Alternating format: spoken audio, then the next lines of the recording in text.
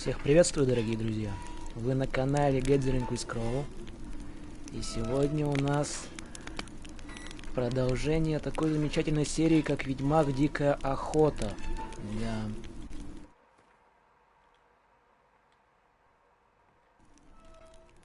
Продолжим играть в эту знаменательную игру, в которой очень много слез и страданий можно получить. Всего от одной игры в карты. Точнее, гвинт, да.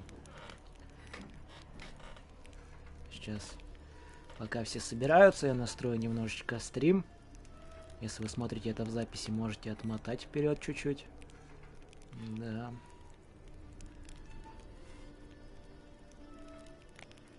Сегодня я задержался немножечко, да, расписание сдвинул. Но на это была причина. Встретился со своими друзьями, которыми давно-давно не виделся. Да. И так хорошо засиделись, что, блин, пропустил немножечко время начала. Но ничего. Все успеем, все сделаем. И все наверстаем.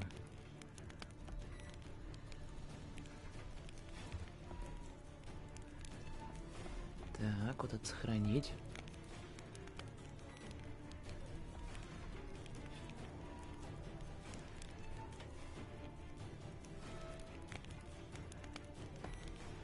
Еще картиночку надо какую-нибудь интересную вставить, и будет вообще зашибись.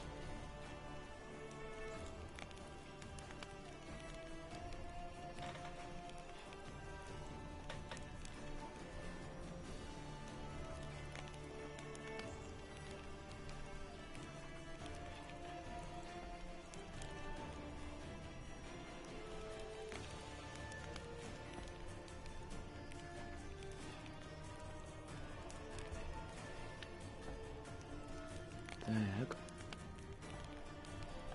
Сегодня В мы... Велене ведьмак должен был встретиться с нильфгардским агентом по имени Гендрик, Да, который небольшое пребывал в предисловие. этом опустошенном войной краю инкогнито.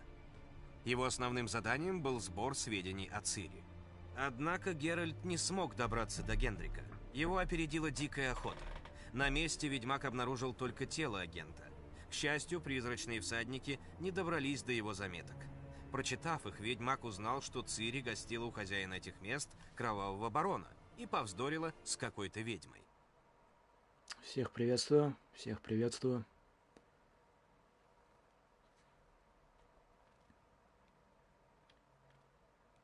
Хорошо, что в данной игре есть предисловие, которое объясняет нам наши прошлые действия. Немножечко облегчает задумку. И просто, в принципе, о том, что происходило до этого. Так, интересные картиночки.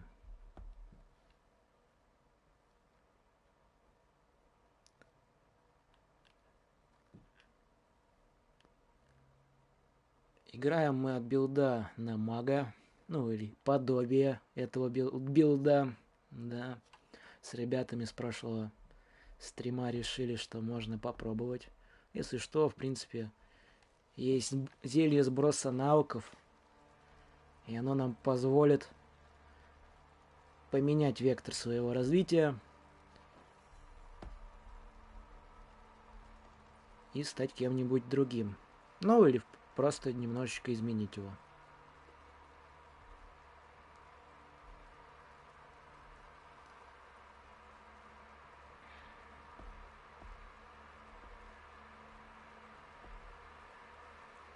Так.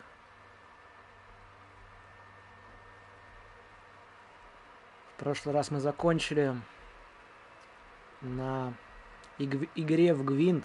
Угу. Если меня не подводит память, мы там немножечко проиграли. Но финт от этого Кровавого Барона был вообще безупречный. Там было 50 на 50, выиграем мы или нет. И он своей картой вместе все нам запорол.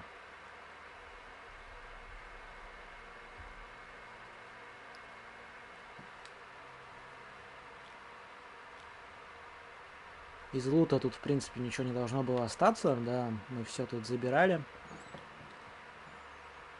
Но проверить как минимум еще можно. Тут сундучок у нас есть, тайник, как здесь названо. Да.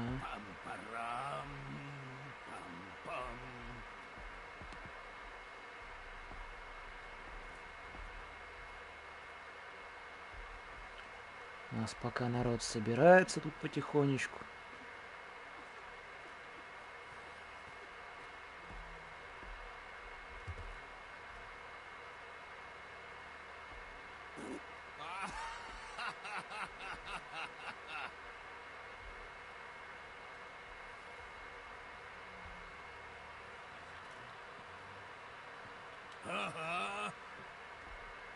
Ха-ха.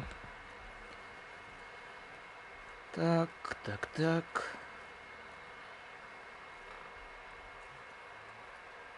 Пам-парам, пам-пам, пам-парам, пам-пам. Чел, видимо, в теме. Напевает такие знакомые мелодии.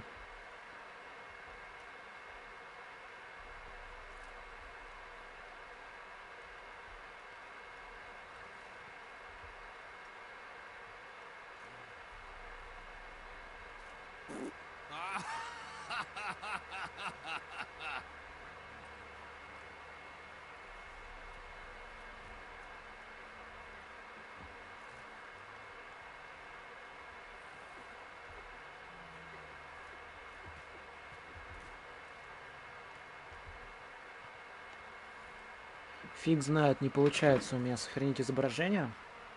Пишет, файл не является изображением, хотя как так бы. В прошлый раз на стриме ставилось. Да, у нас тут есть тайничок такой небольшой. Можно посмотреть ресурсики.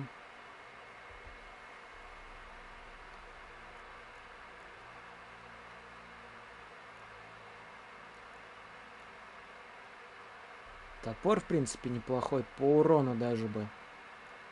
Но им нельзя блокировать. А без блока мы долго не проживем на одних уклонениях. Противники тут самонаводящиеся и любят атаковать скопищем.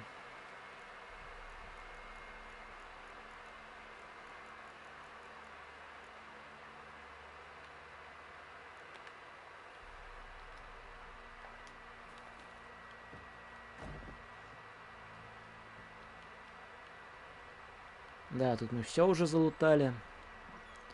Чисто можно попробовать разыграть. Попробовать, да. Этого кровавого барона.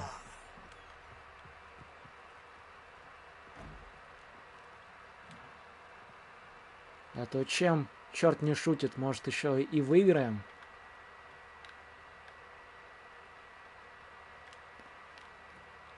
Надо посмотреть, что по колоде. Да, вот тут у нас есть довольно-таки сильные карты.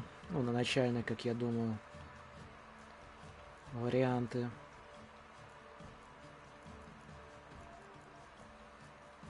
И очень мало каких-нибудь специальных. Или очень особенных. Да, командиров героев вообще нету. Угу. Такое.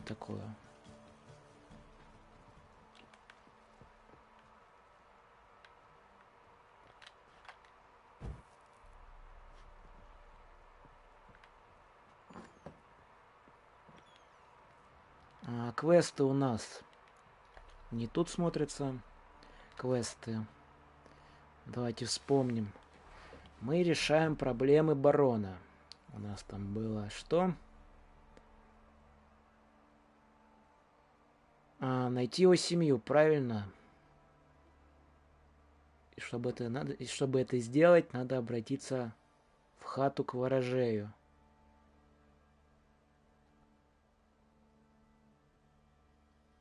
Ага, да.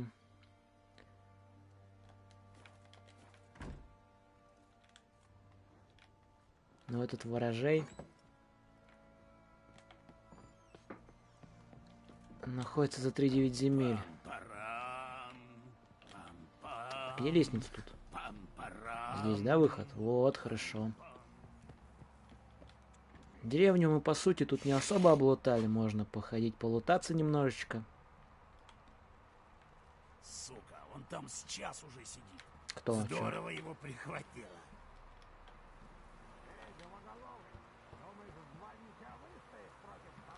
Не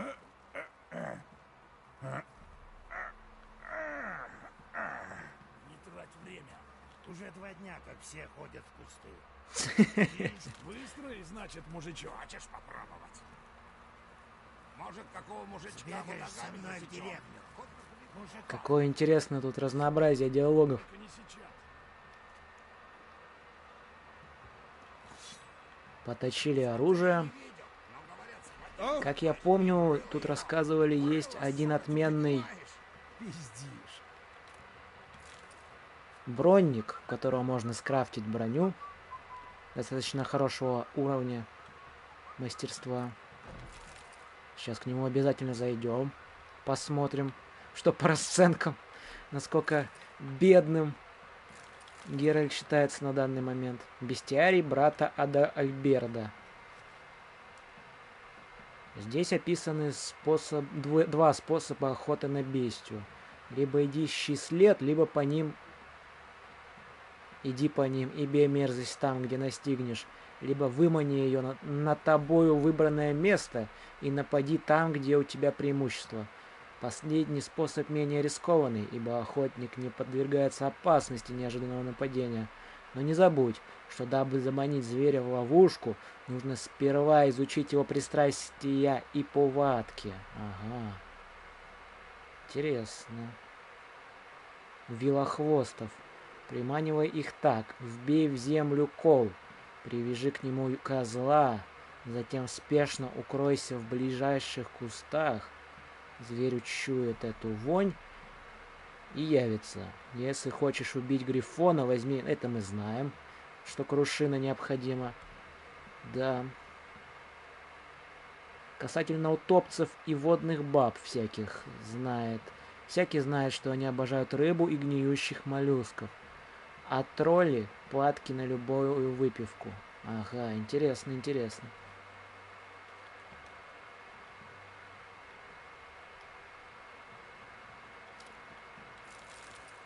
В каждом доме по целой куче алкоголя. Средневековье как-никак, а тут закрыто. Ключи к данным дверям я, в принципе, не особо знаю, где находить. По сюжету найдем, это будет отлично, а так бог с ними.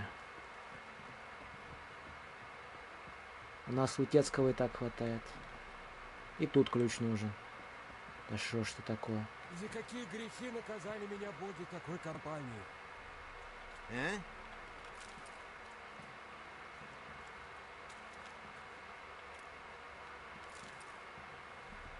Сам-то я не видел, но, говорят, схватил за плащ и врыл его. Зачем ты все рубишь? Сделаем новую модель из 2 частей. Чем могу служить? И еще раз гном. Ну или что-то подобие этой расы тут. Мне нужен мастер-доспешник. Я ищу кого-нибудь, кто возьмется изготовить доспехи. Очень хорошие доспехи. Ну что ж, я делаю доспехи уже 20 лет. И, надо сказать, кое-чего в этом деле достиг. Ну да. Не обращай на нее внимания. Последнее время она всюду сует свой нос. Ну так что ж за доспех тебе нужен? Легкий, прочный, чтобы не сковывал движение и чтобы надевать его без посторонней помощи. Ха-ха, что еще? Может, он еще и чистить сам себя должен? И гузно тебе подтирать? Было прекрасно вообще. Достаточно, чтобы он был прочный и Достаточно, легкий. чтобы он был удобный, прочный и легкий. Послушай, с доспехами вот какое дело. Если он прочный, то не может быть легким. Может, если есть правильные инструменты. Такие, как у клана Тордорох на Ундвике. Иоанна, ты обещала не вмешиваться, когда я разговариваю с клиентами. Не морочь людям голову этими своими скеллигскими сказочками. Это не сказка. Мой дед плавал на Ундвик за панцирями, потому что люди из клана Тордорох делали самые лучшие. Так было до недавних пор. Но с год назад остров разорил великан. Люди бежали или погибли. Но кузни-то, думаю, до сих пор там. Проверить стоит. Если я найду эти инструменты, вы сделаете для меня панцирь? Да, тогда да. Но только тогда. Что-нибудь еще об этой кузне известно? Говорят, она была в какой-то пещере на северной стороне острова. В пещере на северной стороне острова. Это, скорее всего, Если я долгоиграющий окажусь на квест. Скеллиге, Сейчас мы попробую на найти Скеллигу-то эти не инструменты. пойдем. Будьте здоровы. Да. И какого уровня этот квест, вот интересно.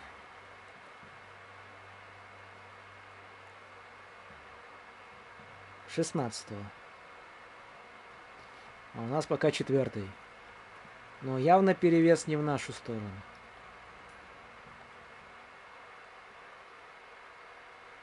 Чем могу служить? Покажи товары. Я хочу посмотреть твои товары.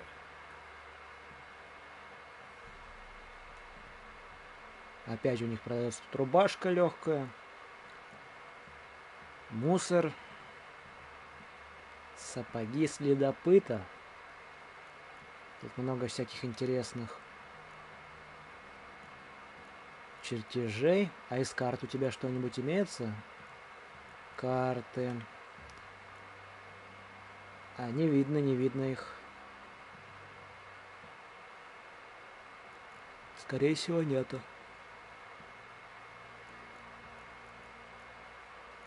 Есть книги зато. И тоже дорого стоит. Сделай сам. Давайте купим.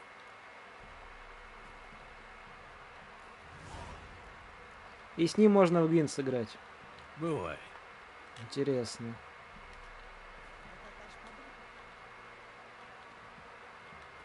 Как я понимаю, со всеми торгашами и главными сюжетными героями можно тут поиграть немножечко.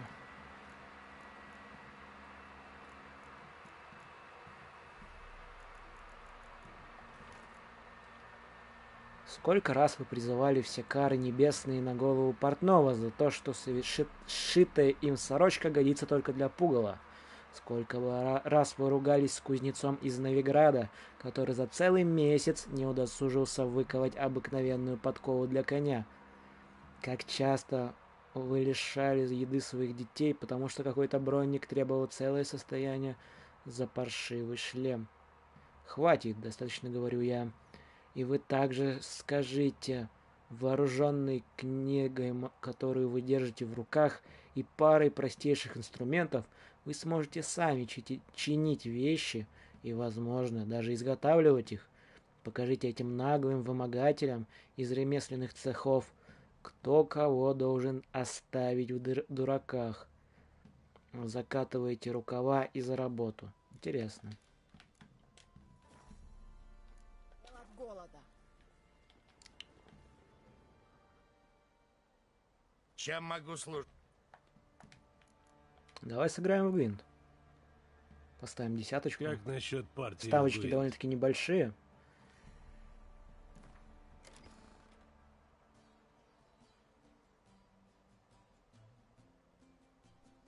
Начать игру, в принципе, можно. А у него что? У него СКТЛ. Ага. Рукопашный, ё-моё, сколько нам тут специальных карт выпало. И ближники, и дальники.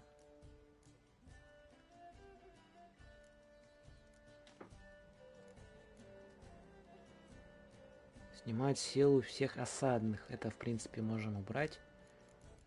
Ну или сейчас отыграем за осадных. К примеру. Дальнобойные отряды. Рукопашные одни точно поменяем.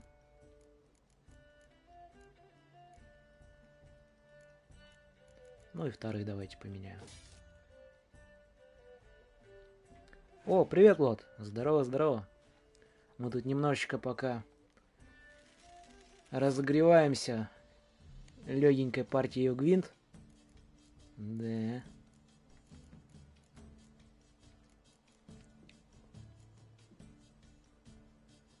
Дела, да, в принципе, сегодня вообще все хорошо. Сегодня немножечко, ну как, если видео расписание в описании канала есть, то сегодня должны были начать в 4 часа. Начали чуть-чуть позже. Случилось так, что встретился со своим хорошим другом. Да, всем привет.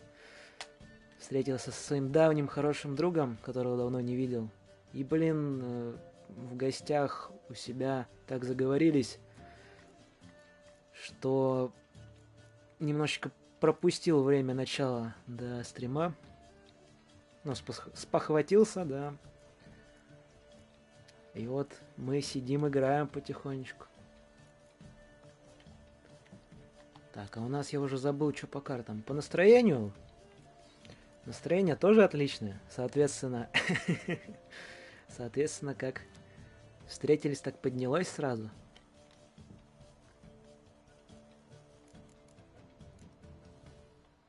Давайте отыгрывать, наверное, рукопашников пока.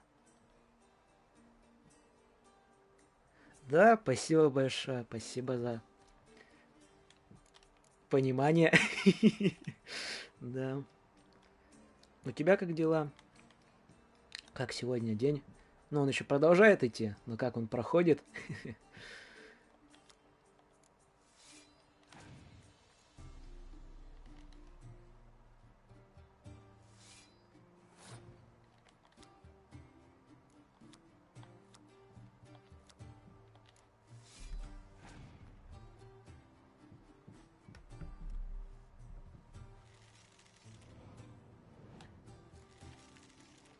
Эти эльфы какие-то вообще отбитые. Тут союзников призывают, как я понимаю. Да, найдите в вашей колоде все карты с тем же названием и сыграйте их немедленно. Интересно, интересно.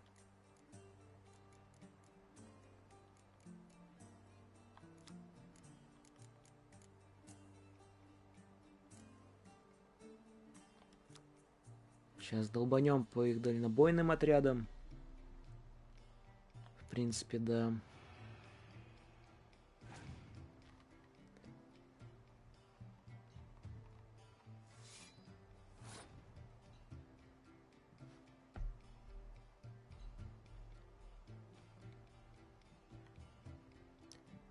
А они? Ты имеешь в виду про эльфов? Эльфы какие-то тут странненькие. Еще, конечно, я не видел их в игре вживую. Какие-то они тут своеобразненькие.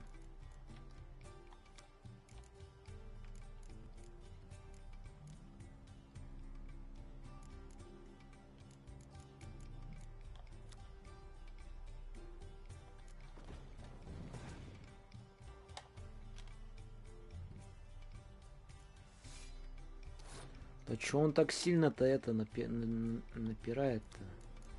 Полегче, нет там? Нет, никакого текста нету. Вот последнее сообщение у тебя о они и вот это вот, которое ты написал.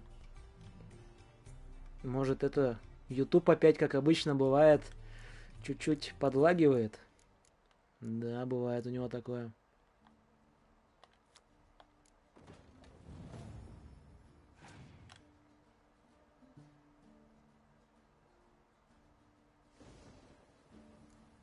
Вот он, сволочь, конечно.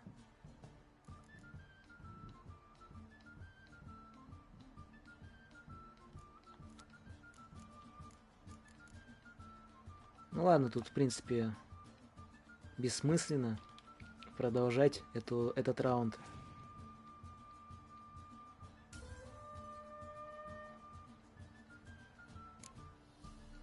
Ты там, наверное, написал вот, по-моему, прошлому вопросику, да?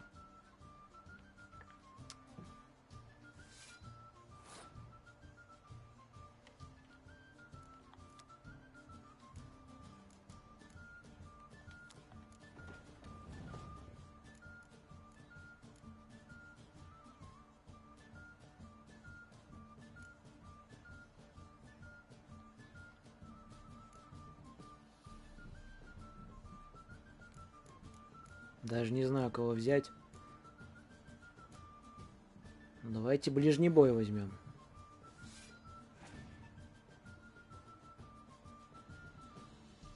Противник спасовал. А мы пока выигрываем.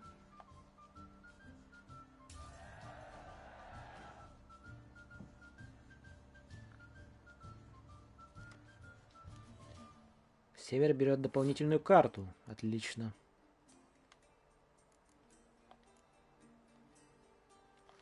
У него 3 карты, у нас было 5 на момент хода. А что эта карта делает? Что за реверс? Не-не-не, хочу посмотреть, что реверс делает. Можно выложить в рукопашном или дальнобойном ряду. После этого передвигать нельзя. А, то есть на 2 позиции ставятся. Они такие универсалы, то есть бьют своей толпой и еще и ставятся, соответственно, в разные позиции. Ну а мы продолжим ставить вот таких вот.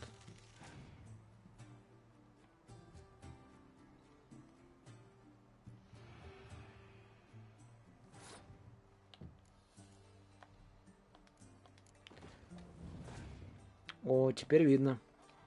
Теперь видно сообщение.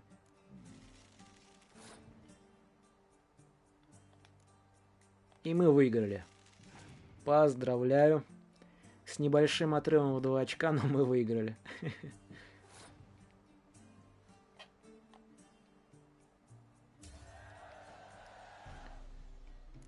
У меня дела хорошо. Но скоро начнется, потому что домашние работы жесткие. Настроение было лучше, пока в телеграме, ТГ-группе кто-то не начал говорить чушпан.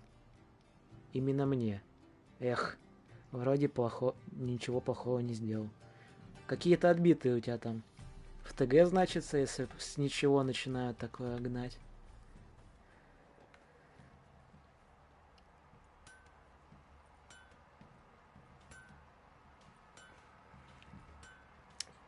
Понял. Ну ничего страшного. Так, давайте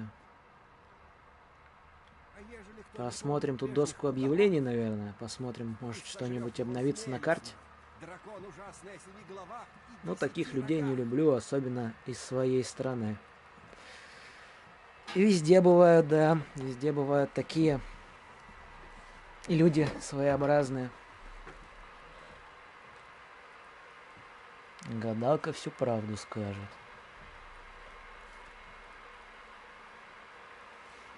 Ну ничего, на свете бывают и хорошие, отзывчивые люди, так что это надо просто пропустить мимо себя такое все нехорошее и принимать на свой счет только плохое, точнее, пропускать мимо себя, хорошее вдвойне лучше разглядывать и видеть. Гвинт, требуются новые игроки. Клуб игры в Гвинт располагается в Ронницах. Приглашаем новых членов и противников.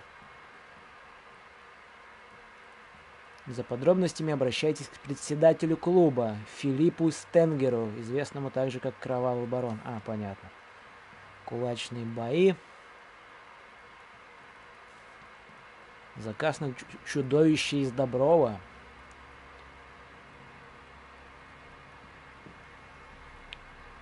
Если я таких встречаю, то мало говорю. Ну, в принципе, логично. С ними контактировать-то как-то и особо и не хочется. Ну и, в принципе, не надо. Стороной обходишь таких людей, и все.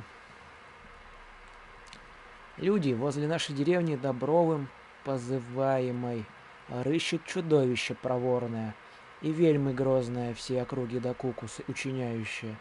Смельчак, который его уничтожит, благодарность по кроп жизни. И вознаграждение щедрое получит. Себе мира спрашивает. Ага. Заказ, кликатон. Опять у Вронец. Че у них там все развелось-то, блин? Скачки. Ой, я слышал, да. Можно будет на лошади немножечко погонять. Повеселиться. Перед скачками придется заплатить. Так что если в кошеле пусто, то не суйся. Радко. Интересно, интересно.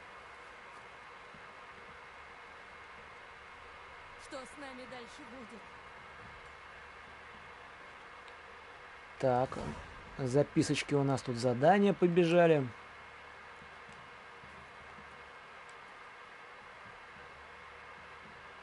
Победить рыбожора. Угу. Поговорить с охотником по имени Неллен. Восстановить все разрушенные святилища, это понятно, комната цель. Пойти на кухню и поговорить с Греткой. Ну, давайте пройдем. Всех приветствую, дорогие друзья, всех приветствую.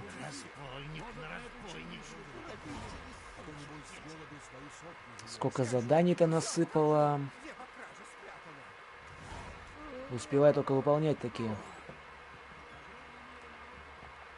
А у тебя седой тоже нет? Вот, кстати, та мелкая девочка, которую Цири спасла.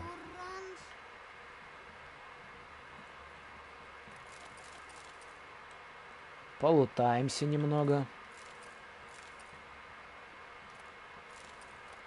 Слиток метеоритного железа. Это, конечно, мощно. Ты Гретка? Я. А ты Геральт. Откуда ты знаешь? Потому что у тебя белые волосы и медальон с волком. Цири мне рассказала. Вы с Цири же разговаривали? Ну да. Она не говорила, например, куда собирается?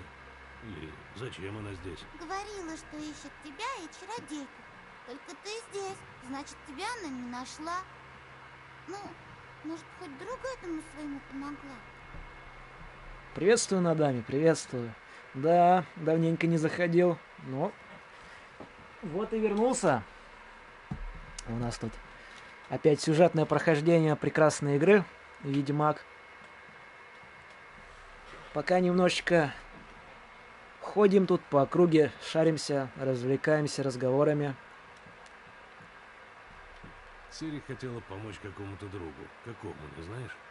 Как это какому? Другу своему. Она сказала, что он угодил в переделку, а она должна его спасать. Как делище над нами, что так оттягивало этот прекрасный момент.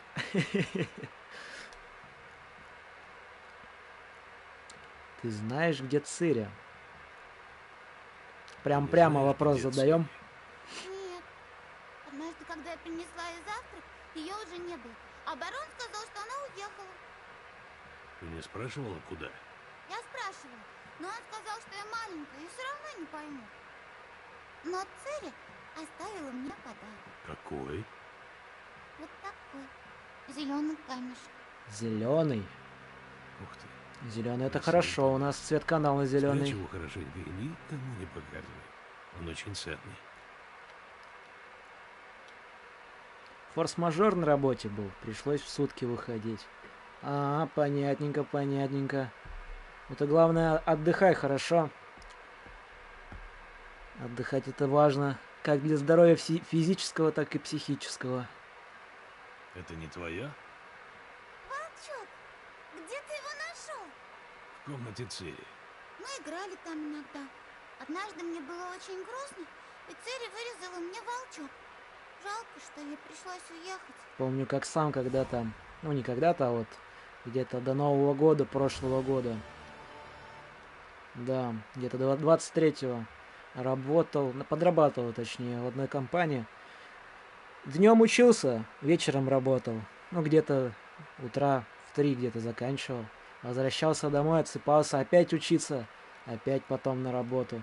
И вот так бесконечно было. Полгода выдержал, потом все так осточертело просто, в принципе. Спасибо.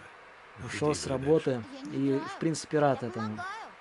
Появилось свободное время, которого не было из-за этой работы. И просто состояние свое улучшилось. Не овощ, как был до этого. Но отдохнул, вчера выходной дали. Понял, понял. Это хорошо. Так, что у нас? Охота на ведьму. Это мы задание выполнили с маленькой Гретой.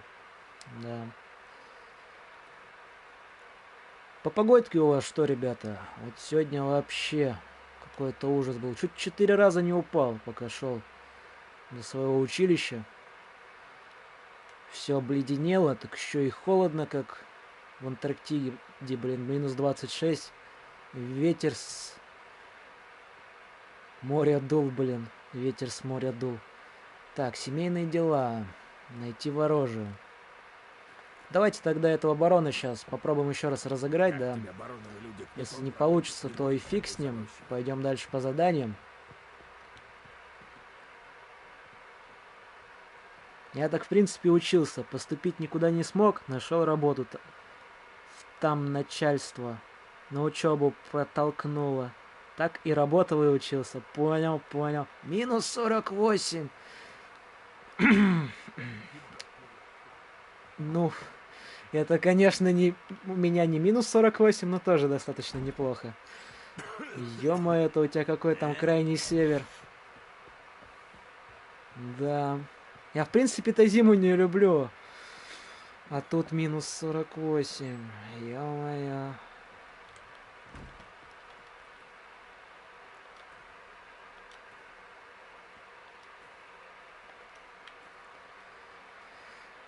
Эх. Ну, с чем пришел? Тут как минимум в такую погоду надо в отпуска каждый год летать. Чисто летом так какую-нибудь тепленькую страну или на юга наши. В Квин сыграть у меня чисто всегда есть настроение. отогреться. Когда сыграем?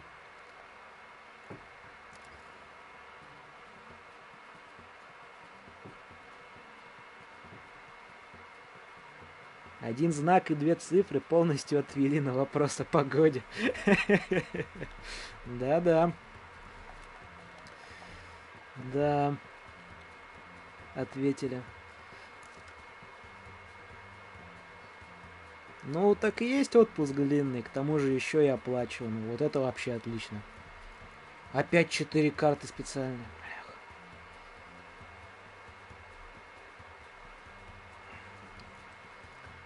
Эх, отдыхать это, конечно, хорошо.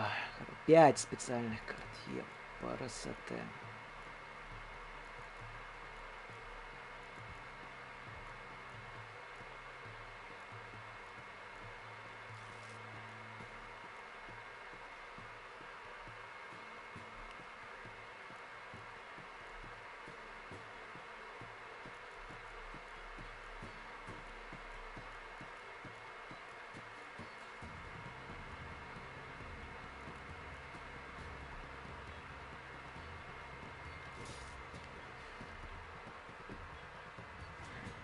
Я, наверное, последний раз куда-то ездил.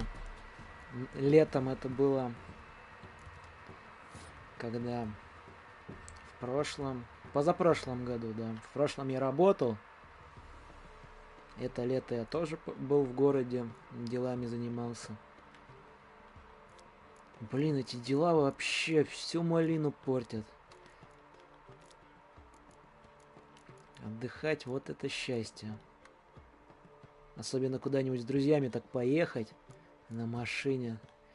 Чисто радость, веселье, сказочное настроение. Давайте, значит, отыграем сейчас осадными орудиями.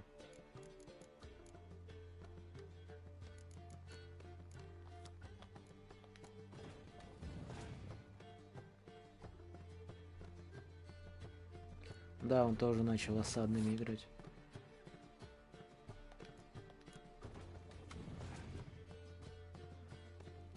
Я последний раз куда-то ездил на Новый год. Ну то есть не дома праздновал, да? Ну, тоже хорошо, да. Отыгрывать осадными с дебафом на осадки в руке? Да. 2 штуки. Это если что, вот мы сейчас закинем ливень. Вот смотри. Закинем ливень. Он тупо не сможет кинуть месть, пока не пасанет. Потом мы кидаем ясное небо. Ну или во втором раунде. И тупо он... И он в просаке, все. Он не может ничего сделать.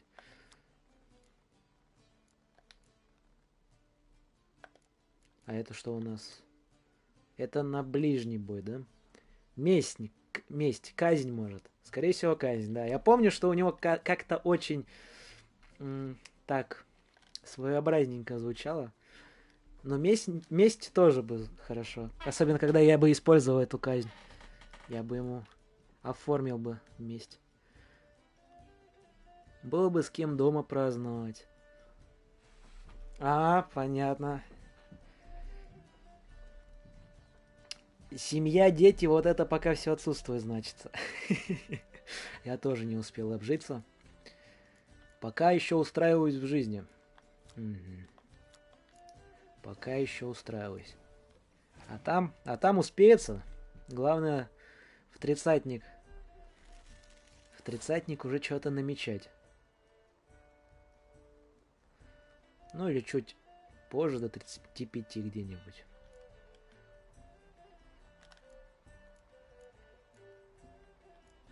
Да, всех приветствую, дорогие друзья. У нас тут небольшой отыгрыш за прошлую обидку на этого барона.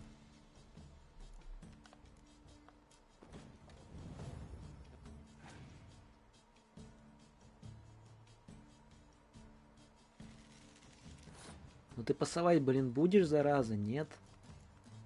Пасуй.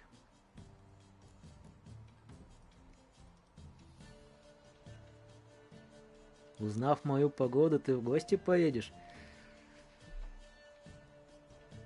Ну как сказать?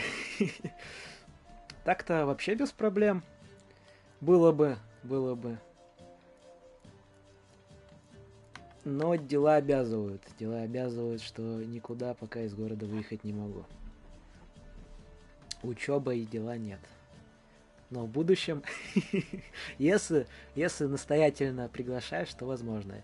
Так что тоже в будущем жду у себя.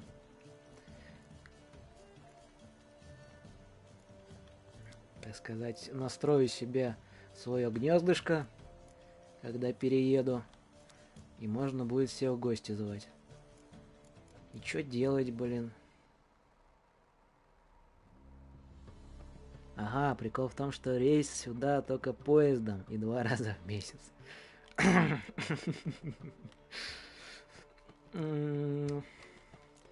Как все звучит очень специфично.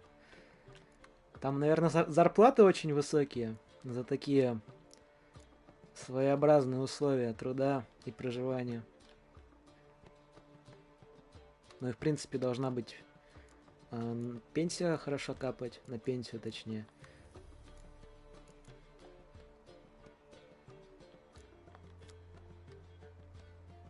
Вот скинем мы вот это вот сейчас. И что мы сделаем?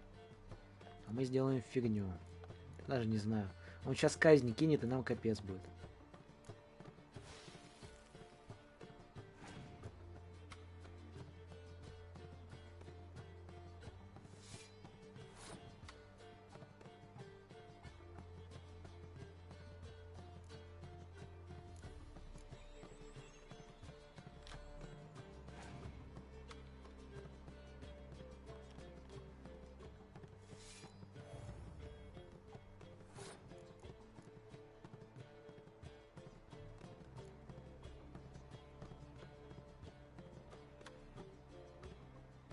Это осадное орудие, да? Ну, черт его знает, как у них. Я не в городе работаю. А, то и за городом, да? Понятненько.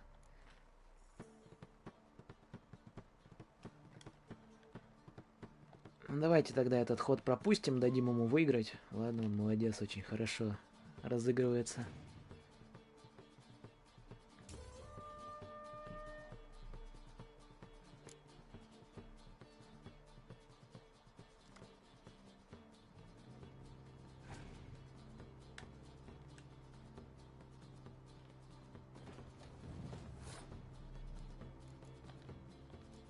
У меня тут соседи вдруг резко решили ремонтом заняться.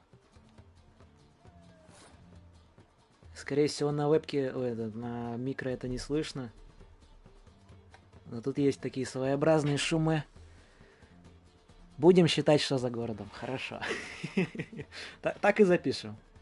Он посоет, да? Посоет. А мы вот так сделаем.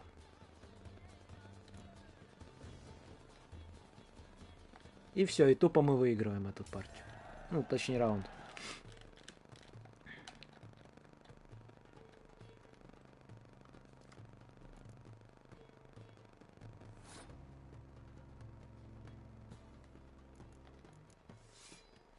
У него где-то 2 карты мести осталось, как я думаю.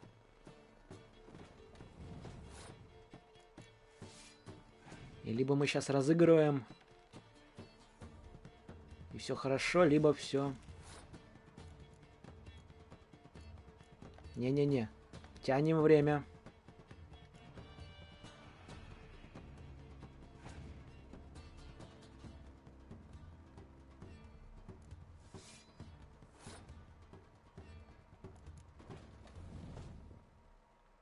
Конец раунда.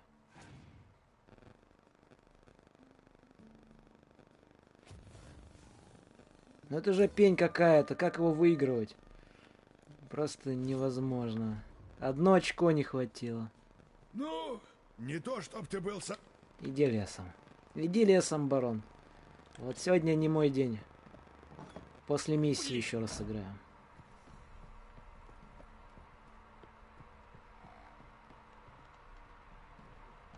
Так, а где тут выход? Он только через 2-й этаж, что ли, идет? Ага. Нет, этот барон какой-то слишком смышленый со своими местью и казнью.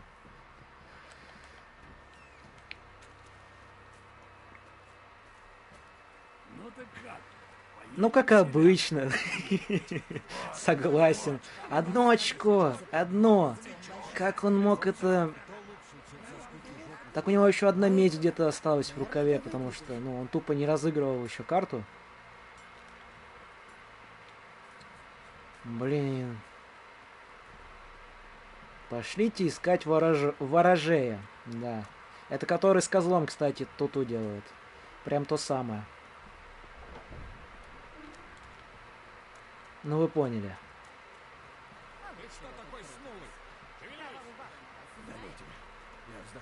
Ну и ветер. Краснолюд, тот за спиной сильнейший бронник в игре. Ну ты уже убежал. Я с ним, кстати, разговаривал, да.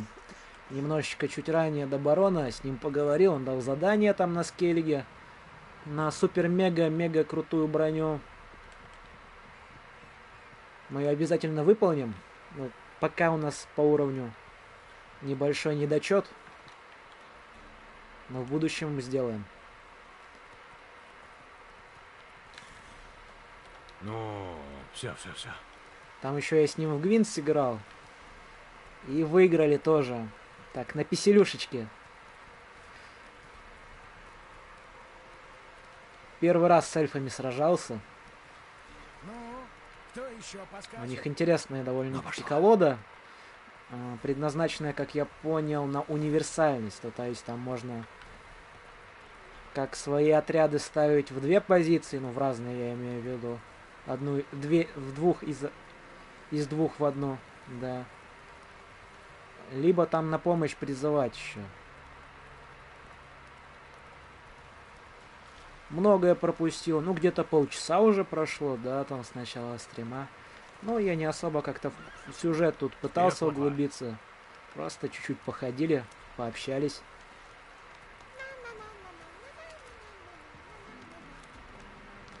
А что у нас тут за деревня такая? А, мы тут были, да. Вот тут что-то интересное есть. Торговец. Тут мы зачистили. Так, нам направо получается.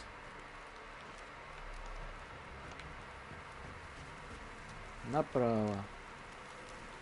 Огромное количество неисследованных мест у нас на карте. обязательно пройдемся по всем.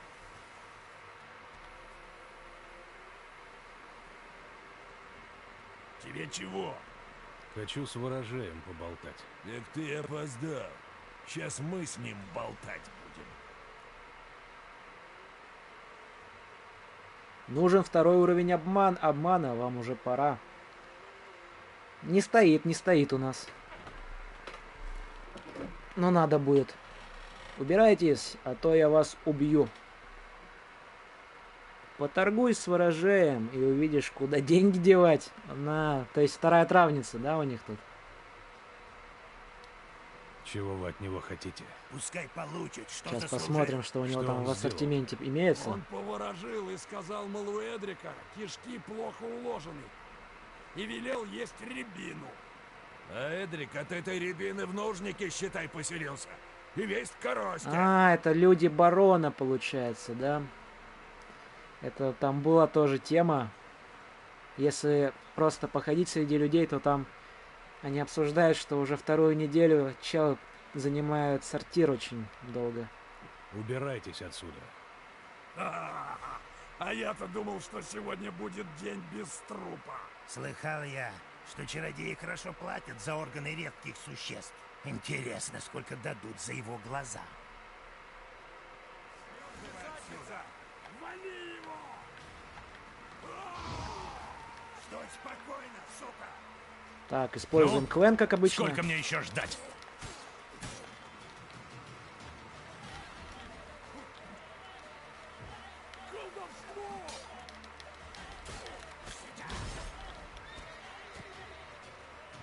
Битвы тут очень напряженные. Опять лучник. Ненавижу это еще и арбалетчик. Два арбалетчика.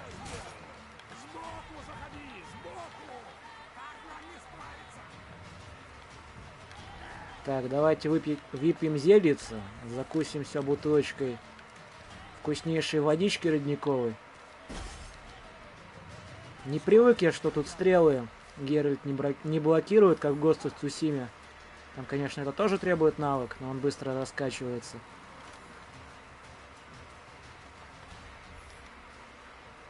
А стрелять вы-то будете, не? Вот.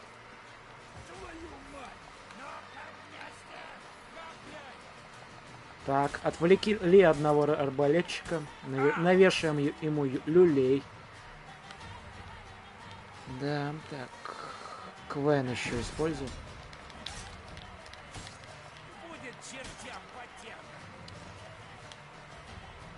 Их тут надо растягивать. Растягивать.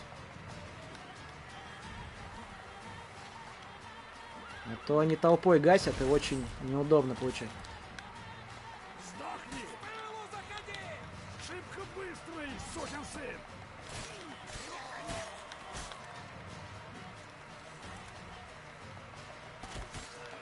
Он как в упор-то стреляет? Я чуть-чуть не понял. Как же, типа там, переход на ближний бой резко, не? И все. С первой попыточки. Посмотрим, что за человек насолил приятелям Эдрика. Угу, посмотрим. А с оружия чуть-чуть поломалось. Сейчас тут посмотрим, что с ним. 99 и 49, да? Стальной. На 15-шку где-то, да? На 15 единиц. Ага. Ну, в принципе, нормально еще. Походим. А, полутаться. Забываю. Болт с широким наконечником.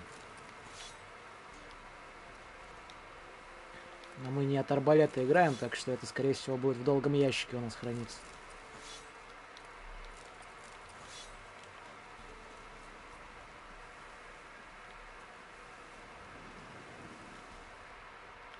И никаких трав у него не хранится.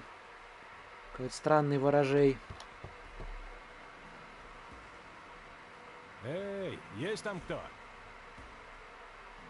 Открывай, не бойся. Кого духи несут? Чего он хочет? Мне нужна помощь. человек, а волк. Седой, а не старый. Его-то ворожей и ждет, пождет. Такой странный чел.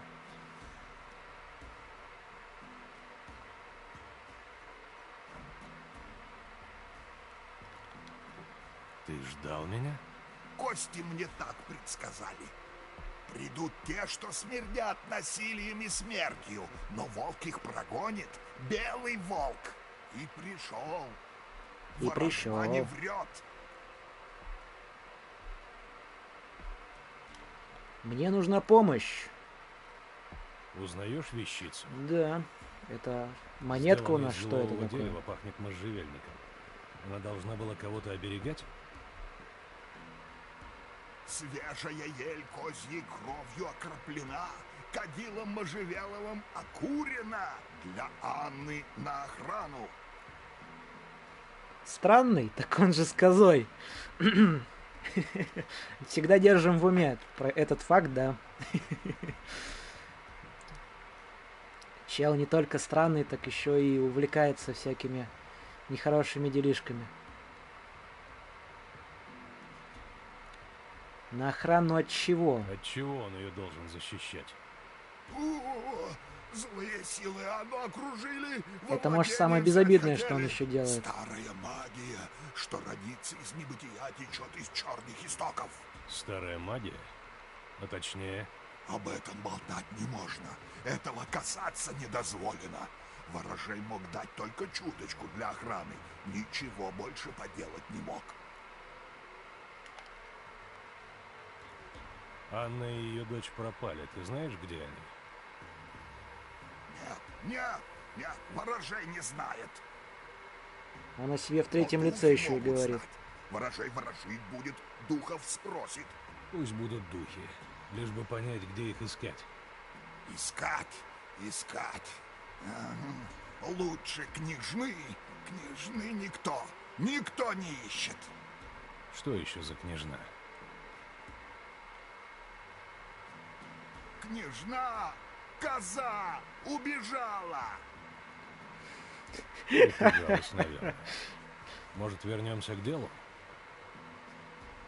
Сейчас продолжать козы? нельзя без козы, да? Без козы не выйдет. Ё-моё, дед помешался. Не буду я бегать за козой. Ты шутишь? Не буду я бегать за козой. Нет козы, нету и ворожбы. Да поехавший. Ты начинаешь действовать мне на нервы. Никуда я не пойду. Нет княжны, нету и ворожбы.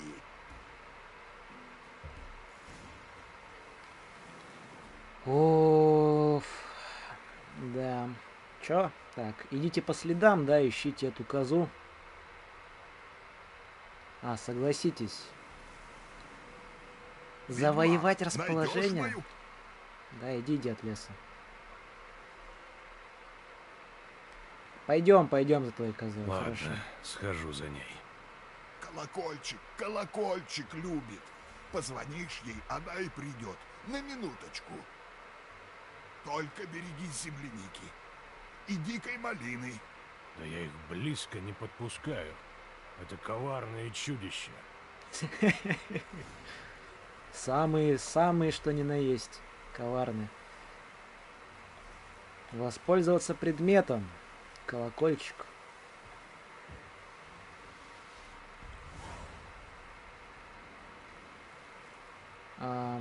Вот так, да, используются у нас предметы. Немножечко отвык от управления. Да, делаешь перерывчики в разных играх. Соответственно, управление везде разное. Немножечко отвыкаешь. А это что тут? Волки? Ё-моё.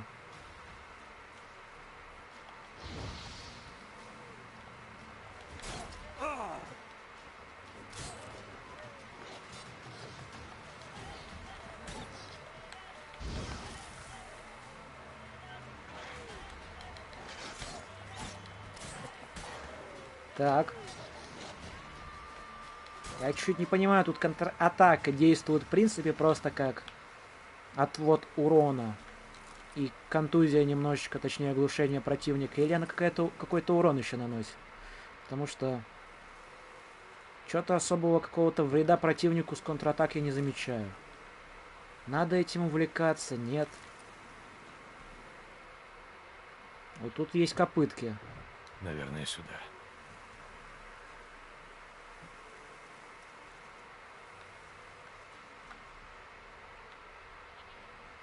О, козу слышно. Вы слышите?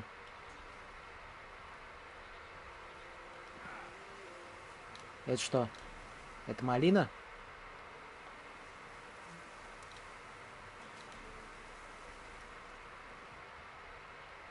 Женщина вот валяется. Медведь. Вот тут просто здрасте так, резко, неожиданно. Медведь, давай это по-дружески все решим. Без этого твоего. Ну, сколько мне еще ждать? Медведь, дружище. А, он блоки пробивает, значится, да? Как минимум уклоняться от него надо.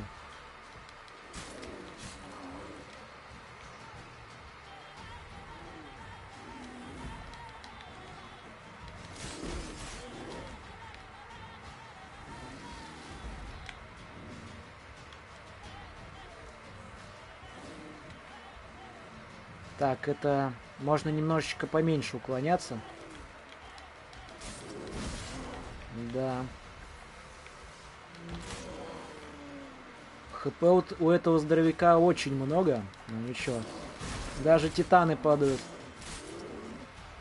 А тут-то обычный медведь.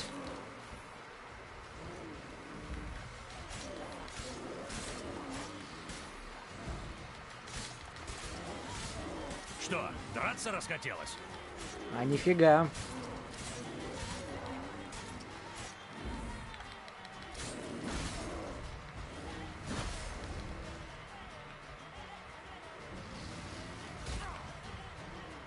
Вот пробитие его блока, точнее атака тяжелая, которая пробивает блок, еще и урон наносит, это, конечно, мощно.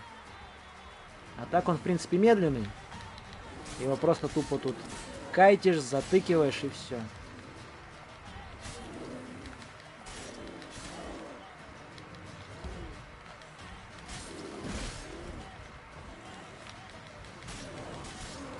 Отметка вход.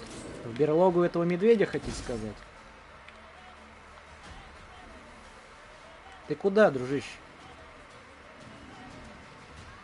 А почему он убежал вдруг резко? И куда?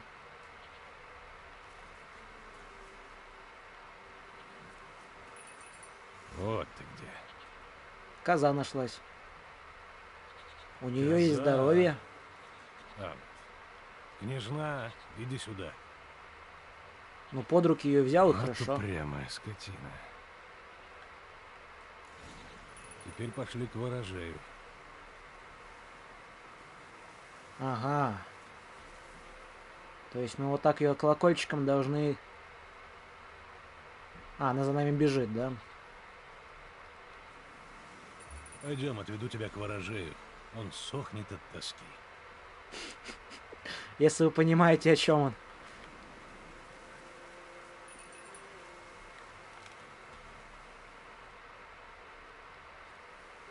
Ну иди же.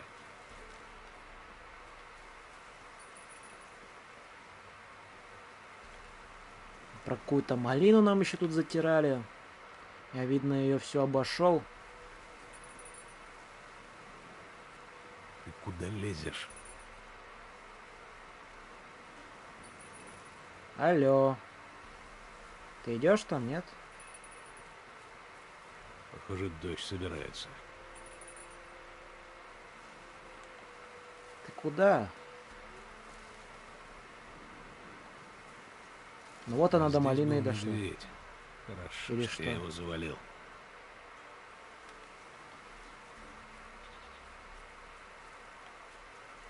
Мне правда надо все время звонить, чтобы ты шла?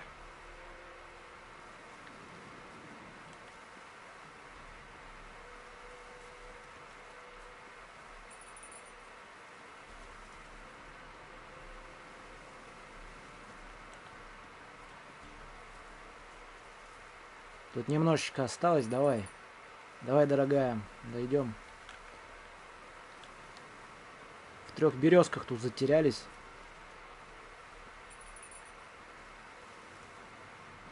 В берлогу медведя мы обязательно вернемся.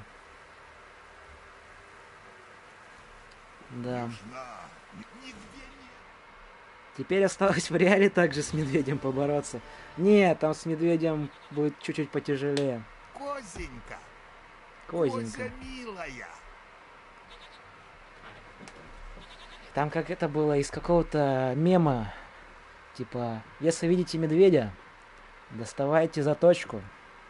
Как только он на вас напрыгнет, типа, бейте ему там в районе пасти, что ли. Начинайте с ним бороться, да. И типа все галлюцинации падают. И типа, ну, типа фантазия. Просто бегите. И или что-то подобное было. Да, теперь ты мне поможешь к делу, да. Вернемся к Анне и Тамаре. Небольшой Знаешь, лирический где они могут быть? отклик был. Кровь. Надо крови живого существа. Живое существо у нас есть. Хорошо, сейчас вернусь. Так есть же живое существо княжна. Или мы своих не трогаем?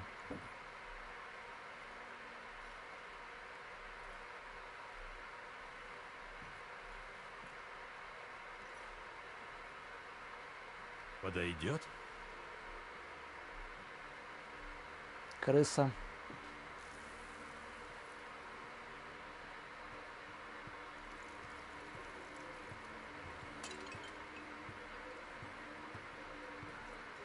Интересно, он прям на земле у себя дома обряды проводит.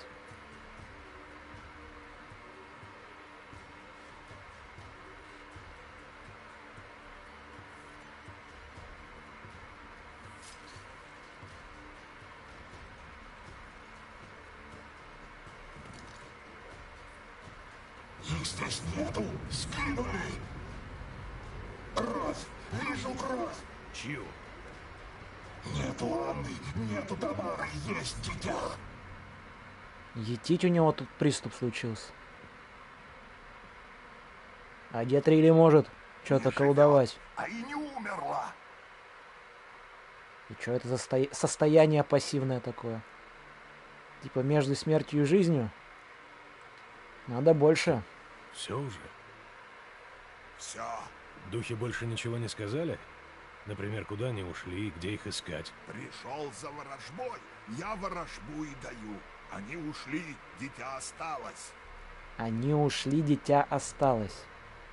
Кто они и дитя это маленькая дочка барона, соответственно. Ладно. Чье дитя? Анны Анна была беременна? была и скинула. И барон ничего не сказал. Может, боялся. Может, стыдился. Может, не помнил. А может, помнить не хотел. При чем здесь барон? Барон как-то был связан с выкидышем у своей жены. Человек он порывистый, горилки не сторонится. А после горилки нрав у него еще круче становится.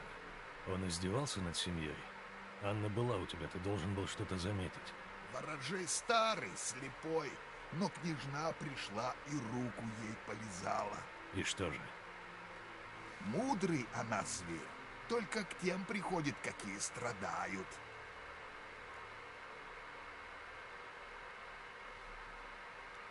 Что стало Что с стало ребенком? с ребенком? Без обряда его закопали. Вот он и проснулся. Блуждает, мести ищет. И Гоша. И Гоша? Белый волк, мудрый волк. Поймает Егошу, и Гоша поможет. Приведет к родным. И Гоша высасывают кровь у беременных и пожирают их плоды. Они не помогают. Потому как прокляты. А ведьмаки проклятие отводят. Ежели белому волку не повезет, пусть кровь принесет. Кровь всегда родную кровь найдет. Как снять проклятие? Я слышал, одному ведьмаку удалось расколдовать Гошу. Но сам я этого никогда не делал. Знаю, что нужно его закопать под порогом. И имя дать. Аймройн провести. Обряд именоречения? Это эльфский обычай. Человеческий, эльфский, краснолюдский, самый древний. Духом до расы дела нет. Духом умилостивишь, дух тебе поможет. Спросишь, ответит, дорогу покажет. Интересная тема, кстати. Это как у жителей африканского континента, типа для удачи, для привлечения живых существ фундамент, типа закапывают или в принципе просто закрывают, ну точнее не живых, а уже мертвых. Живых-то это вообще было бы жестко. Мне надо узнать, где Егоша. Что бы там ни было, сначала мне надо найти Егошу. В полночь ищи. У могилки пустой. Если пустой. ты прав, где находится могила, должен знать барон. Теперь обратно к барону. Мутит барон что-то хитросплетенное.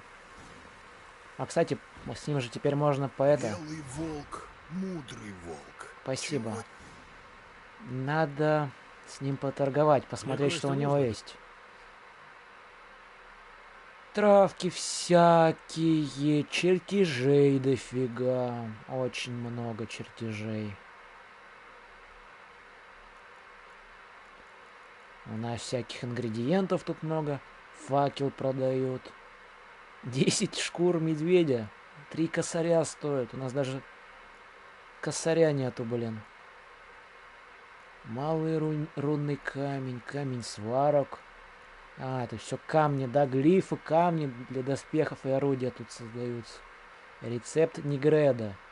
Кстати, есть игра такая, Potioncraft, вот там, типа, основная тематика создания различных зелий, вот тоже была, типа, создание Нигреда, типа, камня пустоты, создание философского камня там в итоге, и всего такого разного. Эфир. Интересно. А это что такое? Шкура драконида. Тут драконы водятся. Прикольно. Северный ветер. Белая чайка. Краснолюдский спирт.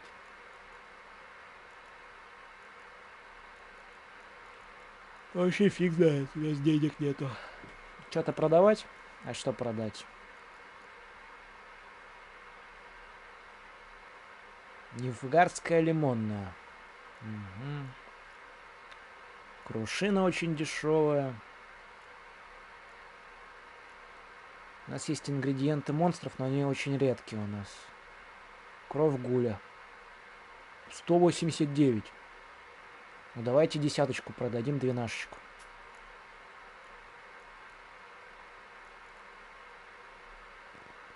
Вот и деньги появились. Можно тогда рецептик какой-нибудь прикольный прикупить. Северный ветер. Вот интересное название. Давайте купим.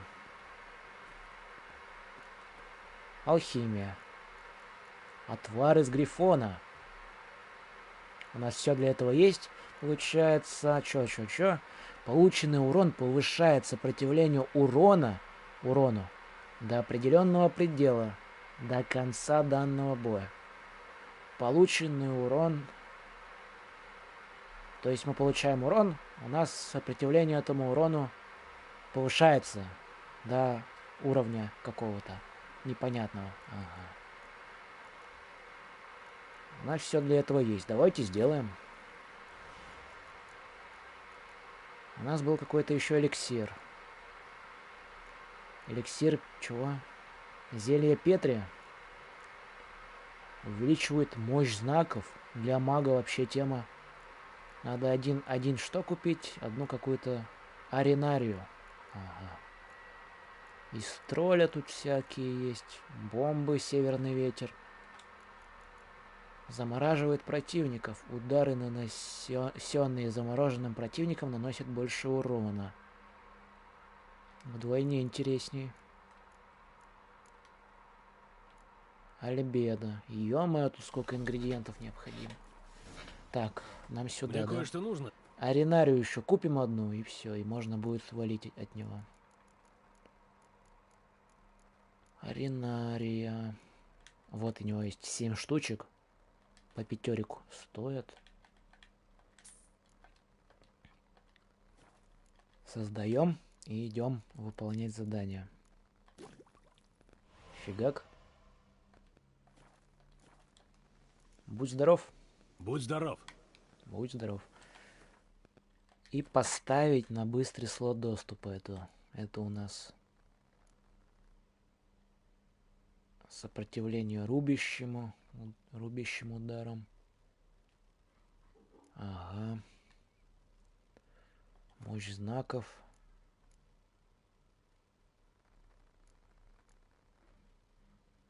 Сила атаки. Давайте вместо силы атаки сюда поставим. Карманы. А в карманы что-нибудь... А, в карманы ничего не лезет, да? Тут можно намазаться. Ладно. Хорошо.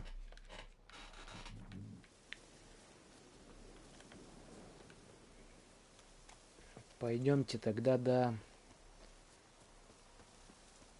этой пещерки с медведем, который от нас сбежал с хорошего, он такой животное.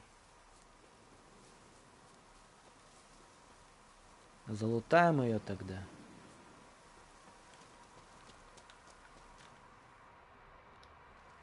Олененок, грибочки всякие разные.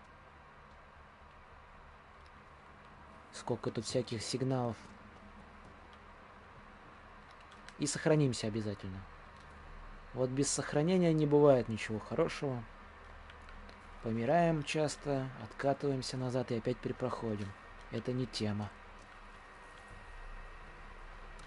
А, у нас факел был, да? Факел. Вот, факел. Малый камень-стрибок. Оленинка тут гниющая.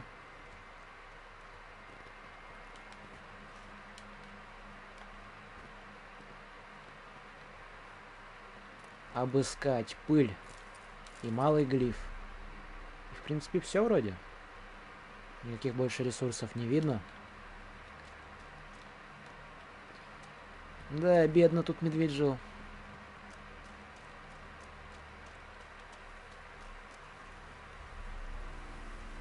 А по знакам интереса, что тут есть? Ближайший, например. Ближайший тут у нас снизу. Давайте до него пробежимся. Посмотрим, что там есть. Потом забежим к барону, спросим про вот этого Игошу, где он захоронен, соответственно. Узнаем. Пройдем дальше выполнять это задание. В конце, наверное, еще сразимся с бароном в Гвинт. Выиграем, повезет, не выиграем, грустно. И надо будет еще раз с ним потом сыграть.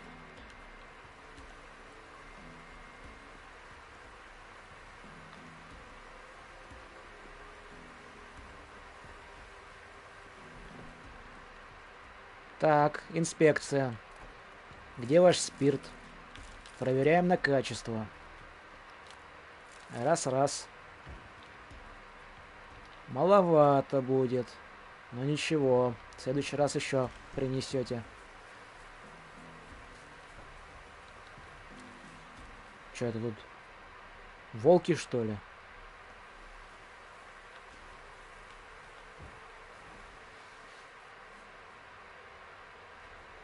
Коняху зарубили. Вот ироды. Да, контратака вообще мало урона наносит. Очень мало урона наносит.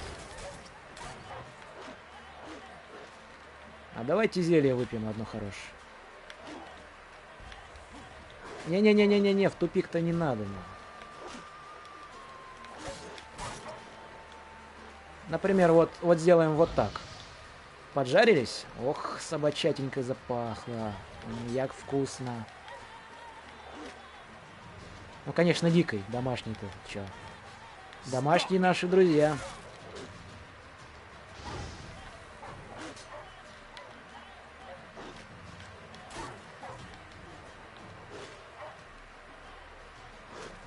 До сих пор очень долго знаки откатываются, да. Не хватает скорости восстановления. Да ты ж доброе животное.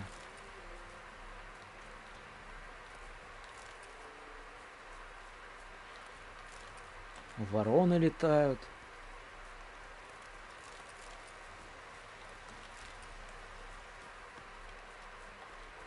Вороны это... Еще тут животинку загрызли. Так, значит, еще водички выпьем. Да, обновимся. И еще тут кто? Собака еще? Раз, два. Они уклоняются. Вон. Покончим с этим. Не достал. Вот как так бывает?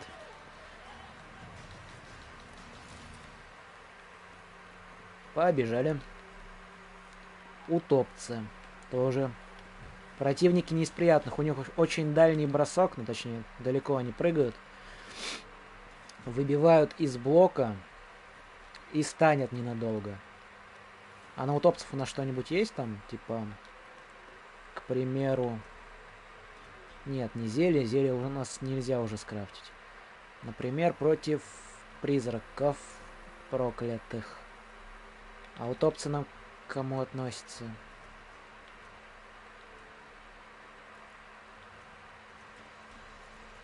Утопцы. Они относятся Игоша.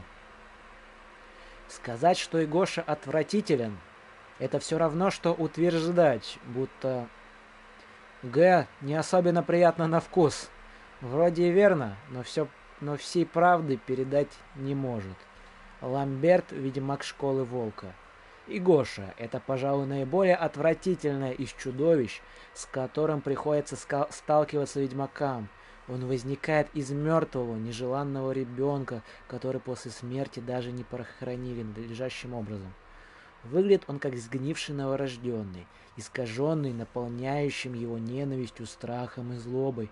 Этот мерзкий монстр обычно питается силой и кровью беременных женщин, которых таким образом постепенно доводит до смерти. Масло против проклятых у нас есть, как я помню. И знак Аксии. Аксия — это отталкивание, да? Трупоеды. А, у нас утопцы к трупоедам относятся, да? Хорошо.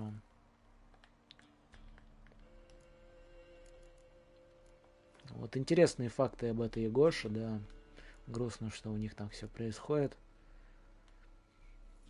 Грустно. Давайте поставим, может, топорик какой-нибудь хороший. С топориком побегаем. Но только перед этим сохранимся. Он маленький такой, что ли? Я, конечно, не люблю прям большие размеры, но что-то топорик больно маленький. Против призраков, против трупоедов.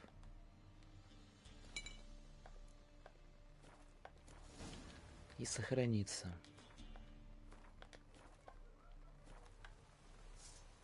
Погнали. Так, бомбы, картечь. Давайте что-нибудь накинем.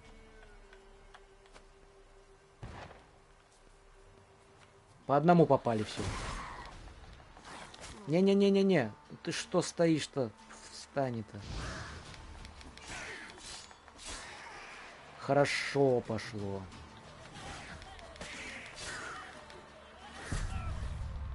И очень плохо поехала дальше, блин. Больно уж они резкие.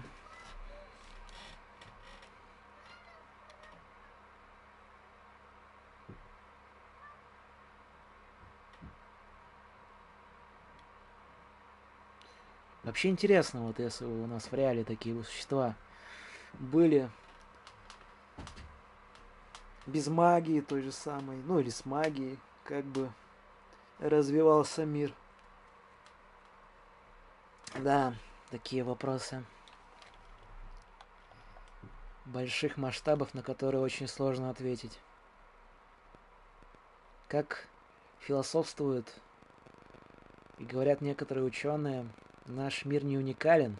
Существует еще много-много миллионов таких же версий Земли с таким же или различным развитием. Мир однозначно бы обосрался. Это если простыми словами, да. Человек сколько там? Несколько тысячелетиями адаптировался, да, чтобы стать правителями Земли. Так, а вот и я. У тебя микро отходит. Провод подправь. Сейчас сделаем. Здорово, здорово, модеру нашему. Сейчас слышно хорошо все? Я, забыл поинтересоваться по поводу звука. Вот сейчас хорошо должно быть слышно, да?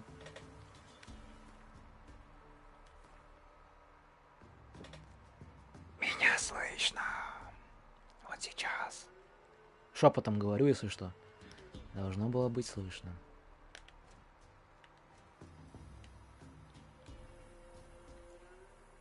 Трупоеда.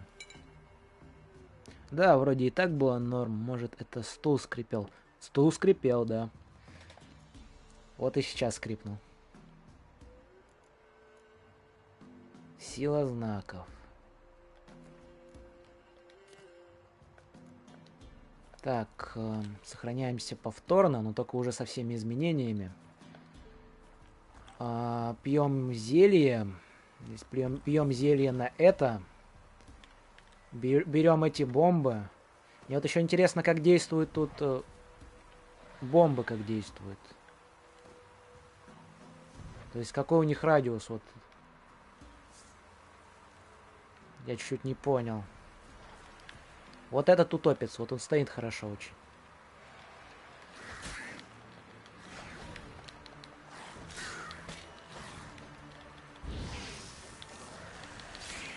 Так, -1. Раз, два, три, 4. Все, поехало. Так сказать, мы в своей родной среде бьем уродцев и людей. Так, подождите. Как нам завещали во время боя в Скайлиме или том же самом Fallout, останавливаемся, нажираемся. Нажираемся, идем отводить и бить врагов дальше. Бомбы в зеленой ветке качаются. Ага. Бомбы в зеленой ветке. Ну, все, что связано с алхимией, то и тем же самым крафтом из этих ингредиентов, да. Интересный факт, когда ты поджигаешь цель, а после ее бьешь, то ее поджог сбрасывается. Это как так? Я типа плашмя мечом, что ли, тушу? Что за фигня-то резко? Я замечал, что они типа как бы в стане находятся. И думал, что они, когда я их бью, еще и горят дополнительно. Фигня какая-то. Да. Так, у нас тут противник. Раз. Ну и ладно. Чуть-чуть урона получили. Не страшно.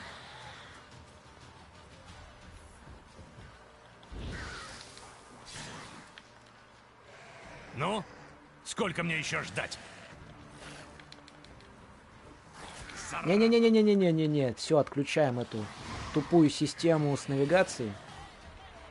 А то она, блин, до добра не доведет. Люди добрые. Стоим, хилимся.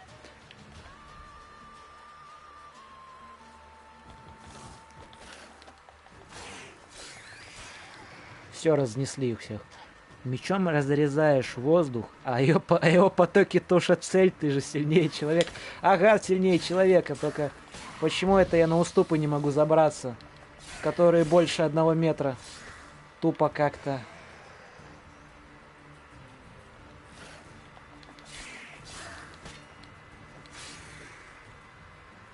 Сверхчеловечески сильный, но недостаточно развитый. какой-то ведьмак, блин. Каждый стрим говорит, что навигация говно, и каждый стрим ее включает. Я включаю ее, когда думаю, что она нормально будет работать, а она не работает. Я все надеюсь, а она не случается. Да. Кровь монстров, мозги. Вот им мозги не понадобились, а нам понадобятся.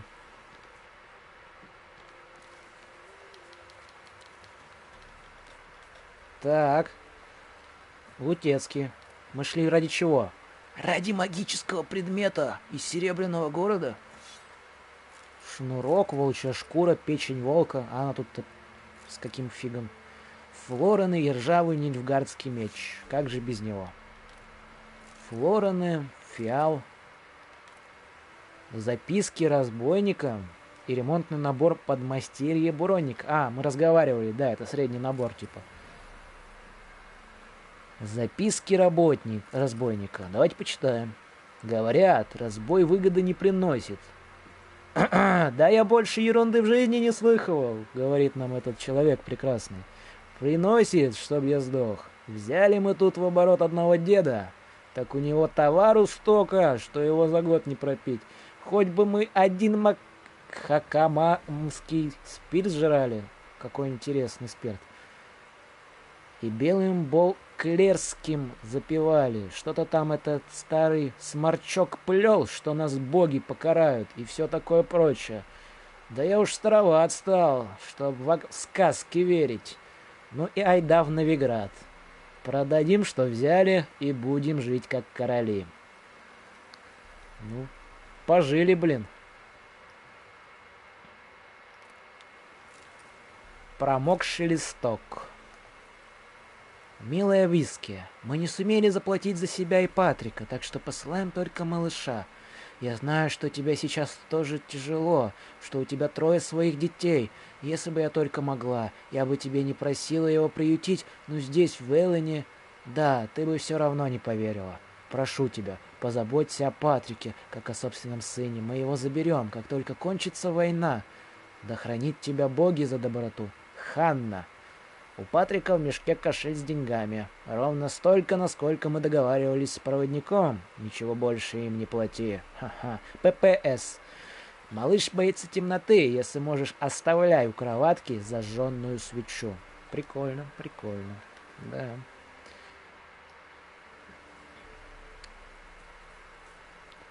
Так. У нас что, еще В смысле еще противники? Харе. А топорик-то рулит. А топориком можно блокировать, я не понял. Я не понял, а почему топориком можно блокировать? Мне говорили, что нельзя. Это странно.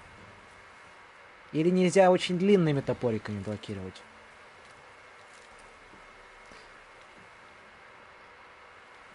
Я вот чуть-чуть логики не понял. Так. Где наша плотва? Плотвёха, иди сюда. У нас дел не в проворот. Да. Красивая наша коняха. Сейчас скачем к барону, решаем его вопросик. Ищем там чудовище. Решаем, убиваем, не убиваем. Потом что у нас? Еще дел... Куча целая. Так, сейчас чатик почитаю. Не торопись. Не торопись, давай, не торопись. Ну, блин, застреваем в этих всех заборчиках. О, здорово, Зет, здорово. Одно дело, когда тебе зубы волка в древко врезаются, и другое, когда меч по рукам ударит. Разница будет, да? Разница будет. Шевелись, плотва. Ну, даже не знаю, что хуже. Например, волк же или сами чудовища, они по своей массе вот намного сильнее будут, чем те же самые мечники. То есть, разница, ну, не сказать бы, что у людей сильнее. Вечер, да. Можно было бы дать подсказки, но сюжетные выборы подсказывать неинтересно.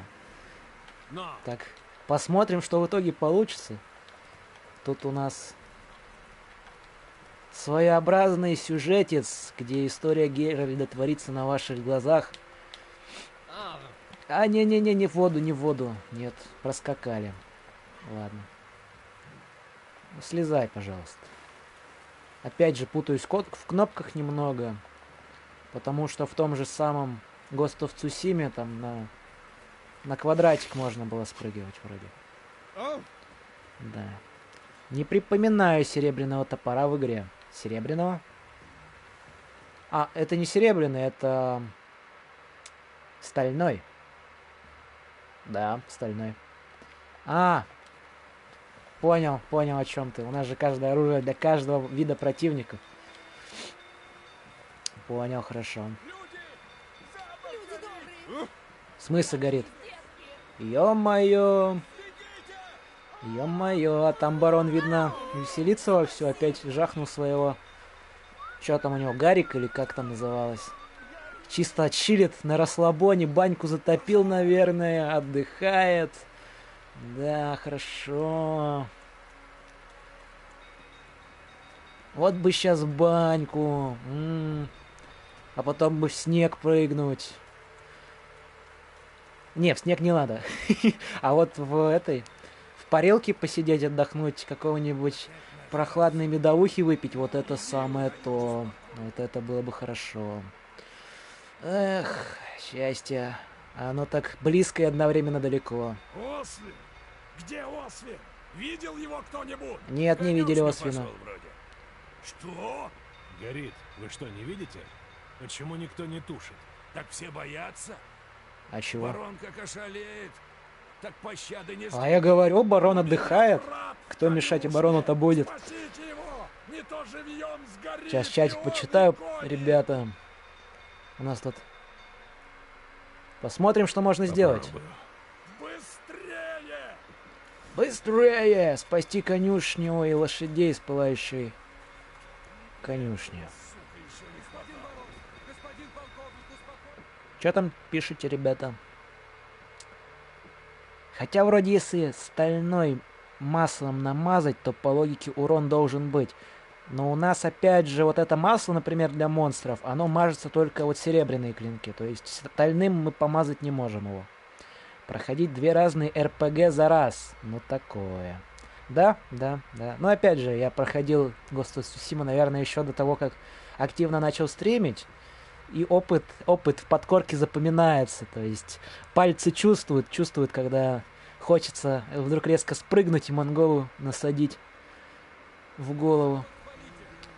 Протаранить лицом многолетнюю мерзлоту? Как вариант. Чисто так, да. По кайфицу. Барон, здравствуй. Ты... Ой, нажрался, я тебе говорю. Я тебя знаю. Нажрался и отдыхает. Чё до него доколебались. И в баньку пошел. Или сауну. Чё у них. Ну, сейчас посмотрим, Зет, сейчас посмотрим обязательно. Но я пробовал, хотел намазать топорик, но не получилось. Это было до или после того, как ты ее избил до полусмерти? Ты на что намекаешь? О, все, борзота Не держи поехала. меня за идиота, ты ее много лет колотил. В конце концов, они не выдержали и убежали. Так? Ну не надо бить беднягу. Ну не надо, за что его? Ну бедняга же, что? Пьяный, с горем пополам. Ребят, ну бить его не обязательно, же согласны? Я вот знаю вот одну игру, называется она Сифу. Вот там есть 2 концовки. Одна хорошая, одна плохая. Там по факту на плохой ты всех убиваешь. Ну типа по сюжету там мы отмстим за мастера. Мы всех убиваем. А в хорошей мы типа, ну не убиваем никого. И даем, так сказать, всем понять, что мы очень милостливые. И прощаем всех. Алкаши только так из пьянки, из опьянения выходят. Ну, им просто отоспаться надо, а мы им даем как вариант такой. А, мы не можем водички попить. пора заканчивать. Дед, успокойся, харе, не буяй. Ладно, давайте. Раз, последний его ударим, все. Ну, не мечом же его. Шифу тот еще хардкор, да. Возможно, его пройдем. У нас тут игра в доступе имеется. Но думаю, это как-нибудь потом, да. Вот Надо и водички поговорить. попили. Так сказать, освежились. Хорошо, хоть он за нож не хватался. А то вариантов было бы.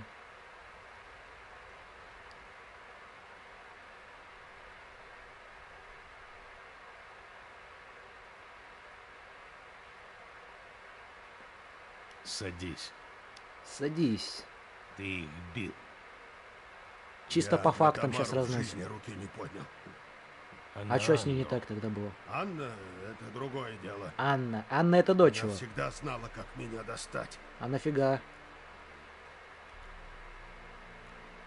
Ты не бил... А, он не бил дочь, а бил жену. Вот сволота. Не спас ты лошадок и чела в конюшне. Ну и откуда мог знать? Это надо было делать до побитого лица барона. Я думал, мы сейчас с ним поговорим и пойдем спасать. Ну типа такой короткий диалог. А кто знал, что его надо будет отмудохать до потери сознания? Ну блин, как-то так получилось.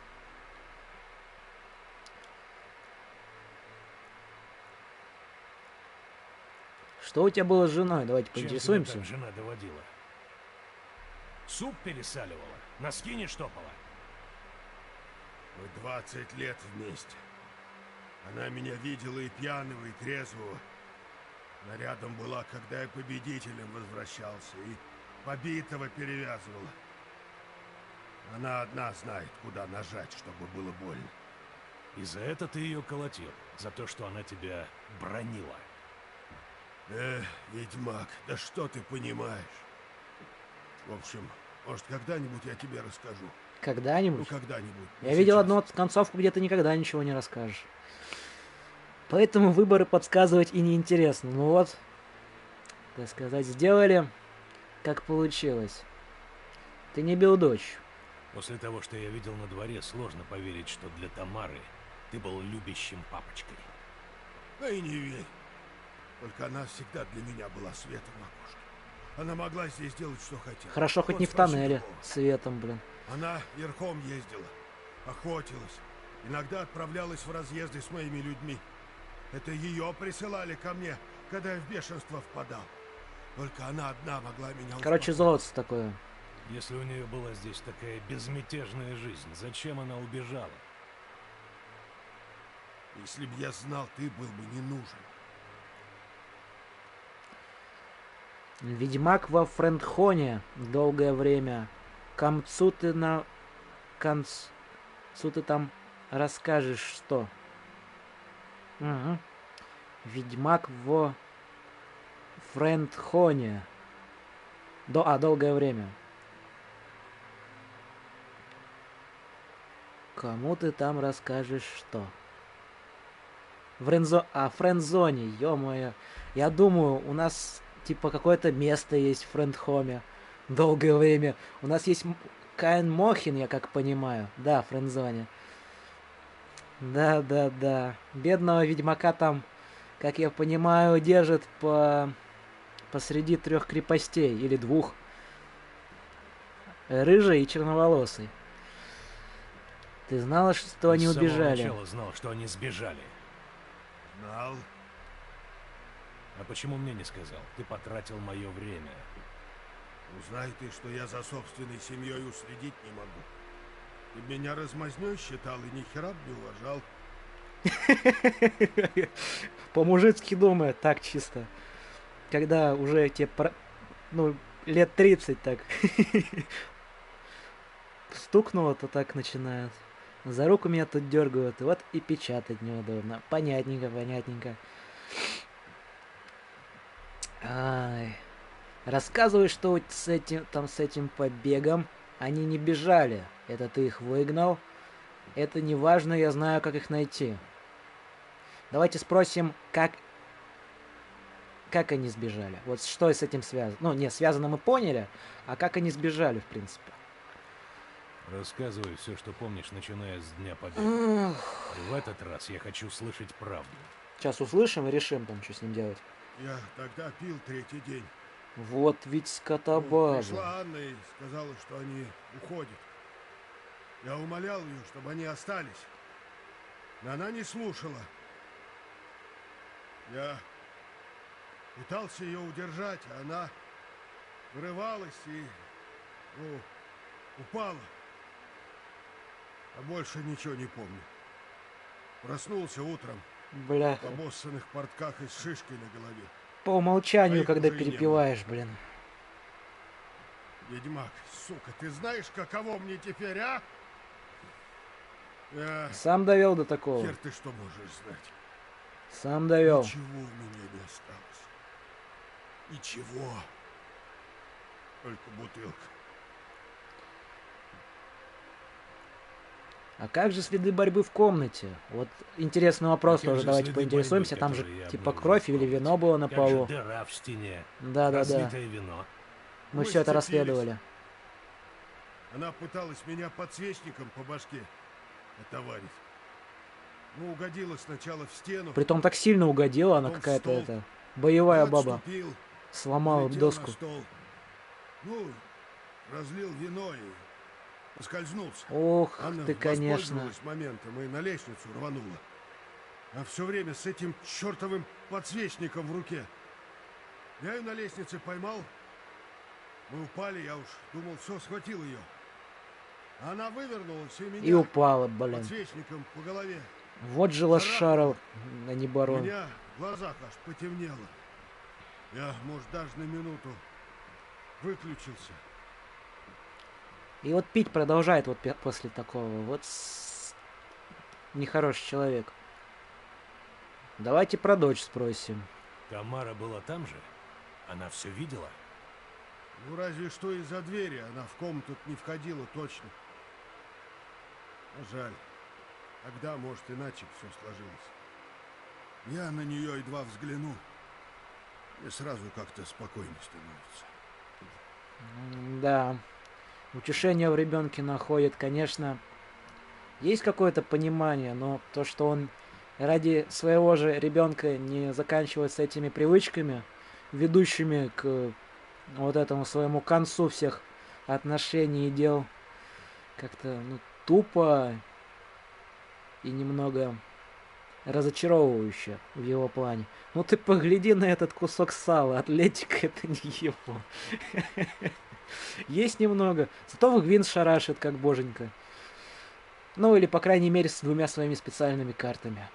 А так бы без них бы я его раскатал бы, да. Как нефиг делать. Что было потом? Что было потом? Потом было еще хуже. А куда уж хуже-то? Я потом снова проснулся. Солнце заходило, а сколько дней прошло, я не знаю. Я думал, все это гребаный кошмар. Пошел в спальню, а Анну уже не застал. Зато всюду была кровь. Я тогда уже знал. Она потеряла ребенка. Вот. У меня ком к горлу подступил. Я подошел к кровати и увидел ее. Она лежала там. Маленькая, За ваше здоровье, друзья. Водичка. на окровавленных простынях. Мертвая.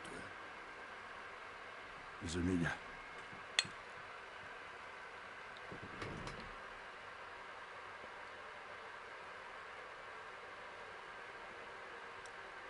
Думаю, ты это в Гвинт его выиграй, чем раньше, чем квест завершишь. А после нельзя будет, да? Ну, если мы его оставим живых, соответственно. Думаю, о концовке, где он помер, ты и так знаешь. Да, это я знаю. А вот с концовкой, где он выжил, я, соответственно, знаю, что он только выживется.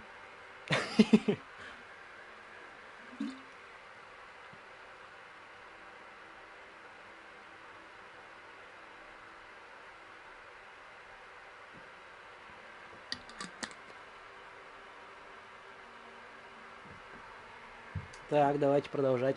Водички попили, горло смочили. тембр голоса восстановили. Но если в живых будет, то и выиграть сможешь. Но ты, когда его победишь, он квест на других игроков даст. Я видел, да, на доске объявления было написано, что если хотите влиться в круг любителей Гвинта, обращайтесь к Кровавому Барону. Ага. Она лежала там маленькая, беззащитная, на окровавленных простынях, мертвая из-за меня. Ну, соответственно, мы с ребенком знаем, что его даже не похоронили с почестями, со всеми соответствующими. Это грустно. Надо спросить, куда он дел ребенка, чтобы снять с нее проклятие. А то за этой сволочью надо талисман, который носила Анна, мог быть как-то с этим проблемы решать.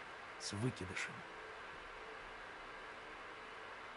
Что ты сделал с ребенком? А что мне было делать? Вынес да закопал. Вот так просто? Не думал я тогда о погребении-то. Просто хотел, чтобы все закончилось уже. Я об этом ребенке ж мечтал. Я о Нете говорил. Вот он родится на свет, и все изменится к лучшему. А он умер, прежде чем родился. Мой ребенок умер. Понимаешь, ведьмак? И все твоими стараниями, да. Держи себя в руках. Ну, сочувствовать Возьми не себя знаю в даже. руки. Люди вроде тебя, когда ломаются, выглядят жалко. У тебя сердца нет. Для того нас и подвергают мутациям. Впрочем, есть и хорошие новости. Твой мертвый ребенок поможет найти живого. И твою жену. Но он родился, правда, не совсем так, как Бывает, должен что был. выкидыш, если Да, не провести да. обряд погребения. Не в таком перерождается состоянии, в душу. каком было бы желательно. Во что, сука? Ну давайте объясним ему. Это проклятые существа, которые черпают силу, убивая беременных женщин. Когда они становятся достаточно сильными, они нападают на тех, кто причинил им зло. Но как?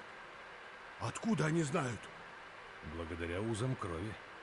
И эти узы я собираюсь Кстати, вот использовать, все вот чтобы такие найти шаманские, твою семью. Как? шаманские Есть два типа способа. Предание темы гласит, что и наподобие душу можно ритуально связанные с похоронить кровью. под порогом дома. Тогда Так он я думаю, превратится в вообще чудо. темная Это магия, такой которую надо запрещать и немножечко жечь. дух-хранитель, который сможет Инквизитора нам привести не меня к хватает. твоей семье. Но если он, Ага, конечно, а что, присутствует, второй то способ? надо инквизицию на таких людей посылать. Убейте Гошу и взять немного крови.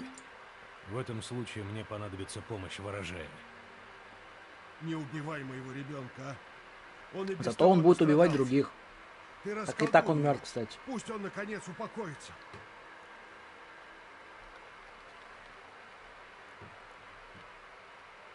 То есть тут мы выбираем концовку, да, то есть получается упокаиваем ребенка, либо снимаем проклятие и находим жену или что-то подобное. Покажи, где ты закопал. Прежде Да. всего и Гошу нужно найти. Я покажу тебе, где я ее похоронил. Не факт, что Я из-за выкопаю него. эту Ведьмак же самую сказал, могилу что под порогом. амулет мог влиять. А, и так и эдак Ну, пригодится. тоже как вариант. Если Но стрессовое превратить состояние Гошу в чудо жены, не получится, думаю, не очень будет хорошо где сказывалось похоронить на нас ребенке. обоих. Я зайду позже. Сначала мне нужно кое с чем В Гвинт, разобраться. например, с тобой сыграть. Только ты поторопись. А я? А мне-то что делать? В Гвинт играть. Распись. Либо превращаешь в щура, это дух-хранитель, либо убиваешь. А дух-хранитель, он же не страдает или по факту никак? Ну, то есть он просто станет духом-хранителем своей матери и своего отца, да, понимаю? Ну, рода, то есть. Вред людям наносить не будет. Ну, если, конечно, не знаю, там родственникам вреда не будут наносить. А убиваем-то мы окончательно его. Со всеми этими погрешностями и всем подобное. Преврати и прочитаешь в биографии. Вообще интересно звучит, да, интересно. У нас, кстати, там накопилось очень много всяких в бестиарии прикольных вещей. Например, тут про медведя всякие приколюхи. Про собак, ну про обычных животных читать смысла нету. Вот каких-нибудь диких, этих, диковинных, например. Полуденница, полуночница. Ну, это тоже те же самые призраки, да. Тут, в принципе, о них ничего не меняется. И Гошу мы читали, да. Ну и все тут по бестиарию. По персонажам. Тут Анна Стенгер. Это жена Кровавого Барона, да. Весемир наш друг, ворожей. Как часто бывает с деревенскими шаманами, заклинателями и знахарями, о прожившем неподалеку от деревни Большие Сучьи колдуне ходило много легенд и слухов. Одни говорили, что он якобы может разговаривать с духами, другие, что в молодости он впал в бешенство и зарубил топором родного отца. Третьи, что он продается непристойным утехам животными. В принципе, в провинциальной глуши Вейлона люди были склонны верить всяким небылицам и слухам, а сам ворожей ничего не опровергал. Но и лучший знахарь может иногда ошибаться. Если бы не вмешательство Геральта, кто знает, чем бы закончилась встреча старого ворожея с разъяренными солдатами барона. Выяснилось, что ворожей прорицает гораздо лучше, чем лечит несварение желудка. То, что он поведал ведьмаку, на первый взгляд было темным и неясным. Но Геральт сумел разобраться в услышанном и извлечь из него немало пользы. Ворожей тоже наш друг. Ну, ворожей по факту нам ничего плохого не сделал. Он там даже намек такой сделал небольшой на то, что... Ну, точнее, сделал прямой такой намек, как можно помочь данной семье. И как это все повлияло, в принципе, на последующие события. Гендрик. Это вот этот из тайной службы, да, у нас парень. Человека, которым был глазами и ушами его императорского величия в Велене. Ведьмаку удалось узнать, где он жил, но он не застал его, так как дикая охота дала ему по 5-й точке. Геральт из Ривии. Да. Это, как я понимаю, записки пишет его хороший друг. Как его звали-то? Барт. Барт его как-то звали. Лютик, вот, вспомнил. Да, его звали Лютик. Именно немногие могут оценить глубину дружбы, что связывало нас с Геральдом из Ривии в течение более чем четверти столетия, 25 лет. Когда мы еще только начали делить с ним первые ломти хлеба, злые языки говорили, что ему следовало бы ограбить меня, перерезать глотку и закопать мое тело поглубже, иначе кто-то другой сделает это с нами обоими. И, конечно же, из-за меня. Эти низкие людишки просто завидовали нашей крепкой, не раз испытанной дружбе. Да. Думаю, Геральт и сам был бы рад немножечко от друга избавиться. Мало рассказать об этом всемирно белым волком, Геральт из Ривии. На первый взгляд он обычный рубака, охотник, незамысловатый и простецкий исполнитель грязных дел. Но только присмотритесь. И пред тобой откроется человек небывалой глубины, необычного мировоззрения и огромного опыта. На поверхности он задумчивый и грубоватый молчун, но чуть глубже лежит целое море доброты, радости и готовности в любой момент прийти на помощь.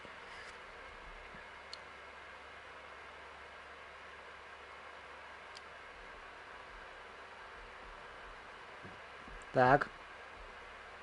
Что-то с инетом, да? Инет плохо показывать стало. Да, качество трансляции плохое. Ща посмотрим, что не так. Так. Подключено к Wi-Fi 5G. Свойства.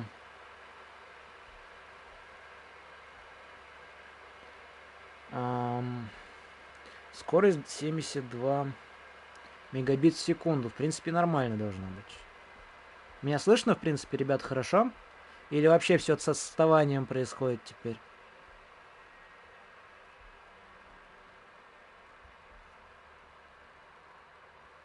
Были просадки, но ничего не умерло. Нормально, да? А, вот все вроде вернулось в норму. Отличное качество, да. Небольшие помутнения были у нашего небольшого этого роутера, да. Че, мы где закончили? Это, наверное, интернет немного удивляется, как Геральда тут описывают добрым и отзывчивым. Так, где мы остановились? Море доброты и радости, и готовности в любой момент прийти на помощь друзьям, и дельным советом и острым мечом. Он резок, неотесан и порой ходит в настоящих ломтях, и все же пользуется неизменной благосклонностью прекрасного пола. Коротко говоря, Геральт — ходячее противоречие. Короче, ни рыба, ни мясо, чтобы игроку сложнее не было.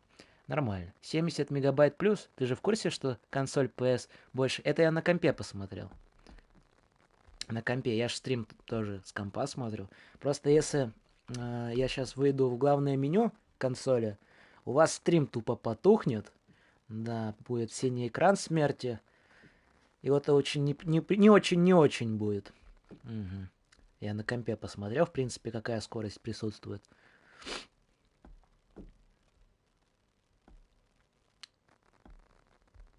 Так. Без лишней и ложной скромности могу я вам сказать, что знаю его прошлое лучше, нежели другой из ныне живущих. Я был подле него в трудные времена и в часы веселья, помогал то мудрым советом, то острым словом. Таким образом, я нераздельно связан с историей Геральда, как в прошлом, так и в настоящем. Посему полагаю своим долгом продолжать летопись и ради блага и просвещения грядущих поколений приступить к описанию еще одной главы деяний и подвигов этого незаурядного человека. Ну, на ПК у тебя она другая, на консоли гораздо меньше. Да, это, соответственно, понятненько. Ну, главное, присутствует. Сейчас немножечко по бестиарию пройдемся, чтобы ознакомиться с персонажами. Да. Я хотел просто почитать про Кровавого Барона, что тут пишут. А у нас тут целая куча еще не исследованной этой, как это называется правильно, не биография, а ну, чужой биографии, да, вот правильно будет сказать. А потом биография обновится, и будешь по новой читать. Но там по факту уже добавится просто одна строчка, не обязательно же весь текст. Если тупо он весь текст переписывается, это очень не очень. Думаю, там просто по абзацами добавляется. Вот будем читать по обновленным. Ведьмак впервые встретил эту черноволосую чародейку примерно за 20 лет до описываемых событий. Их дружба и более сильные чувства родились из приключений с участием Джина. Это мы читали вроде. А, нет, это мы читали... Где-то... А, мы в книге читали. Да, я помню, в книге было описано, как они встретились. Точно. Да, тоже про Джина было, как он втюрился в эту Йеннифер и не мог от нее отлипнуть. И пожелал, чтобы они всегда были вместе. Там где есть места, где он меняется. Ну ладно. Я хочу просто сейчас почитать, чтобы не в конце, когда мы уже «А что делать? А кто это такие? Почему мы с ними общаемся?» А просто, в принципе, понять, что они из себя представляют. Как персонажи. Да. После этого нити их судеб сплелись в запутанный клубок. Отношения их были бурными, с резкими перепадами, кризисами и разрывами. Кризис мы, кстати, прошли, да. Кризис мы прошли позавчера, да. Эта любовь служит прекрасной иллюстрацией, к словам противоположности притягиваются. Несколько лет назад, после долгого расставания, Геральт и Йеннифер возобновили отношения. Их покой нарушила дикая охота, похитившая Йеннифер. Она была похищена, реально, что ли? Ведьмак отправился спасать чародейку, но потерял память. А, вот мы как потеряли. А я-то думал, как он, проферился так, что не помнит нифига. Когда все воспоминания наконец вернулись к нему, ведьмак тут же возобновил поиски своей возлюбленной. И нашел, кстати. Обстоятельства встречи Геральда и Йеннифер после 2-летней разлуки оказалось совсем не такими, как себе представлял ведьмак. Чародейка была не только цела и невредима, но и заручилась неожиданной поддержкой могущественного союзника Нифльгардской империи. Вау! Память ты в первой части терял. В первой части? То есть мы в первой части ее спасать шли, соответственно, да, не спасли. Во второй части мы ее, соответственно, тоже искали, и вот только в третьей нашли. Понятно. Персонажей тут достаточно много. Так, кто у нас? Следующий — Кровавый Барон. При первой встрече с Филиппом Стенгером, прозванным Кровавым Бароном, Геральт не знал, что и думать об этом противоречивом человеке. Это бывший темерский солдат был, очевидно, умелым приспособленцем. После сокрушительного, поразительного поражения своей армии он стал служить захватчиком Нивгардской империи. Местные крестьяне прозвали его Кровавым Бароном, что явно свидетельствовало о том, что он не склонен церемониться с вассалами. В то же время он оказался неожиданно любезен с нежданным гостем, чужеземцем и наемным убийцем чудовищ. Да, сейчас, секунду, ребят, немножечко водички нам в помощь. Также наливайте чаечек, доставайте печеньки. У нас тут такой пока лайтовый разборчик и веселые хохотушки и ходилки. Да. Его искреннее отеческое отношение к детям и юным девицам также противоречило его разбойничьему виду и устрашающему прозвищу. Цири узнала его с этой лучшей стороны, когда нашла приют и укрытие под его крышей. В обмен на сведения о Цириле барон попросил Геральда помочь в поисках его пропавшей жены Анны и дочери Тамары. Обе довольно давно исчезли без следа, и Филипп почти потерял надежду увидеть их вновь. Кстати, Филипп — это, по-моему, скандинавское имя, да, какое-то, вот это северноевропейское. Внезапно объявившийся ведьмак стал для барона подарком богов, который выяснил, что барон скрывает все. Барон скрыл от Геральда некоторые детали: беременность жены, случившийся у нее выкидыш и собственную склонность к крепким напиткам и рукоприкладству. Да, сволоча. Ламберт. Об этих персонажах мы потом почитаем, по-любому инфа побольше будет. Лютик, вот тут интересно. Держу пари, любезный читатель, что ты человек светский, а потому нет нужды рассказывать о роли, которую было суждено сыграть моей скромной персоне в описанных событиях. Однако же сделаю это из соображений полного повествования и в расчете на то, что ты читаешь сию летопись в дальнем уголке мира, где мой герой еще не столь известен. Родившийся в 1229 году, даровитый поэт и трубадур, выпускник, мы это, по-моему, читали, опять из какой-то же книги, выпускник от Оксенфуртской академии, частый гость при королевских дворах, несравненный любовник, ценимый, а порою и вовсе обожаемый дамами по всему миру, умелый дипломат и пылкий оратор. Вот образ Лютика, известный по рассказам знавших его людей, да. Всегда расхваливай себя, особенно в своих же летописях. Это первое правило хорошего летописца. Да, приукрашивай в первую очередь о себе. Образ этот, пожалуй, несколько перенасыщен красками. Сам ваш покорный слуга предпочитает думать о себе как о непритязательном художнике и скромном служителе муз. Моя летопись обязана своим появлением на свет тому факту, что я был и есть, и навеки останусь близким другом и верным товарищем ведьмаку Геральду, коему я усердный летописец и посвящаю настоящий труд. Вот это Морван Ворхис, это этот командир спецотряда. Тамара. Да, дочь барона, красавица, удалая, хорошая девица. Тамара не могла смириться с тем, что барон очень уж жесток со своей матерью, и сбежала вместе с ней. Трис Меригольд, вторая наша цель любовная в данном похождении. Тоже чуть попозже с ней ознакомиться. Цирила, етить тут текста про нее. Да, давайте последнего про Цирилу прочитаем и пойдем тогда творить всякую дичь с этими гошами, чудами и всякими маленькими проказниками. Цирила Фиона Элен Рианон. дочь правителя, кстати, да. Что я могу о ней рассказать? Что друзья зовут ее Цири. Появилась она на свет в 1251 году. У нее пепельные волосы и шрам на щеке. Все это так. И с виду Цирила, которую я хорошо знаю, и которую впервые увидел много-много лет назад, была не сказать, что совсем обычной. Нет, она была очень даже примечательной. Но глядя на нее, нельзя было и представить, сколь она необыкновенна. Ибо Цирила, умелая ведьмачка, наследница нескольких королевских тронов, нескольких, последняя носительница старшей крови, могущественный исток, обладательница исключительных магических способностей, повелительница времени и пространства. Нифига себе, она тут набор сделала способностей. Разве имеет значение цвет ее волос или год рождения? Ну фиг ее знает.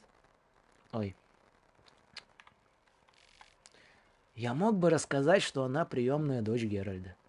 Но это было бы грубым упрощением. Цири для него нечто гораздо больше. Цири — его предназначение. Дитя — неожиданность, связанная с его жизнью тысячами неразрывных нитей. Следуя вековой традиции ведьмаков, Геральт привез свою воспитанницу в Каэр Морhen. Здесь они с всемиром обучали ее искусству убивать чудовищ. Здесь же впервые раскрылся ее магические таланты, и ведьмаки узнали, что она девочка Исток. Исток — это типа какие-то прародители, наверное, всех этих магических искусств, да. Красавцы, молодцы, удалые маги, да. Дар Цири оказался ее проклятием, и однажды именно из него ей пришлось скрыться от всех, даже от Геральда. В жизни Цири была еще одна небольшая тайна. Отцом ей проходился никто иной, как Нильфгардский император Имгир Вар Эмрейс. Его слова подтвердили страхи, поселившиеся в душе Геральда. После ночного кошмара Цири вернулась, и ей грозила смертельная опасность. По следам девушки неотступно мчалась дикая охота. Йеннифер поведала, что нужно дикой охоте от Цири. Они ищут силу ее старшей крови. Еще она сообщила Геральду, что Цири видели в разрозненной войне в Вилене и в Новиграде, крупнейшем городе мира. Подтвердилось известие о том, что Цири видели в Вороницах. Она оказалась в этой небольшой крепостице по приглашению таможнего самозванного властителя Филиппа Стенгера. Ну, это мы знаем, да, известного как Кровавый барон. Да, учтиво и вежливо с гостей провел время. Да, вот эти вот ведьмаки и правители и всякие отцы. Потом почитаем обязательно. А у нас сейчас что? Еще одна битва. Вот я даже не знаю, вот что с ним делать. Вот ну что вот. Иди лес. А нельзя с ним сейчас поиграть. Ну все, пропустили, можно только задание пойти сделать. Значит, только ты... Проспись, да. Все, мы можем с ним, наверное, после того, как спасем, только поиграть. Незадачка. Веса у нас, в принципе, нормально. Можно немножечко посидеть, помедитировать, тогда восполнить все вот эти вот наши, бомбы, не бомбы, эликсиры, да. Сейчас невозможно, а почему?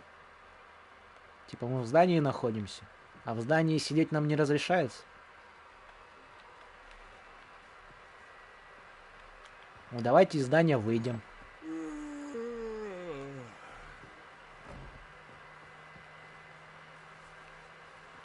Где тут выход? Вот тут вроде. Вот если мы на лавочку тут вот так вот выйдем и посидим, нормально же, да? Блин, я вечно путаю вот эти вот менюшки. Да, нормально. То есть в зданиях мы, ведьмаки суровые, не сидим. Привыкшие просто тупо под морозом, под солнцем, под дождем чилить и отдыхать. А, кстати, Z хотел еще проверить, можно ли маслице закинуть, да? Вот, Z, смотри, трупоедов штука. Можно только на серебряный клинок намазать. Только на серебряное все мажется.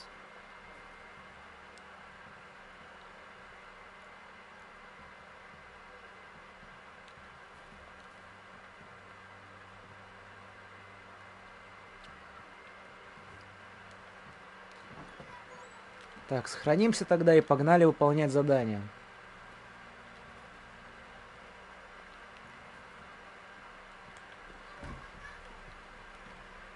Ну и как? Ты готов? Печально. Мне показалось, что можно было либо дело в том, что у тебя топор. Проверим. Проверим. Ну не знаю, топор в принципе тоже без проблем должен он мазать же. Как-то тупо было бы, если он только мечом намазывал. Это же... Вот, сейчас... Вот, смотри, да. Нельзя. Тупо топоры... Ой, эти серебряные мечи можно только намазывать. Шанс, мощь Арда. Шанс вызвать кровотечение. В принципе, вообще пофигу. С топором даже приятнее как-то, поинновационнее, что ли, побегать. Давайте выполнять тогда это задание. Спасаем барона, играем с ним в гвинт. Соответственно, дальше вступаем в группу по гвинту. Ну, это как бывают закрытые группы. Да. Играем, ну, точнее, смотрим, что там есть такое. Проигрываем состояние. Идем зарабатывать деньги. А с чего ты, кстати, на топор пересел? А просто, знаете, увидел топор с офигенным уроном, такой подумал, а почему мы его не используем? Одел его, пофигачил им собак, понял, что топором от собак можно отбиваться, ну, типа блоки ставить. И такой, а в смысле? А мне говорили, что нельзя. Ну, то есть надо информацию от чатика тоже проверять. Да. Там в дополнении можно стальной меч на лопату заменить. Да? Это типа кровь и вино или там каменное сердце или что-то подобное. Ну вот. Ну топоры, они типа по урону очень сильно выходят. Они, конечно, без бонусов у меня все топоры, но по урону они нормальные. Погнали тогда, решим это дело. Чем быстрее. И что, эта лопата какая-то не мега крутая или типа как лучше бывает? 10 урона наносит и хватит. Тогда давай тут подождем. А ближе к полуночи выйдем, я покажу тебе могилу. Каменные сердца вроде как, понял. Или людям сидеть у нас по такое домам, имеется. Пусть насыпят под дверью черту из соли. Черта из соли. Петербуржцы есть? Ну, чтобы могилу раскопать. Кто делает дорожки Бери, из соли? пригодится. Только могилу раскапывать не понадобится. Надеюсь, за такое YouTube не банят, кстати. Я осуждаю. На Твиче я, конечно, бы такое сказал, но я тут тоже осуждаю. Да. Несколько часов спустя. У меня, кстати, что-то наподобие маленького баклера есть. Давай за мной. С клинком.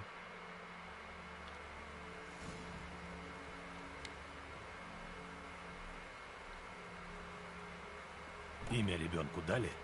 Да нет. Это зря. Имена — сильные магические печати. Так, знаете, что сделаем? Закинемся этим. Пока у нас не начался бой, выпьем водички. Настроимся на положительный лад с помощью зелья Петри. И у нас есть еще что? Правильно. Против этих самых названных проклятых вот эта вот штука. Намазываем и радуемся. Да. И сохраняемся. Потому что я хочу выйти, как там говорится, спаси и не упокой. Да. В разрушенную деревеньку тут ходим. Это как называется? Это здесь.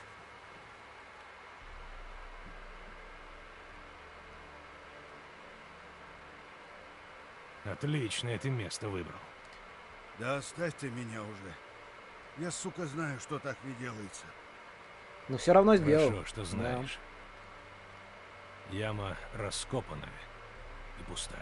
Ну, соответственно, выбрался он. Значит, что и Гоша вышел на охоту. Пам-пам-пам. Сейчас за отцом своим придет. смотри. Ё-моё. Это у него пуповина как... Етить колотить. Я думаю... Так в Чура превращаем, чё? Возьми его на руки, быстро. А если он разозлится? Он же нас мигом загрызет. Молись богам, Повышай чтобы не голос, а то разозлился. растревожишь его. Да. Пока он спокоен. Нихера себе. Что ж будет-то, если он забеспокоится? Он перегрызет тебе шейную артерию, и ты истечешь кровью, прежде чем я успею тебе Но в помочь. принципе смерть быстрая, так что Скажи, он боли если он особо не начнет почувствует, да. вертеться. Я Всего-то немножечко успокою его пострадает. магией. Какая красавица. Вообще. Подними его, возьми его в руки. Очень-очень умилительный ребенок. Боги мои!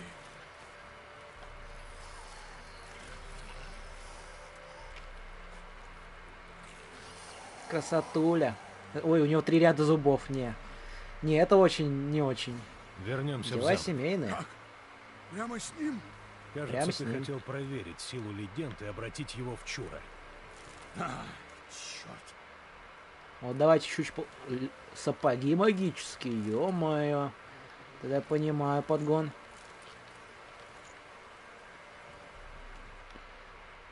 Что тут у нас? Травки, муравки растут.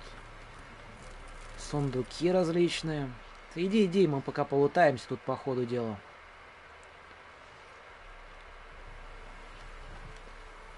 Я вот честно бы.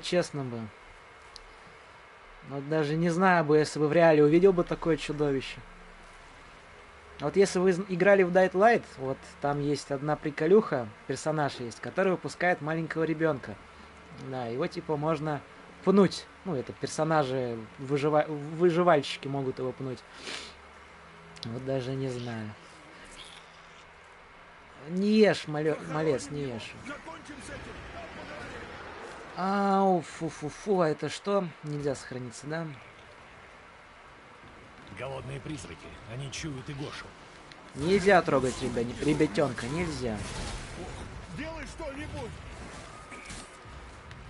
Не трогай ребятенка, не трогай.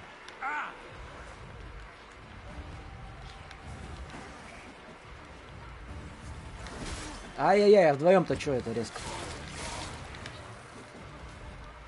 Чатик, не, в угол себя зажали. Это очень-очень нехорошо. Сейчас почитаю чатик, ребят, подождите секунду. У нас тут пока битва веков.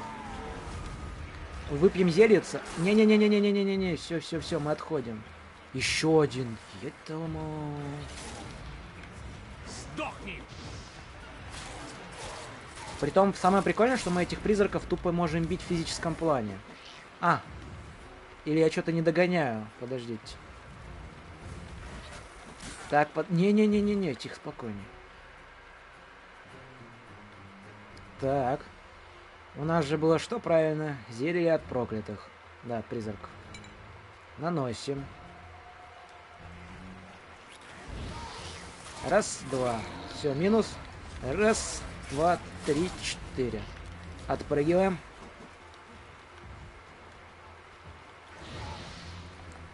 Раз, два. И мимо все, и мимо. Еще один. Или мне кажется, или тут еще один есть? Так. Покончим с этим. Согласен. Не-не-не, со спины-то это вообще не тема. Так, это Квен, значит. Вот мне еще интересно, у призраков есть какая-то шкала восстановления. Ну, или точнее, имею в виду выносливости. Эта выносливость влияет на использованные их навыки, да? Но как таковая, какой-то она особой пользы или дебафы им не оказывает. То есть они как прыгали каждую секунду, так и прыгают. Сейчас вырваться. Да нормально все, не кипишуй, дед. Он меня загрызет. Успокой его. И как? Да, чё? Используйте знак Аксий. Кстати, у нас что там по навыкам? У нас же там есть навыки, умения, да.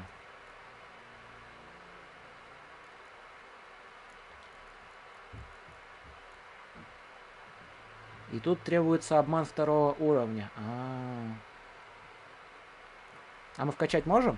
Можем.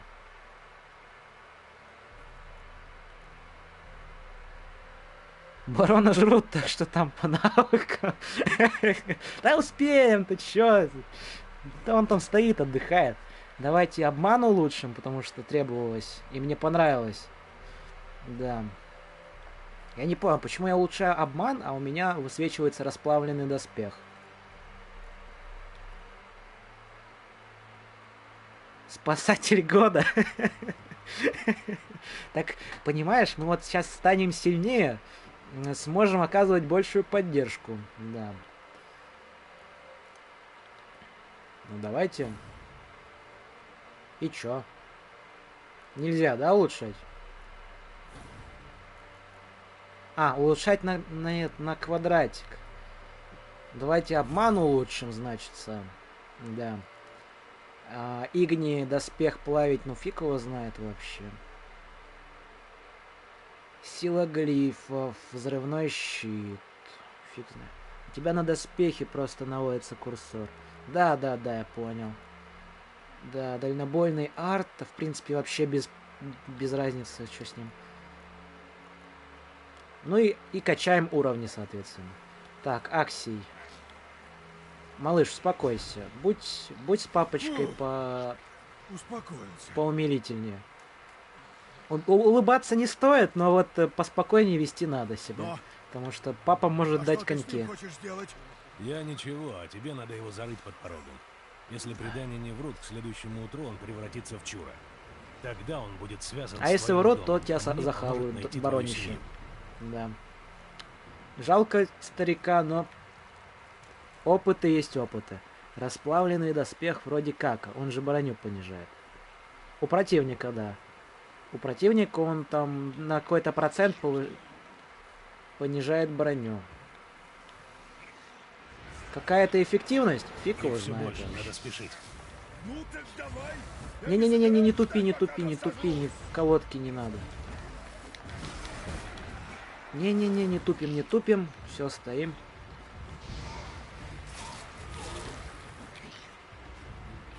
Так, выпиваем Петрий. Петрий наши все. Начинаем колдыбанить их навыками на знаки. -1, все, хорош, поехал.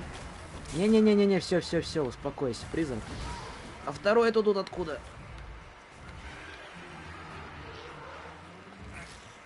Еще и третий заспавнился, да?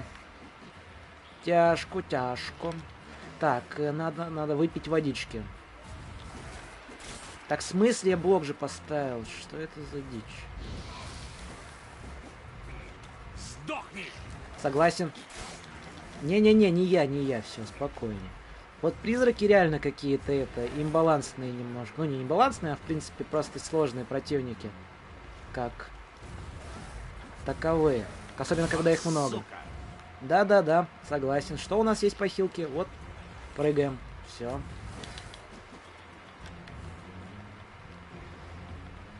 Не было худо, призраки набежали. А если бы мы убили этого малыша, то вот что, полегче стало бы, что ли? Не до чатика сейчас чатик, да. Мы сейчас выживаем на чутельке. Сейчас почитаю, но чуть попозже чатик.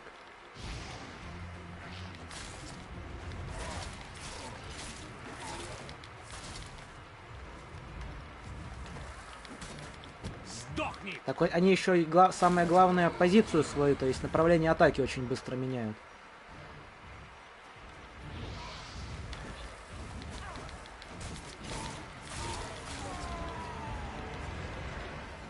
Ребята, давайте жить дружно. Как говорил, кто там, доктор Айболит, говорил еще кот Матроскин, кто еще говорил? Кот какой-то, желтый или оранжевый. Он тоже говорил, что надо жить дружно.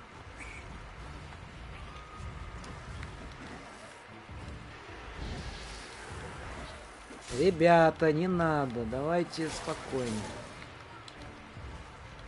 Все, зелье Петри уже кончилось, да, оно очень коротенькое по факту.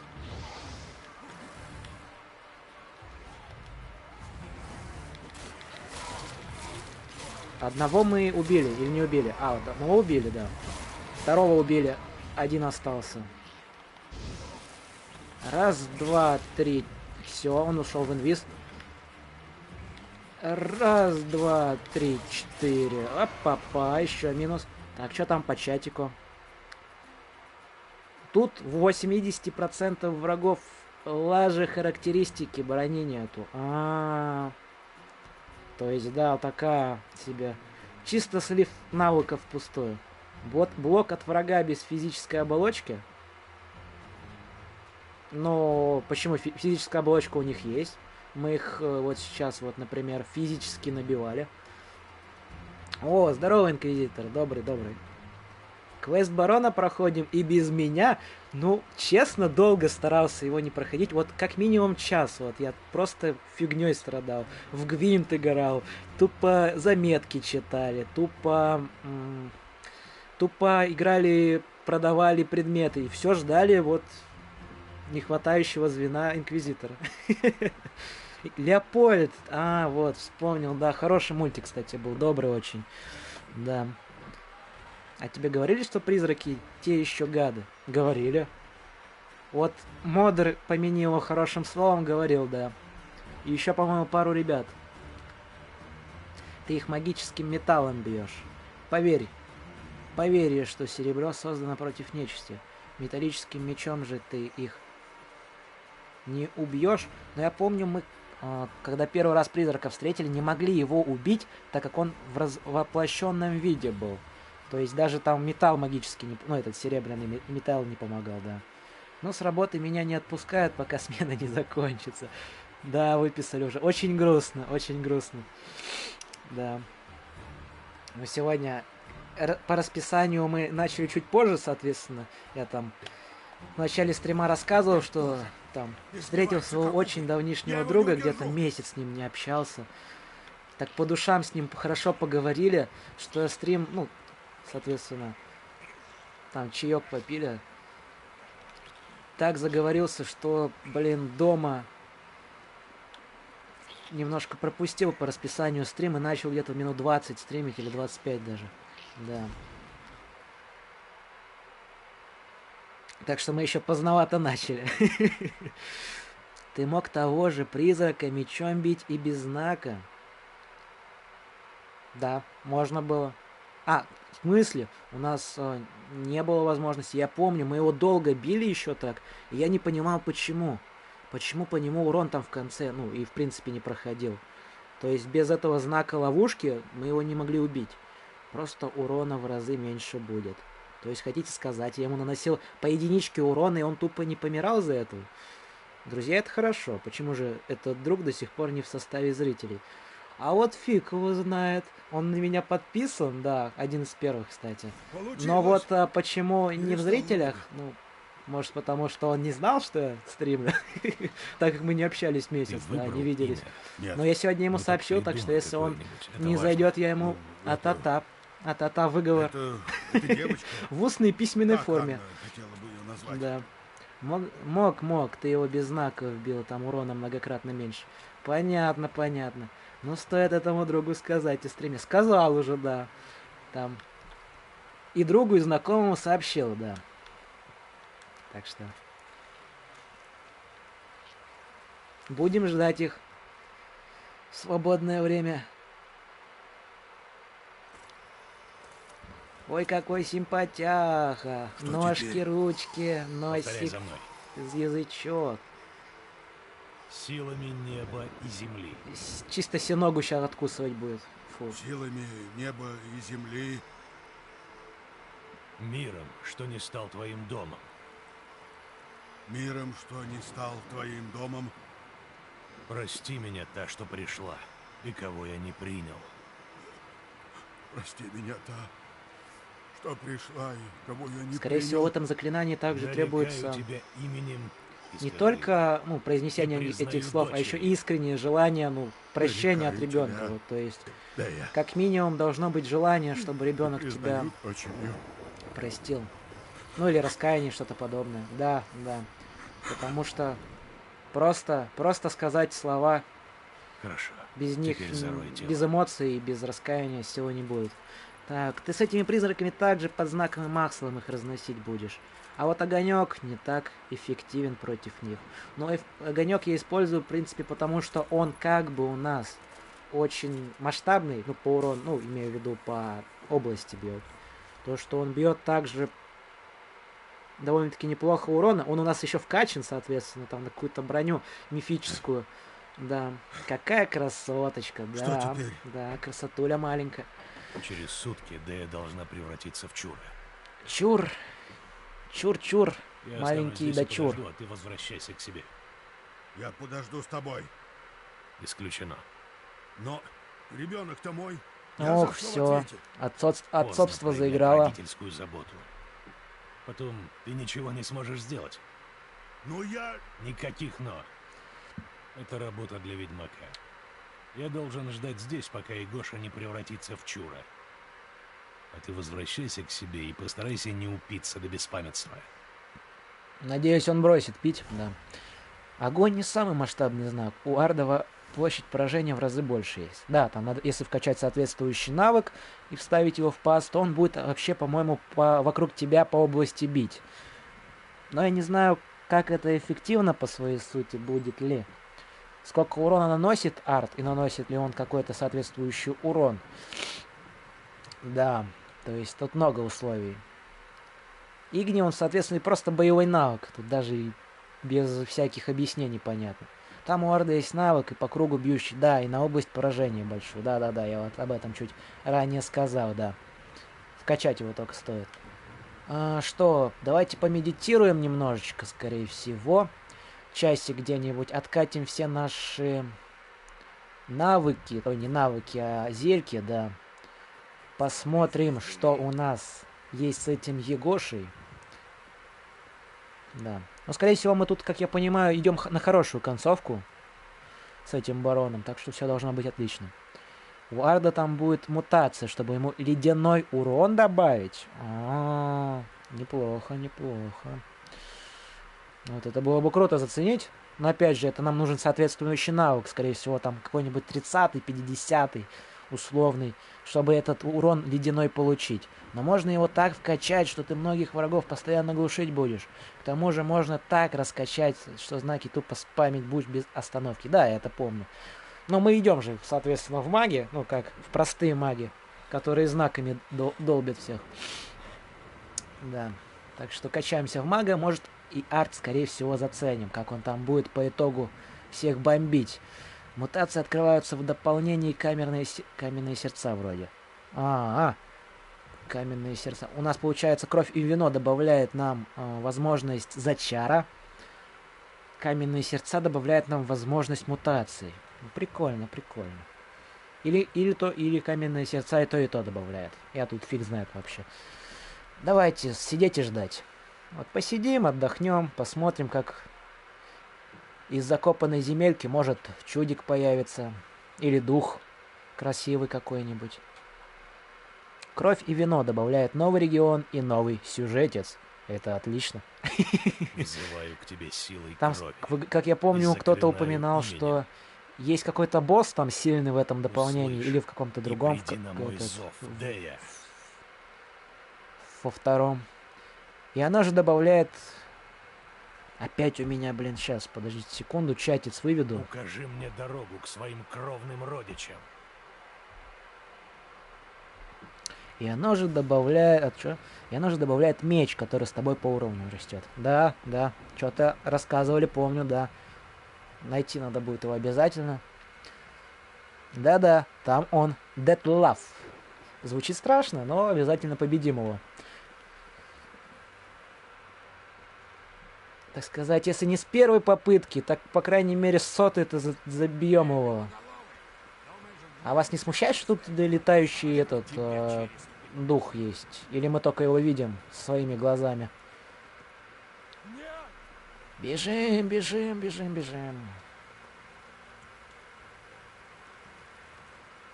Бедняга, кстати, даже и не обновился. Как страшный был, так и есть. А куда ты бежишь? К своей этой месту захоронения, что ли, бывшему? Сука, льет, как из ведра.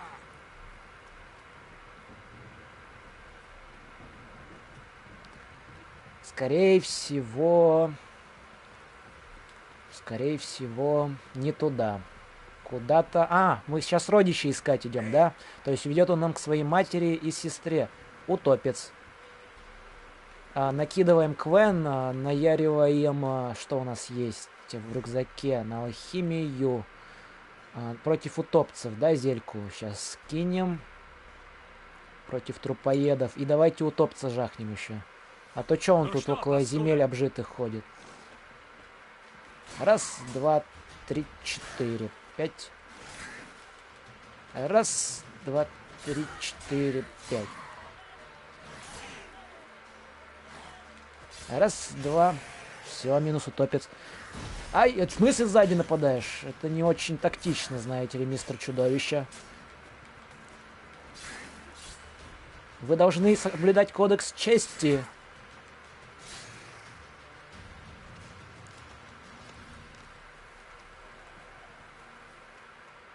Разумные чудовища ж по факту существуют. У них же должен быть какой-то свой кодекс чести или хотя бы свод правил, по которым они действуют. А то было бы странно, что они тупо всех и вся жахают. Мы тут были, я не помню, честно. А, были. Тут ключи нужны, да. Что пишете? Ну, как страшный. Детлав это у нас высший вампир. Высший вампир. Это у нас... как это было из фильма, например, Дракула. Типа Дракула, да? Типа такого чего-нибудь. А чудовище должно быть тактичным. Ну, разумное чудовище должно быть тактичным. Вот вампиры, по своей сути, представляют собой типа что-то аристократического слоя общества. Вот. Они, конечно, там ужасно там серьезные свои дядьки. Похоже, там не лаванда, жестокие, но обладают своим шармом и благородием тоже. Ну, в фильмах, по крайней мере, и книгах, как их пытаются описать. Честь, пх, тут людям-то на нее насрать. Есть некоторые, да. Например, когда против разбойников 6 человек, против ведьмака 6 человек сражается. И два лучника, против которых мы не можем отбивать стрелы. А утопец разумный чудовище. Но он низшее, как я думаю, чудовище, и мозгами не обладает. Так что это просто мои слова были обращены к его сородичам чуть поразумнее, да. На желание, что они более и сильнее развиты в плане общения и просто могут думать. Не думаю. Ну вот тоже, да. Мозгами-то что-то не обладает. Мозгами-то точно не обладает. Ты же их вытаскиваешь. Ну, они обладают, но просто мы их потом лишаем. Да. Бедняги по своей сути. Рабы своих инстинктов, как говорят, эти как... Ну, кто-то говорит, не помню, какое-то общество есть такое. Что ты говоришь? Подкова. Смолокурам не хватило бы денег на коня. То есть они тут на коне ускакали, да? Одежда? Здесь кто-то и одежду переодевался. Сменили. То есть, чтобы не выдавать себя за какой-то роскошный и благородный род, они такие фигак переоделись в простолюдинскую одежду. Понятно. Что тут еще у нас есть интересного в доме? Балки закрывают. Балки можно скинуть. Ардом, например. Нельзя скинуть? Или можно? Или ударить надо? Кулаком, например. А может, с заднего входа зайти?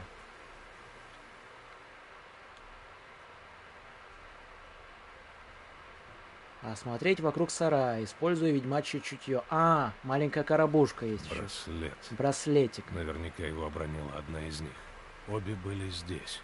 Кстати, значит, я иду правильно. В данной истории вообще приключения не в первый раз уже замечаем, что у женщин как аксессуар распространен браслет, там инхрустированный различными драгоценностями, просто в резьбе. То есть такая культура интересная, да. А что там к нам приближается? Какое-то страшное существо? Все, с чем ты можешь взаимодействовать, подсвечивает чутье. Да. Но я просто немножечко в глазах это не вдуплил. Она хочет показать Да. мне что-то еще. У меня есть браслет похожий для запястья. Тоже металлический? Прикольно. Это чё? Это чё такое? Это я не люблю пауков. Не-не-не, пауки... Кто это? Это... Эндри... Кто? Я не люблю пауков. Иди лесом. Очень Что-то сильно. не так. Да логично, тут пауки, блин.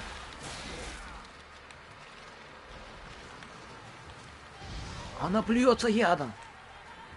Она еще дальнобойная. Еще ядовитую землю оставляет. Ё-моё. Кто боится пауков и насекомых, плюс в чат. Или F паучкам. Кто их не боится. Инсектоид это, причем самый обыкновенный. Я понял, что это сердце Эндриаги. Паучок обыкновенный. Но очень уж какой-то страшенный. Малый зеленый мутаген. Плюс от модера. F. Z не боится пауков и насекомых. Инквизитор тоже не боится пауков и насекомых. А вот когда эта фигня вам летит в лицо, то это еще страшнее. Плюс от Надами. Поддерживаем. Тут есть костерок какой-то. Видно, кто-то отдыхал и чилил. Да.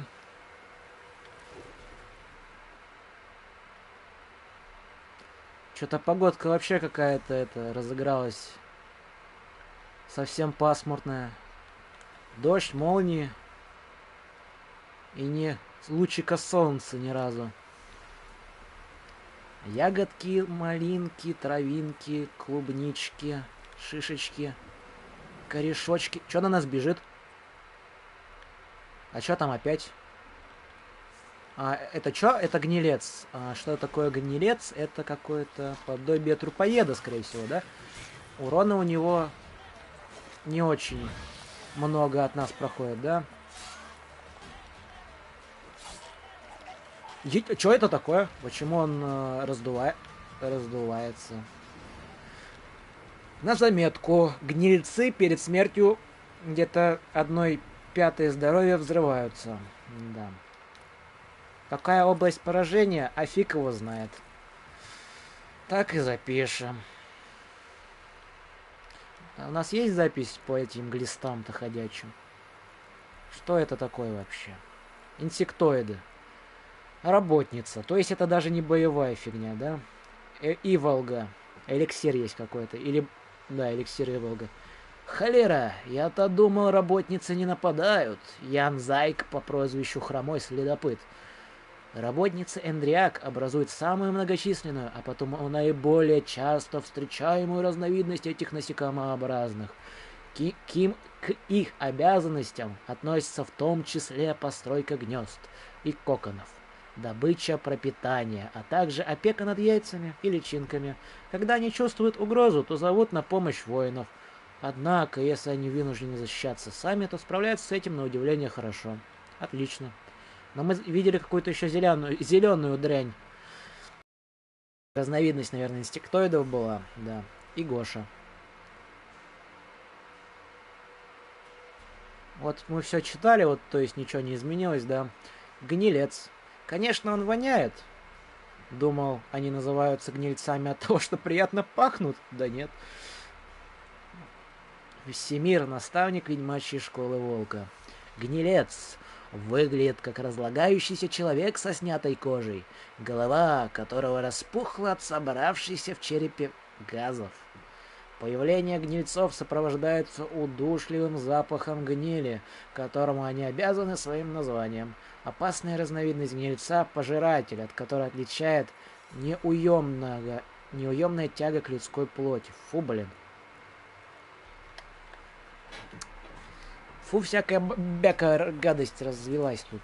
Давайте еще Квен закинем. Что у нас есть еще? Вот это. Еще гнилец. Они как эти, как утопцы, типа атакуют с наброс, с наскока. Здесь уже побывали трупоеды. Но все равно стоит взглянуть. Да не только трупоед, ты смотри, какая тут гадость еще есть. Он взрывается, отбегаем. Еще один. Чё в смысле? Я вот этого вот честно не заметил, вот честно.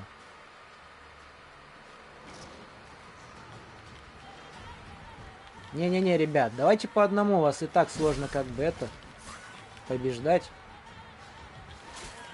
Не-не-не-не-не, вот как так-то?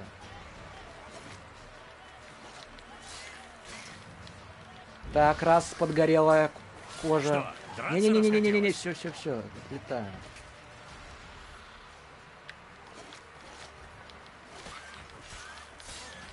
Ну, уже даже неплохо, ребят, получается, да, вот в самом начале, вот я помирал, помню, от каждого утопца.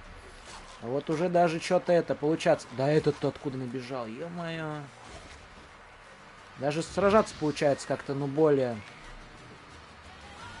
Я не понял, у них тут спаун, что ли?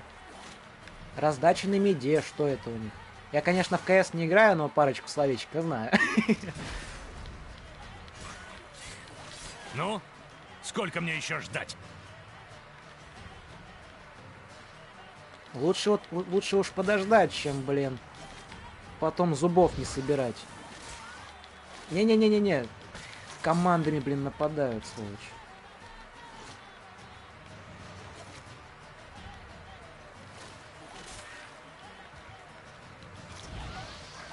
Не-не-не, прыгаем, отпрыгиваем. Отпрыгиваем. Развелось как и всякой, инквизиции на вас нету. Вот правильно, нету правильных людей. Ведьмаков побольше, да, всяких орденов, очищающих скверну. Ну, ведьмаки очень легкая боевка. Угу. Ага. Вспоминаю я своих первых разбойников и разбойников из этой локи. Какие они, блин, легкие. Особенно лучники. Но ведьмак и не сложный, в принципе. А эти фанатики огня не инквизиция разве? А я не видел, чтобы они там этих чудовищ разных жгли, убивали, резали и всякое подобное. Я видел одного челика, который просто от них бежал. Да. Так что сложно сказать по одному этому, как там, церковному служителю, жгут они кого-нибудь или нет. Может, они просто людям лапшу на уши вешают. И людей жгут. Ну, типа, как ведьм тех же самых. В Средневековье же это было распространено. Не знаю, как тут. Типа, ведьмаков же тут не особо приятно и радостно встречают. Вот как там ведьм, точнее, как тут ведьм встречают, я вот тоже не особо могу предсказать. Так, что? А эти фанатики, это читал, да, уже? Ага. Что тут? Травки, муравки собираем. Лошадку сожрали. Что у нас тут? Но думаю, к магии тут, в принципе, все плохо относятся. Кости, седло, ребра, ноги, череп. Вот за череп интересно, он отдельно от тела. Оторвать башку мог только кто-то очень сильный. Ну, в Новиграде познакомишься поподробнее с ними, а если в одном из квестов на плохую концовку выйдешь, то еще интересную сцену получишь, показывающую их работу. Работу ведьм и ведьмаку... Ой, этих... Ведьм мужского пола уже не существует, да? Есть ведьмаки. Но это типа не ведьмы.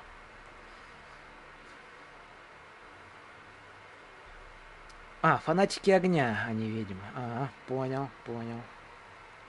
То есть в городе они свою веру так толкают знатно. Угу, понятно. Ну давайте на кости посмотрим, как сильно их обглодали. Тут уже какое-то время. Ну, в принципе, их дождиком омыл уже. Тут и люди, собачки, гнильцы, да трупоеды погрызли. Трупоеды становятся все прожорливее. А разве у них есть чувство меры? Это интересный факт. Они ж по факту монстры.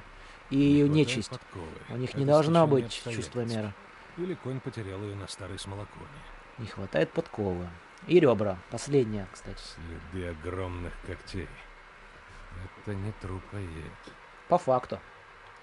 Но вообще они, считай, в армии Родовида, так что выполняют волю текущего короля Севера. А, они на побегушках у короля, значит. А как же там, типа, епископ, который, типа, параллельно с правителем дает указания своему войску, инквизиции или там, чего у них, как называется, ордену? Или тут, как обычно, все король подмял? И правит всем истине. Здесь они, похоже, наткнулись на какую-то могучую тварь. Будем надеяться, они все-таки выжили. Могучая тварь. Интересно, какая. Похоже, след ведет дальше. Погнали.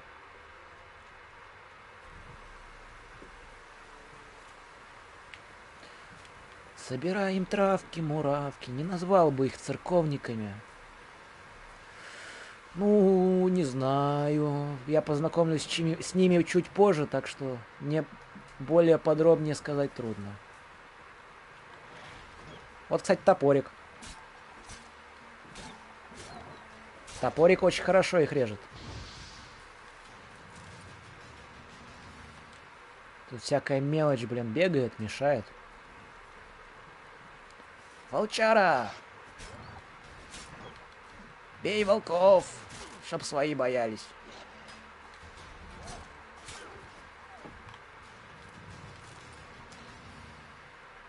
Так, что у нас тут? Бежим дальше, да? Тут что-то, вырубленные лесочки такие, что, прорежены. Расхотелось?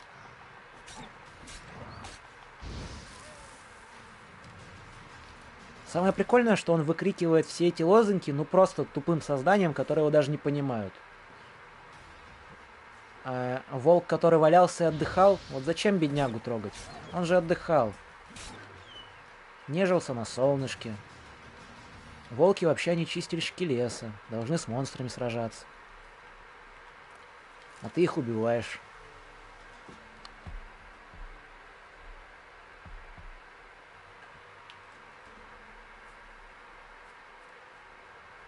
Это у меня чатик отстает, или у меня просто уведомления так приходят? А то я краем глаза вижу, что-то мелькает в правом верхнем углу. В чатик посмотришь, а ничего не пришло. Или опять YouTube лагает. Опять на это, кстати, можно грешить там. Еще в самом начале Лот мне писал сообщение, не сохранилось, да, не отправилось. А вот мы и нашли, кстати, этих ребят. Он хочет, чтобы я осмотрел. Твои сообщения не отображают. Я вот и думаю, какая-то фигня. Сообщения мелькают, а ничего нету, да, я не видел ничего. Мне последнее от Зета сообщение, что они не церковники. Дважды пишешь одно и то же? Вот ведь фигня какая. Сервис, конечно, у них... Ну, имею в виду, образовали хороший, но вот лагучий сильно. Очень много всяких лагов. После стрима, на стриме, на видео, в принципе, бывает. Да. Попробуй написать то же самое, но без ругания. Думаешь, типа он... Ну, мы же не настраивали никакие слова в черный список. Да, мы еще ничего не настраивали, так что я не думаю, что он как бы это отфильтровывает их. Ну, тебе про одно чудовище уже говорили, болотное и большое.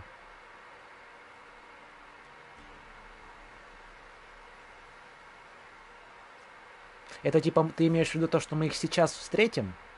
У Ютаба свой фильтр есть. Это есть, понятно, да. Но он же не должен блочить там все сообщения. Он должен там звездочками помечать слова, чтобы не было видно. Нет, разве не так должно быть? Или он прям все сообщение удаляет? Ну это жесть. Кстати, ребята, мы потом с модером список черных слов, точнее фильтр, поднатыкаем. Сделаем одно такое слово, которое... Ну, обычное слово, которое, ну, не сказать бы, что часто мы используем, но используем, которое под этот фильтр будет попадать. Вон, кстати, ребятушки играют. Да. Так сказать, кто первый на это слово попадется, тому, наверное, не знаю, плюс 5 удачи в жизни. Или просто весело будет. А кто это? Идите в другую комнату. Нет, он так не делает, он его просто не показывает в принципе. Слово или ты имеешь в виду целое сообщение? Ничего у нас нет, ничего не знаем. Мне нужны сведения. Да. Я ищу двух женщин. Жену и дочь кровавого барона. Никого тут не было, сударь. Может, хоть мимо проезжали? Девушка... Целое невысокая, сообщение, лет 20. ё-моё. Ее мать, худощавая, под 40. Видели их? Это ж она к нам ночью приходила, а, мам? Тихо, сынок. Не весело будет, если это слово окажется в длинном предложении, но не думаю, что вы это слово можете использовать в длинном предложении. Ну вот, даже просто, в принципе, в разговоре, вот, даже не знаю, как его, блин, использовать. Вот тупо говорить о какой-нибудь фигне, к которой мы не привыкли, вот, к примеру. Да, не буду говорить.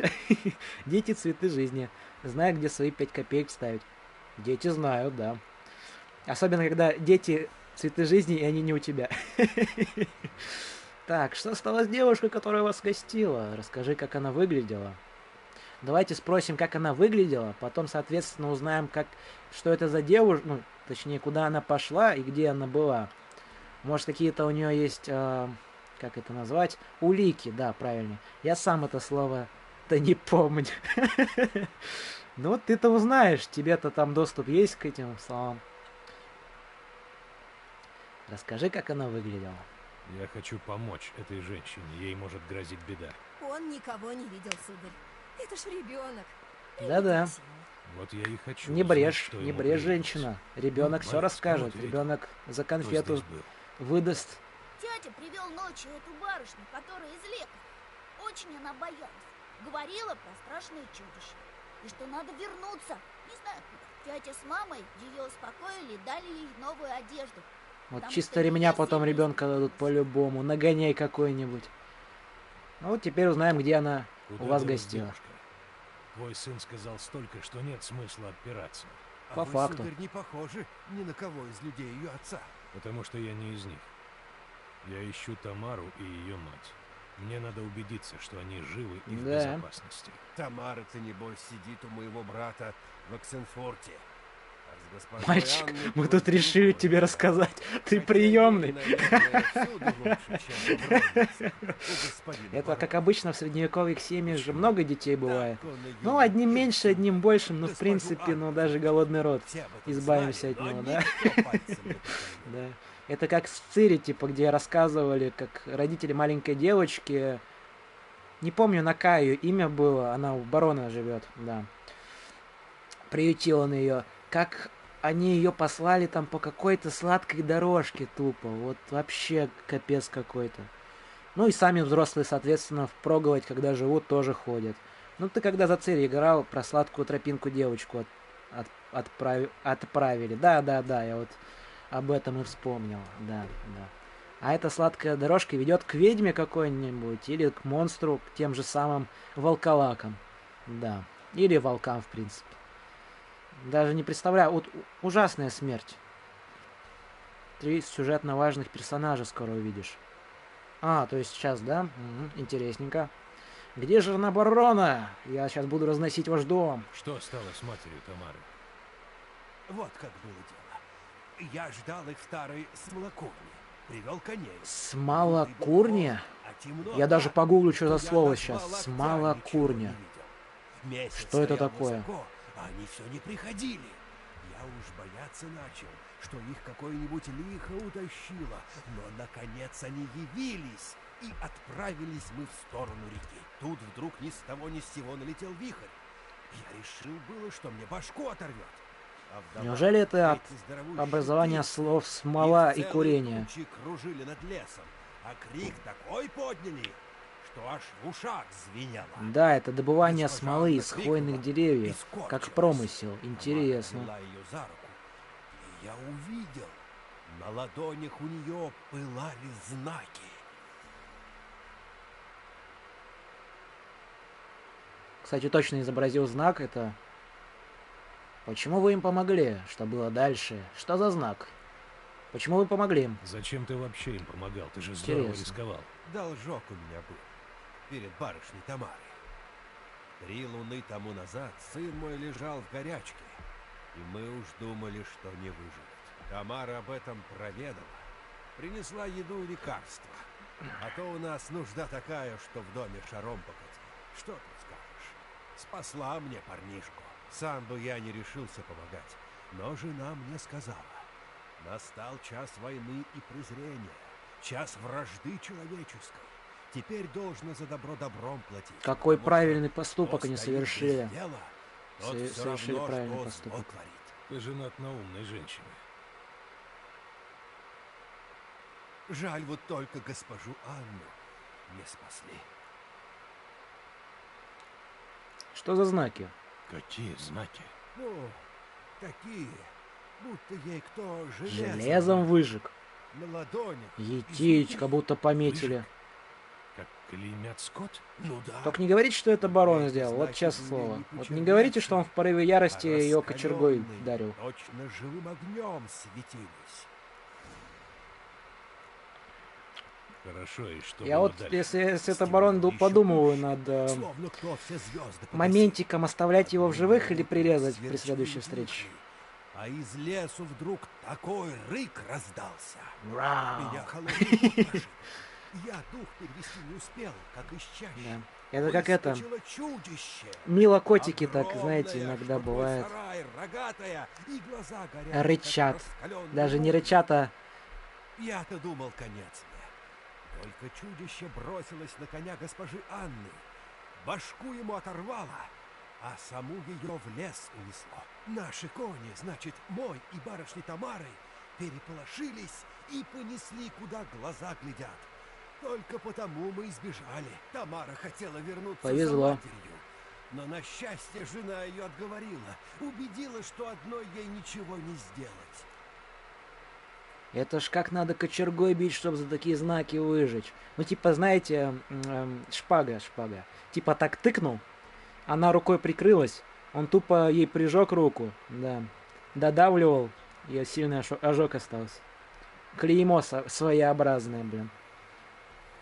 Это как, если знаете игру такую, Кенши называется, да, своеобразная бродилка, вот там тоже рабов, ну, знаки прижигают им, да. И метят своеобразным образом. Ну и, соответственно, бреют на лысо. Спасибо тебе за помощь. А с тетенькой? Все с ней В будущем, будет если... Ну, точнее, Я не сделаю если, а всё, как что получится, соберем ПК или средний ноут, ну или даже чуть помощнее. Ничего себе, тут парень-богатырь подвинул самого Ведьмака. Вот, поиграем в игруху обязательно, веселую, ну как веселая. На первое время там очень много контента. В конце уже ты там, если цель свою сообразил уже, выполняешь ее, и тупо на игру можно забить. Это так, что? Ну а как надо бить, чтобы знаки потом еще и светились, как огнем говорят? А может это типа она магией обладает, или кочерга магическая была, или присыпала чем-то магическим, зелье выпила магическое. Как говорится в книгах, во всем виновата магия. Да, дорогие друзья. Ничего, ни в чем нельзя быть уверенным, когда присутствует такое слово, как магия. Ты можешь 5 секунд быть человеком, а как в сказке с козленышкой и оленком, выпив водицы из пруда, стать этим самым козленком. Водички тут потарим у них всяких хламилей, все освободим, так сказать, от вещей ненужных. Да. Там еще есть прикольные игрухи, я вам отвечаю, потом обязательно сыграем.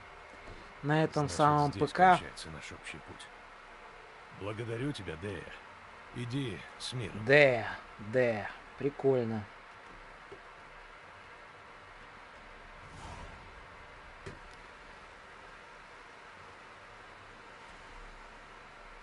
Кенши достаточно лаганная штуковина.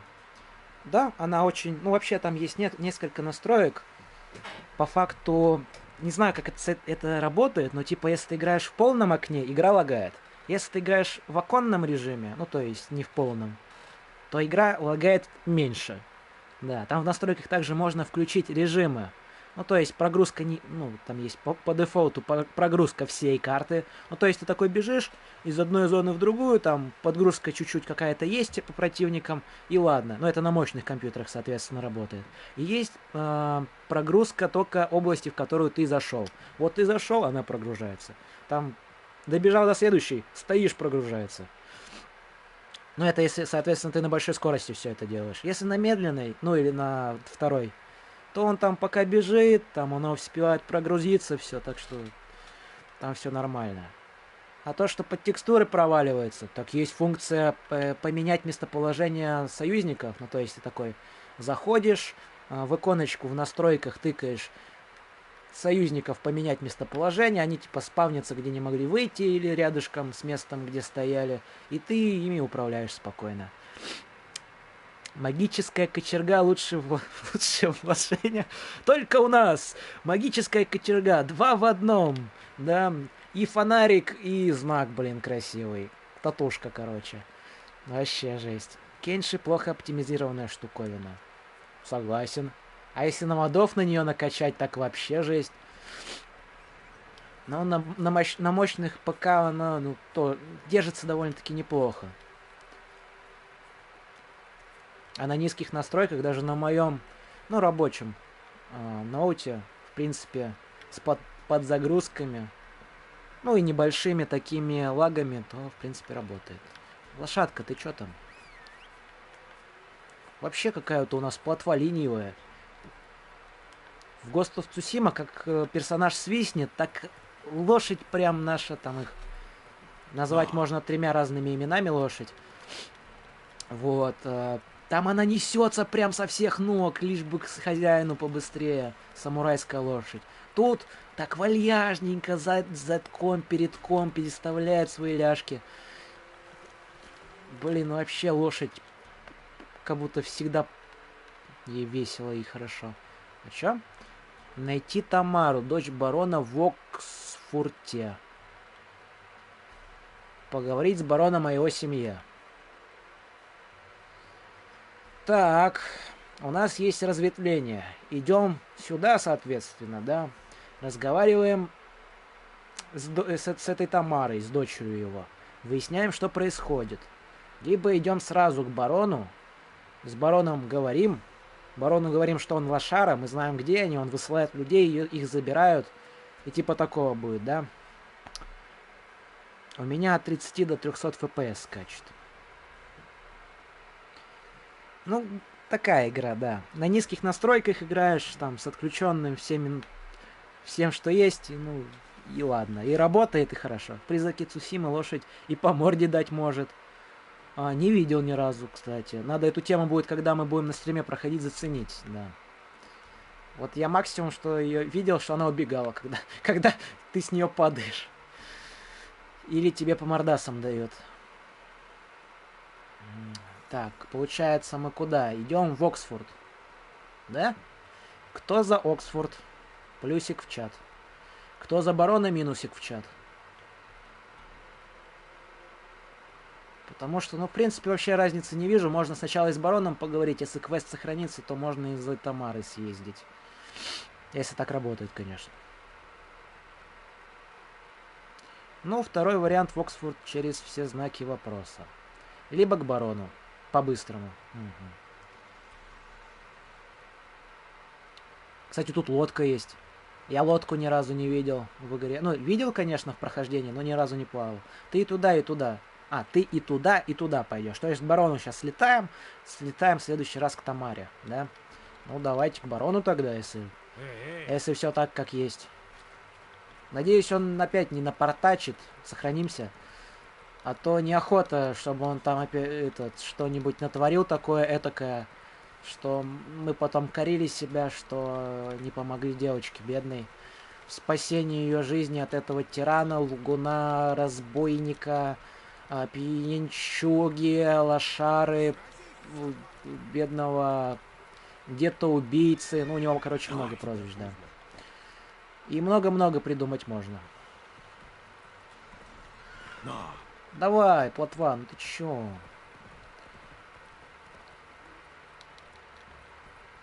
Если бы не хозяин, Неплохая работа моему Любушке подвернулась. Вы что такой снулый? Шевелись! Вперед, плотва! Брррр. Как сказали бы в средневековом Mountain Blade, брррр, лошадка. Да. Ты туда... Так, ща приедет и вообще города нет. В смысле? Там чел орал, сразись с ним, иди. Где, что за... А, по заданию, я видел, да. Мы с 3 какими-то то ли недоборцами, то ли недовыпивохами должны сразиться. Хотите сразиться? Честно? Смешные мини-квесты? Ну, погнали. Мы вообще, челово играем, так что мы можем квест основной-то не особо-то и гнать в него, просто он по уровню нам подходит. Мы вот его и проходим. Почему? Дикое сердце, тут вообще пофигу. Победить, давайте победим. Мы почему проходим, опыта много даются, раскачка есть и всякое разное. А куда? Сюда, что ли? Победить рыбожора. А еще где ребята? А тут кто? Победить кузнеца. Ага. А третий где?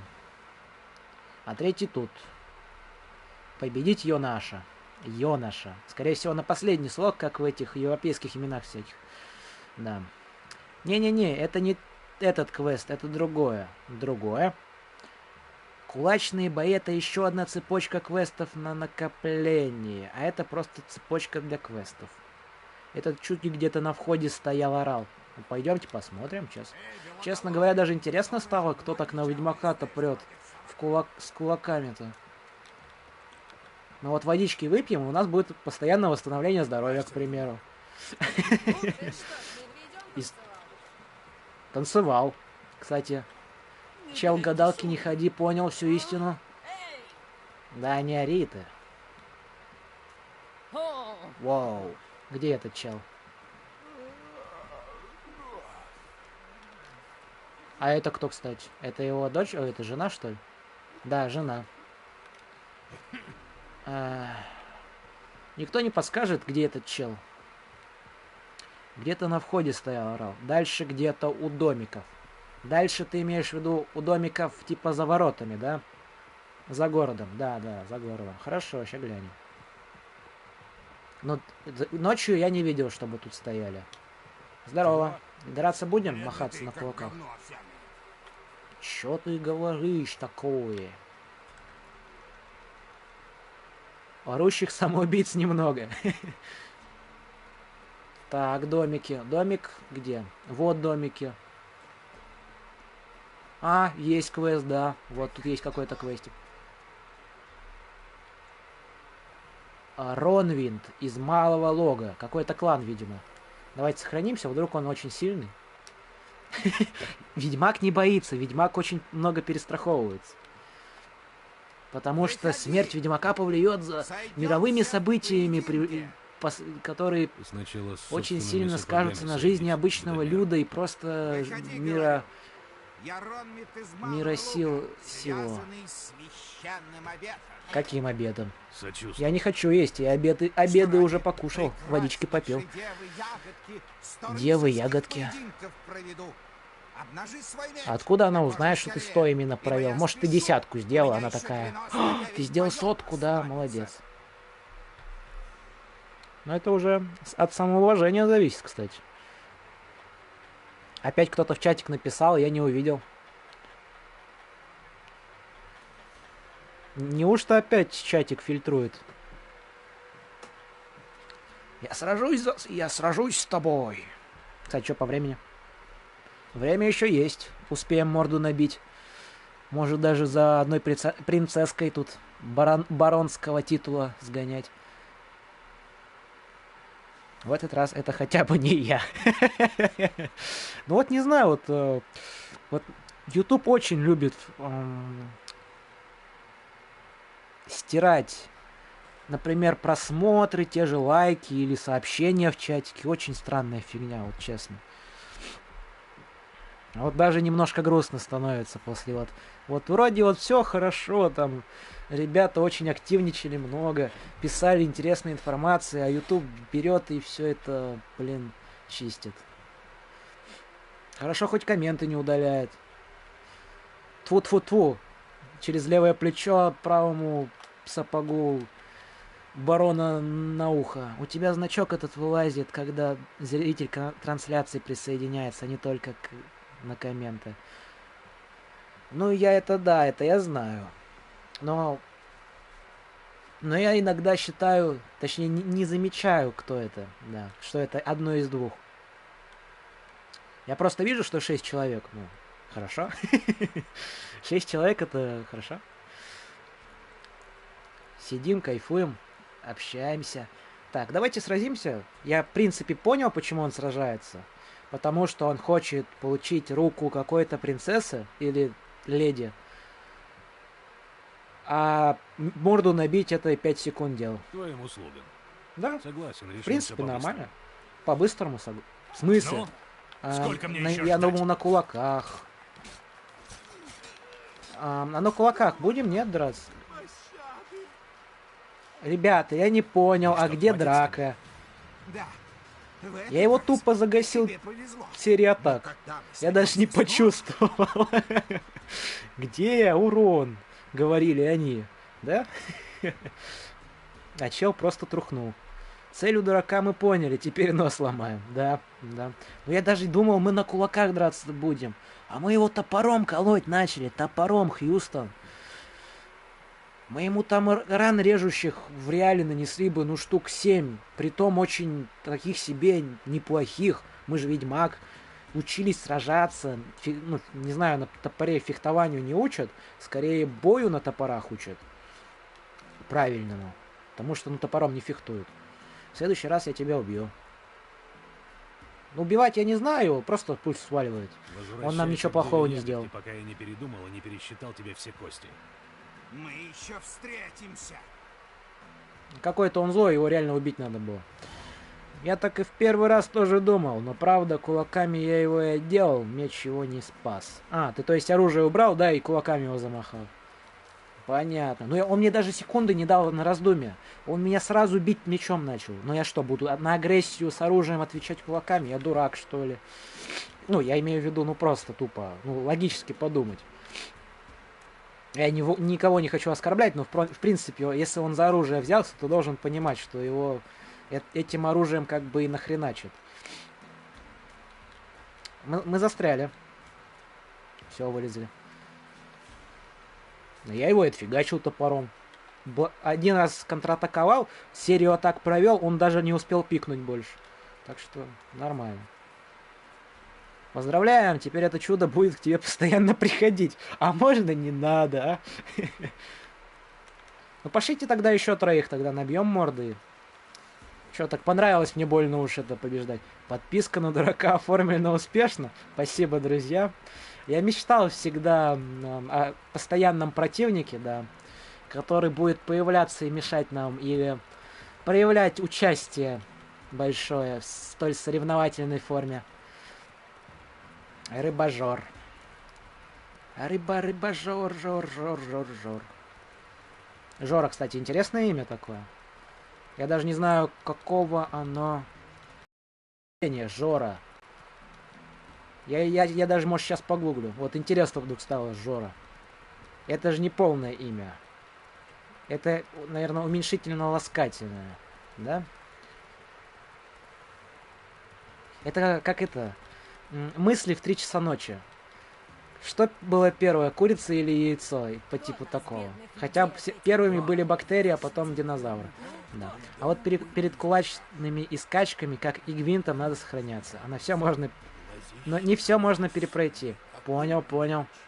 Геральда надо найти Цири. Также Геральт. Скачки, гвинт, кулачные бои, заказы. Все верно. Нам надо быть полностью готовым, как в физическом плане, но имею в виду в крутом амбунировании. С кошельком монет, чтобы, если что, девушку, ну, надо бы как бы и в кино сходить на представление дураков. Надо бы и на прекрасную пол сводить и на покушать. Там, на таверну тоже, ну, как на таверну, гостиница скорее, не знаю, есть ли тут такие, в столь захолустных местах.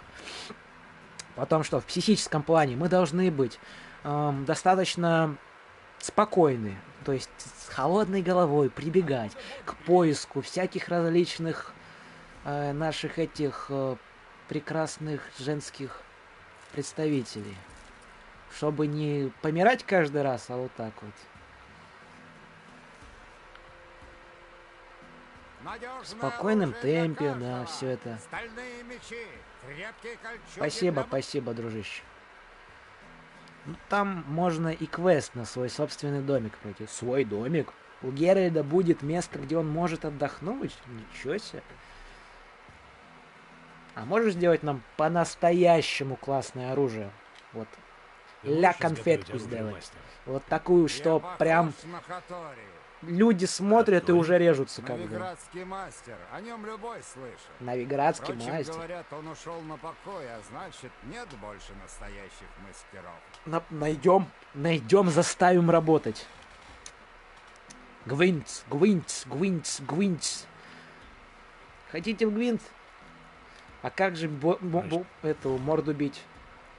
Давайте сохранимся тогда. Ну ладно, можно после интеллектуальной игры и морду набить. Почему бы и нет? В Новиграде мастер-оружейник, а у барона мастер-бронник. А, лучшие, да, имеете в виду? Ну, я понял, да. Ну, давайте в гвинт сыграем. Ставочка 10 монет. Мы ничего не теряем. Мне больше ничего и не нужно. А в принципе, тут с персонажами можно до бесконечности в этот гвинт играть. Или пока у них деньги тупо не кончатся. Вот мне просто вдруг интересно стало. Ну, потому что если просто играть в гвинт и тупо зарабатывать по 20 монет, ну это же медленно, но очень экономически выгодно. Это понятно, что на очень высоких уровнях ты получаешь там бешеные бабки за каждый заказ, за каждый ингредиент. Но сейчас-то на начальных уровнях у нас каждая монетка на счету. Вот интересно, можно ли там за кадром, например, так, ребята, я поиграл 10 часов, у нас теперь 10 тысяч монет на кармане. Я всех торгашей вывел на чистые бабки. Это как бокс-шахматы? Тактический, да, тактический бокс. С преобладанием различных интеллектуальных приемов. Но ты же не по 20 монет зарабатываешь. Как нет? 10... Правильно играем в интеллектуальную игру. 10 мы, получается, ставим. Они, получается, в общем коне, да? То есть у нас их забирают. 10 ставит он в общем коне. Я-то до этого думал, что нам 20 монет от него как бы приходит. Понятно. Потому что если бы писалось просто нам плюс 10 монет, я бы понимал, что нам прибавилось. Или наоборот, там убавилось. А так, да, 10 монет. И при победе получаешь их обратно. И 10 монет у второго игрока. Да, я понял. Ну фигня. Бокс-шахматы. Это 2 карты игры сразу. Они сначала морду бьют, а потом второй раунд шахматы. И так пока либо кто-то не встанет или не проиграет шахматы. Интересно. 5 специальных карт. Да как это возможно, блин? 5 специальных карт. Это Хьюстон тупо. У меня нету карт на, проставление. Ну давайте одну карту рукопашки уберем. Можно было бы, в принципе, 2 мглы убрать. У нас одна была бы. Ливень. Осадный. Оставим. Вообще жесть какая-то. Тупо 5 специальных карт, которые вообще нафиг не сдались. Охрененный расклад. Ты колоду точно тусовал? А я-то... Вот в прошлый раз я играл вот с этим челом-кузнецом, который бронник лучший. Тоже 4 специальные карты было на, типа, уменьшение этих, этих отрядов по параметрам. И одна чистое небо. Мне тупо еле хватило его победить. Вот чуть-чуть. Вот там буквально на 1 единицу там был разнос в него. Это капец какой-то. А, кстати, а кто колоды-то тасует, получается? У нас есть какой-то сторонний, типа, не суфлер, не комендант, секундант. Это на дуэлях. Блин, я забыл, как называется. Вот честно, из башки вылетело. Судья, судья, да. Что-то я сразу не додумался. Ну, а так ты вот этих локов побеждаешь, они тоже периодически карты дают. Плюс ты бы карты покачал у барона, легче побеждал бы. Покупал у барона. Их разве покупать можно? Их только выиграть можно. Или покупать их тоже можно. Я не помню. Потому что мы только на прошлом стриме смотрели, а я не помню, что мы на прошлом стриме, кроме проигрыша, сделали. 2 раза там. 2 раза проиграли. Притом 1 раз так смачно еще. Ладно, давайте мглу берем. И что нам дали? Еще одну какую-то нам дали рукопашника, да? Он через эльфов играет. Фу, блин. Ну ты вроде в Белом саду даже не все скупил у трактирщика, да. Но у нас денег сейчас нет. Мы тупо с 300 монетами. У нас даже денег тупо нету на... на покупку чего-нибудь крутого. Карты покупаются у торговцев. Да. Там у торговцев оружие, у торговцев всякой всячины, у обычных торговцев едой. Да, я помню. 2, а не 3. 2, а не 3. Это к какому вопросу было? А я не помню. Инквизитор 2, а не 3. Ты имеешь в виду карту специальную, которую мы сейчас убрали? Эльфы лохи. Самые стрёмные враги обычно нимфы и монстры. Эльфы лохи. Но у них интересная механика, что у них универсальные солдаты. И что они типа подтасовываются, если у тебя в колоде похожие есть. Да. Просто интересно было бы сыграть с такими, понимаешь? У первых разведчиков больше всех. У нильфов, да, у нильфгарцев. А вторые, в принципе, казино враги, монстры. Мы читали, да, у них там своеобразные. 2 раза проиграли, а не 3 разве? Вот это я, честно, тоже, возможно, запамятовал. Возможно, запамятовал, а возможно, 3 раза. Ну, кто эти проигрыши считает? Мы, как победители, считаем только победу, правильно? Я тоже так считаю.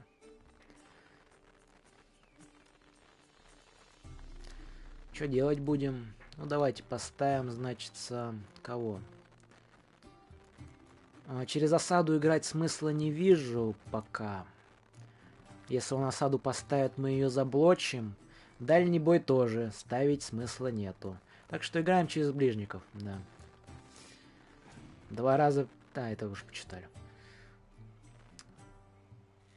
Да, дальников заглушим, у него будет минус, и, короче, по кайфу все. Все выиграем по кайфу, да. Рубрика «Теперь стример сыкует вспоминать», вспоминая карту «Казнь». Тихо, тихо.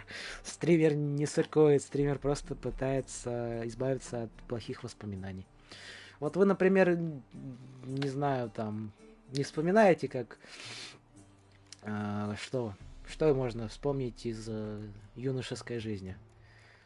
Вот что плохого было? Даже не плохого, а в принципе стрёмного. Не знаю. Вот я, знаете, у меня есть 5 лет театрального опыта. Вот когда я первый раз выходил на сцену, так сыкотно было. У меня даже бумажки есть, все, сертификаты, что я такой-то молодец, имею такой-то опыт. Да. Где-то с 5 класса у нас начались эти рубрики. Вот, использую слова из чата, да. Эти все представления, зарабатывание всех этих статуэток, всякого разного.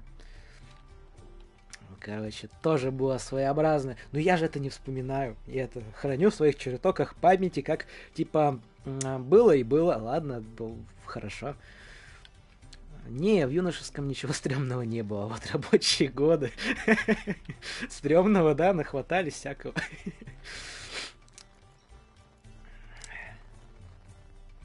Давайте тогда еще вот это осадное орудие поставим и пасуем тогда.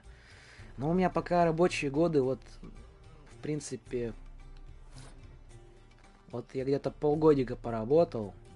Ну вот, на компанию имею в виду частную. Не на родственников, не на бабушку с дедушкой, где впахивал в огороде, а именно на частную компанию. Вот было тоже тяжеловато, да.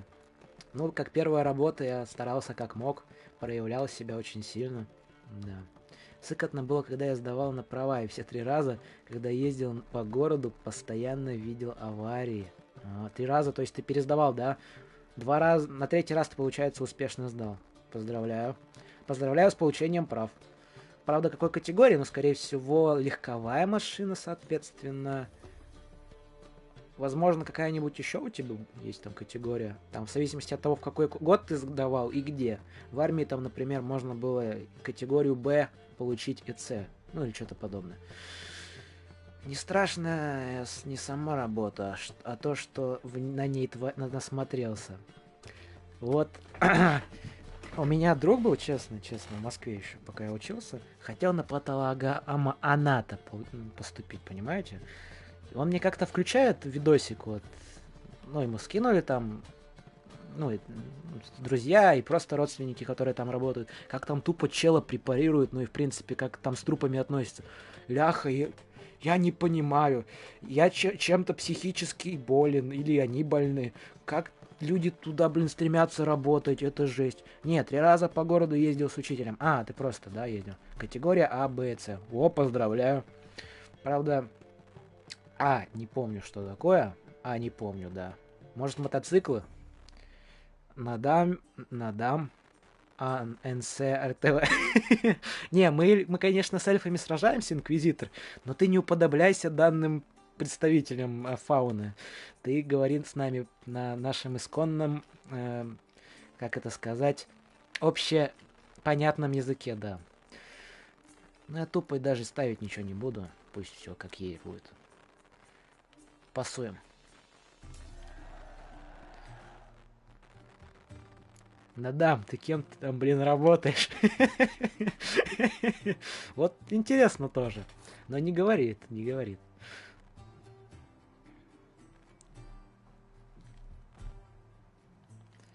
Че, ставим баллисту тогда? В принципе. Тупо закидываем его всякими лошарскими картами. Чего? Это герой у него такой? Это реально герой у него такой, да?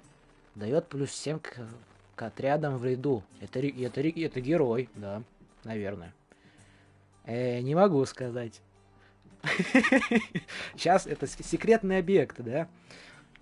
Там есть еще, наверное, подписка о невыезде.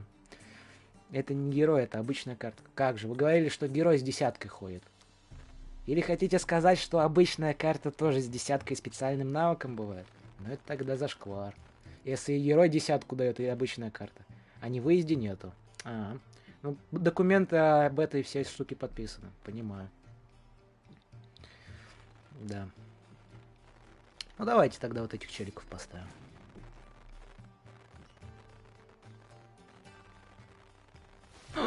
Сволочь! Он ломает весь план. Он ломает все. А у нас нету ясного неба. А это Зажопинск, ребята. А что это он дает? Все с тем же названием немедленно. Ё-моё. Пам-пам-пам. У него 4 карты, у нас 5 карт. Но из рабочих у нас только, 2 карты. У героев кружочки не белые, а немного другие. Понятно. Мне еще интересно, у нас раньше высвечивалось, типа, что у нас карты в сбросе, типа, последние какие.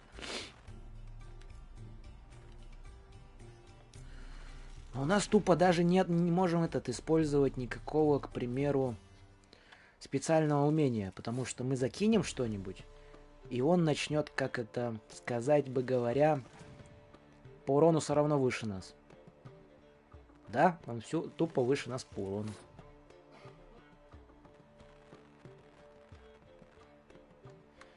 Так, а если мы ставим мглу, то мы вывозим? А мы вывозим. Да, мы поставим мглу, мы вывезем. Ослабим лучников. Да, может солнышко погреет.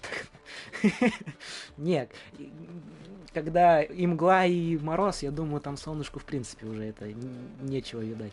Да, мы по урону должны вывести. Хорош. Вот лошарский не вывезешь ты, нифига. Одна карта осталась, а мы пасуем. Да. Осадное умение, если я сейчас поставлю, мы тупо проиграем. Не, проигрывать мы не собираемся, друзья. У нас четкий план на победу. Ну, поставь какую-нибудь фигню. И ничья. И ничья, блин. Победа? А почему мы победили? Или у Севера типа этот прикол, что если они играют в ничью, то побеждаем мы? Разве не у королевства другого это? И героев карты погоды не ослабляют. Да, что-то помню, да. Но когда с ним встречусь, я вот обязательно пойму, что из себя представляют герои, а то пока нет. Получается, Нильфгарды побеждают, когда ничья, да? А мы красавцы, мы победили.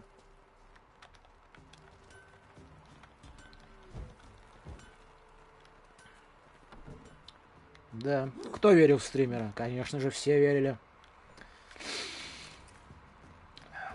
Тут без победы бы и не пахло. Вообще, в принципе-то. Что вы тут, блин? Это как с Бароном. Там было в конце прям все понятно. Ну, резко стало еще понятней потом. У него карты кончились, а Север карты получает при победе. То есть из-за ничьей игру нельзя было бы завершить. Но у тебя есть одна победа, поэтому ты выиграл. Мы закончили ничьей, у нас есть одна победа, мы получаем с Севером одну карту. Соответственно, если бы получился какой-нибудь отряд, мы бы все равно победили бы. И мы выиграли. Понял, хорошо. Понял. Либо мы, как я понял, победили из-за того, что у нас есть один камушек, а у нас ничья. Либо потому, что у нас королевство Севера, у него нету карт. У нас появилась бы карта, и мы бы все равно выиграли. Вот как-то так.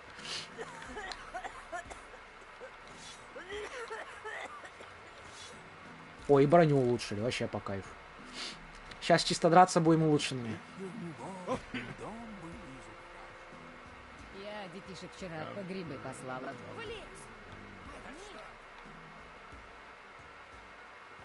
Да, у нас тут все открыто, это хорошо. Давайте почитаем заметочки. Нет, ты бы не получил карту, так как была бы ничья. Ты победил, потому что у тебя уже была одна победа. Ну значит, потому что у нас была один камушек красненький. Понял. Пропал пес. Не к нам. Отбеливание тканей. Не нам. Да, пара слов о приползе. Пусть все знают. Приползень. Пагани сволочь. Одалживает и не дает. Это чел. Я думал, это какой-то монстр. Чудовище усадьбы. Фамильная усадьба Риардонов. Завелись чудовища. А какие? Дом, так, что они все крушат, загляните туда, страшно, что? Монстры-то какие? Ладно. Заказ на... Боги знают что. Это понятнее, кстати. Я тут в лесу наткнулся на непонятные следы, не представляю, кто их такой оставил, а не первый год в этих краях охочусь. Ну, вы меня знаете, короче, я попусту не треплюсь, да, видел хорошо, ничего этого к добру не предвещает, от леса подальше ходите, если что, за жопку цап. Охотник из Залипья, хорошо. Заказ заботы могильщика. На трупоедов, что ли? Так, не берите, так, в голову не берите заходить на кладбище, потому как лихо жуткое там обустроилось. Могилы раскапывают и другие злодейства учиняют. А тут начало и на тех, что по земле еще ходят. А тут начало. И на тех, кто по земле еще ходит, бросается. И мельника ребятенка утянула, ой, бедняга. Кому боги дали силу и умение, пускай чудовище убьет, а награда будет приготовлена. На даме я все так же, все-таки, что же это за работа такая? На военке, что ли? Да, я настырный, любознательный.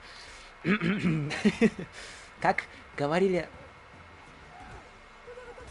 хорошие люди, как там было? Правильно, подождите.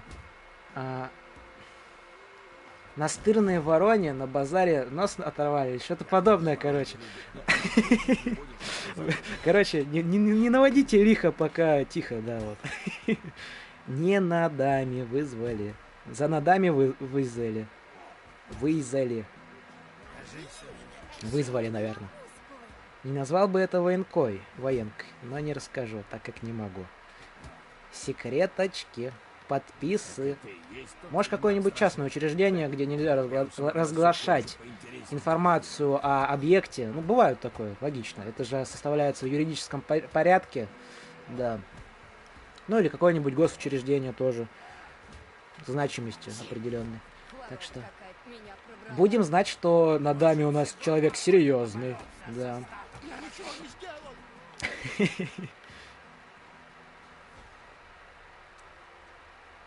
Барон как накатит, так злой делается.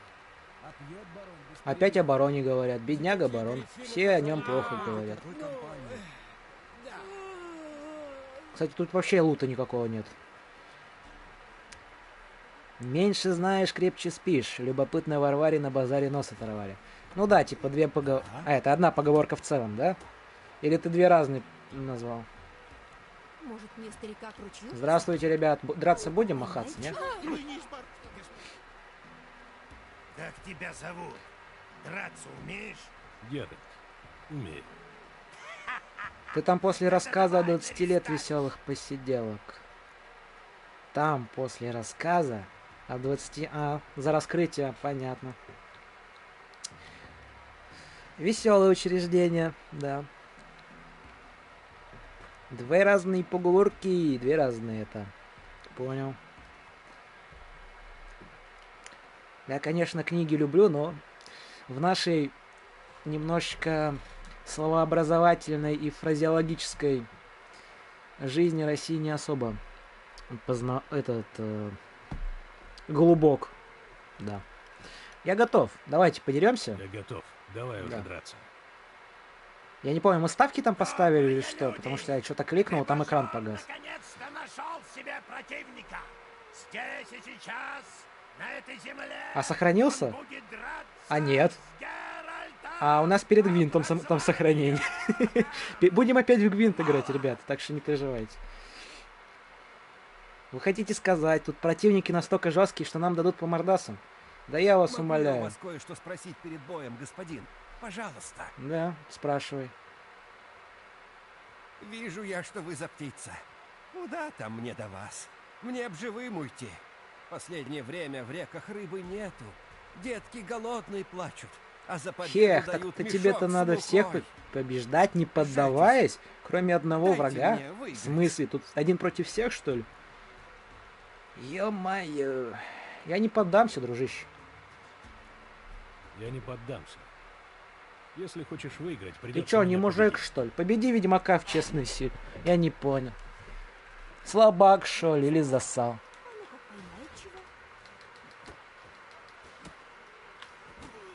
Раз, два, три. Раз, два, три. Раз, два, три. Раз, два, три. Раз, два. Раз, два, три. Что-то какой-то слабый враг, вы не находите? Я вот тупо запинал, блин. Нет, не один против всех. Есть просто некоторые чемпионы, которые просят поддаться. Но тебе и не надо. Ведьмак навалял люлей рыбожонка. А что-то вообще не почувствовал. Сохранение, зачем? Там только один чувак есть, которому надо поддаться. Но это далеко. Понял. Ну, в чатик плюсанете, да? Теперь можешь попытать счастье с юношем. Или с кузнецом из корчмы. Слабый враг? Так ты в низшей лиге. Тут еще и лига есть. Ё-моё. Это типа вот на этом, да, клочке бумаги пишется. Приказом коменданта лагеря Нижгардской группы армии «Центр» к жителям деревни Штейгеры и Залипья приписано явиться к лагерю Нижгардской группы армии «Центр» для нанесения трудовой повинности в пользу империи. Также извещаем, что список означенных жителей и дни выполненных ими повинностей можно узнать у старосты. Уклоняющиеся от выполнения повинностей будут выпороты. Комендант лагеря «Центр». На 3 дураков побеждаешь, тебе следующий квест дадут. Это, считай, другая лига. А, понятно. И что, там тоже сложно, что ли, хотите сказать? Я не думаю. Чисто всех разнесем. Мы же не на оружии сражаемся. Уклонился, по лицу дал, уклонился, все нормально будет. Приветствую. Здорово. Покажи товар. Может, что интересное найдем. О, тут одна карта Гвинта есть. Карта... Еще один командирский рог. Нам такая, кстати, нужна, да. Покупаем. Малиновый сок. Прикольно. Ну, стоит собака диких денег. Так у нас деньги не прибавляются, они у нас только уменьшаются. Кстати, как вам стоять? Мы, например, сейчас в столбе стоим, как ведьмак. Прикольно, да? Небольшие такие баги. Ну или возможности ведьмака просачиваться во все материи. Я, конечно, пошутил бы еще, но не буду. Прикольно так. Фу, я его глаза видел. Думаете, будет сложнее? Ох, видел бы ты чемпиона кулачных боев. Да ладно там. Всех раскидаем и еще попросим побольше. Недалеко от Подлесья, в кротах Киевский погост имеется. Лошадка. Да, погнали дальше. Плотва, дорогая. Скачем. Погнали еще тогда одного в рукопашке разнесем. Может, даже третьего успеем до 30 минут. Ну, даже до 40 пусть будет. И потом будем заканчивать, да. Сегодня мы, конечно, позже начали, но и позже закончим, соответственно, да. То есть я свои слова о том, что мы где-то 4 часика играем, ну, не просто так говорю, да. Даже чуть больше, может, выйдет. Спойлерну, это не человек. Ну ладно. Хорошо. А к кому ближе-то? Я не понял. Мы к кому едем-то? Он мне... получается, съездим к этому. Не, давайте к этому сначала, да. Вот к этому съездим. Ну, пошла. Там сразу потом в следующей серии к барону тогда сходим. Недалеко. Ну, я, увы, пойду, так что приятной игры и хорошего стрима. Спасибо, Зет. Мы тоже вот потихонечку тут этот квестим выполним и закончим. Гнездо чудовищ. На следующий раз. Да, спасибо. Хорошего вечера еще раз. Заходи обязательно. Следующий стрим у нас в пятницу. Там я постик выпущу, думаю, на сегодня-завтра. Ну, имею в виду, мы же Crysis прошли. Там либо продолжение Crysis, ну, в вопросе победит, соответственно. Либо какая-нибудь другая игра, тоже прикольная. Ну, даже не знаю, годик прикольный по своей структуре, но у меня его на руках нету. Там надо будет у нашего модера немножечко попросить взять его на руки, да. Ну, все. Еще какую-нибудь прикольную сюжетную игру. Может, не знаю, что. Что у нас есть из игр? Plants vs. Zombie. Не хотите поиграть? Сюжетная тоже игра. Ну, есть мультиплеер, соответственно, есть сюжет. Гнездо чудовищ. Чудовища жрут людей. Стример. Ну, потом. Ну, как же иначе? У модера есть все. У модера есть все и больше, да. У модера, я скажу, даже есть сифу. Да. То есть потом, может, даже сифу пройдем.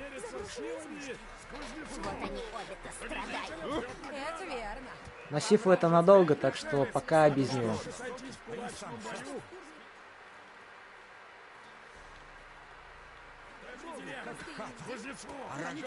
Ну ты поговоришь с ним, нет? Ты, похоже, матрасик с подвала забрать. Вот вечно на бедного меня нарекания. Вот сказали бы, Ворон, хороший ты человек. Людей спасаешь от монстров. Там, не знаю, хабар у людей забираешь ненужный, хламье, все вот это. Вот людям помогаешь. Что еще? Не знаю, там. От пришельцев миры спасаешь. Что мы еще делали? Что мы делали? Я забыл. Третья игра какая у нас была? Пам-пам-пам. Играли мы еще, получается, в Секиро, да. Мы спасали господина нашего, долг свой выполняли. Модер и как Шифу. Болезненно. Меньшего и не ожидал. Да? Я готов драться. Опять я, пропустил эту ставку, прокликал. Блин, ладно, хорошо. Ну тут, в принципе, ставки небольшие должны быть.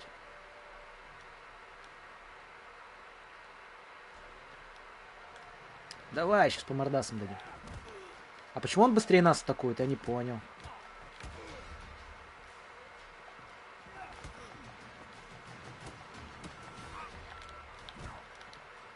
А чё так больно?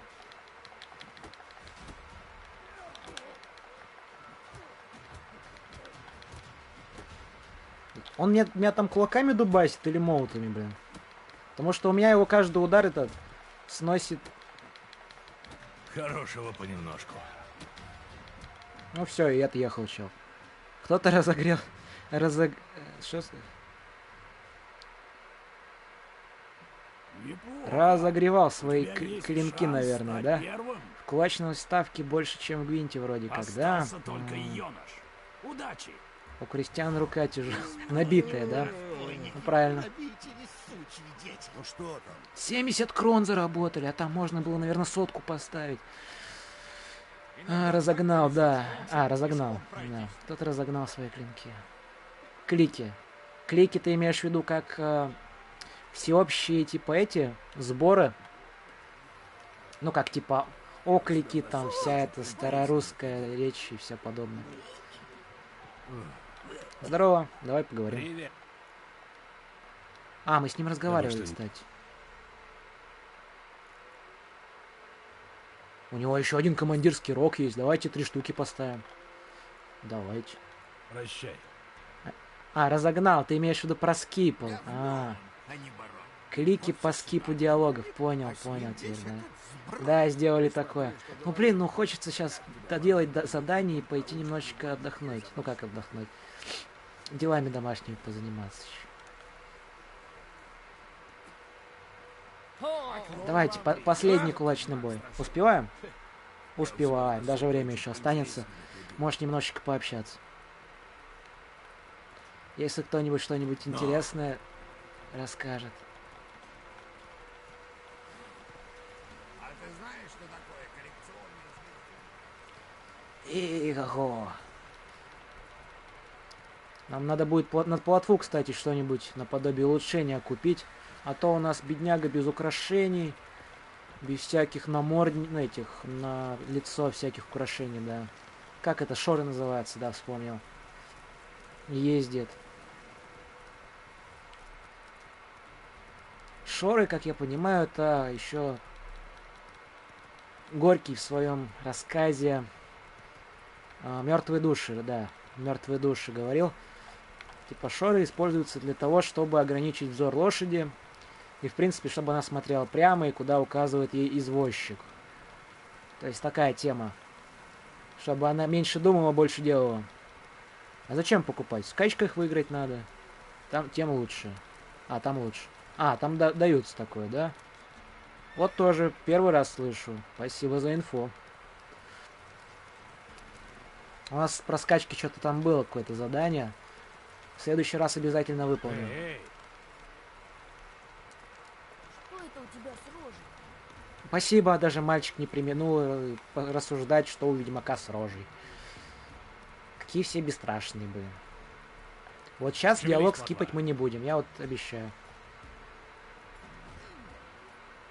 Ну, если местный трусит, то может чужак решится. Решится. Только больше бабок сейчас поставят и сохранится. Да, ребят.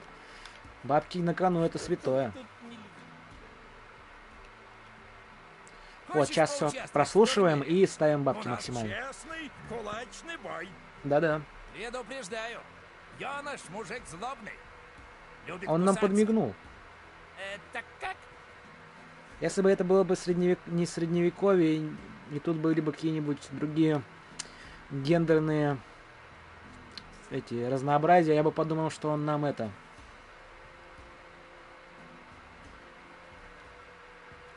То самое. Ну поглядим, какой он злой.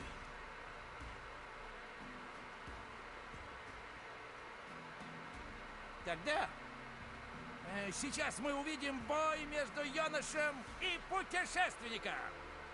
По факту ведьмаком же, что путешественник-то сразу. Путешественники все, а ведьмак, например, не все. О, кстати, тут очень... Можно впервые использовать это, как там? Еще можно сдаться. Концентрацию внимания. Еще раз.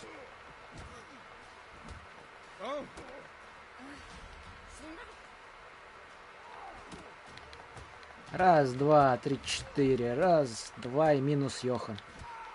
Да, у колодца и уснул. Это у меня опять чат лагает или мне показалось? Приблуда!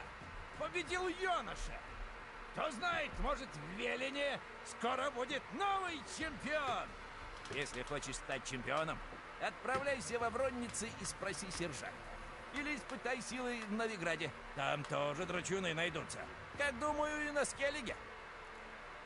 Напомню, тут каждый второй твоим лицом и задом заинтересован. Ну вот за последнее не знаю.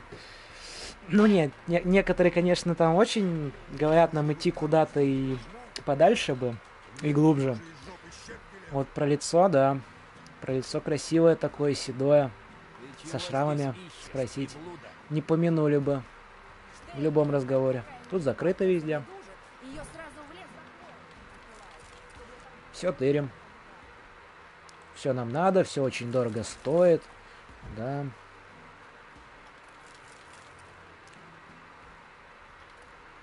Сушеная рыба. Вообще классно.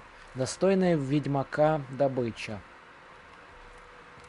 Листья собачьей травы. Да.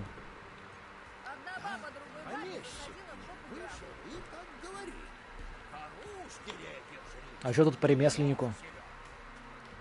Не, в Гвинт мы играть с ним сейчас не будем. Ребят. Нет, на следующий раз. На заказ ты тоже делаешь? А шлюхи за деньги в рот берут? Ну, ясное дело. Да. Гвинт. Но он же будет это долго. Гвинт. Ладно, опрос чатика. Третий, если сейчас про Гвинт напишет, играем в Гвинт. Если нет, то на выбор, на усмотрение стримера. Как бывает в ничьей. Я посмотрю, что есть. Можешь что выбирать. Да. Модер, ты знаешь, какой вариант выбрать. У тебя осталась подушка. У тебя осталась подушка. Уже без покрывала. Все. Хорошо, я понял. Вот лишили, блин, нашего модера и подушки, и одеяла. Эх, бедняга. Чего карта? Адальберта Кермита. Давайте купим. Я даже не знаю, что это такое. В принципе.